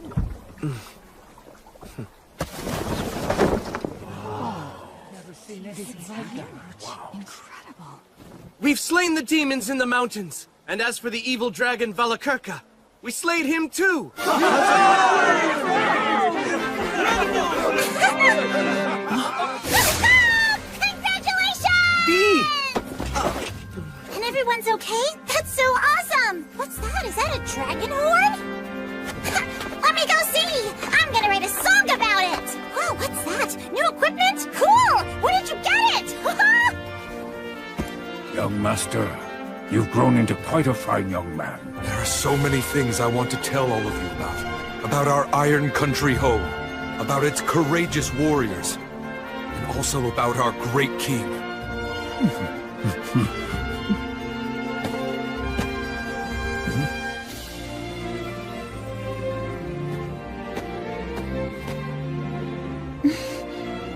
It's good to have you back.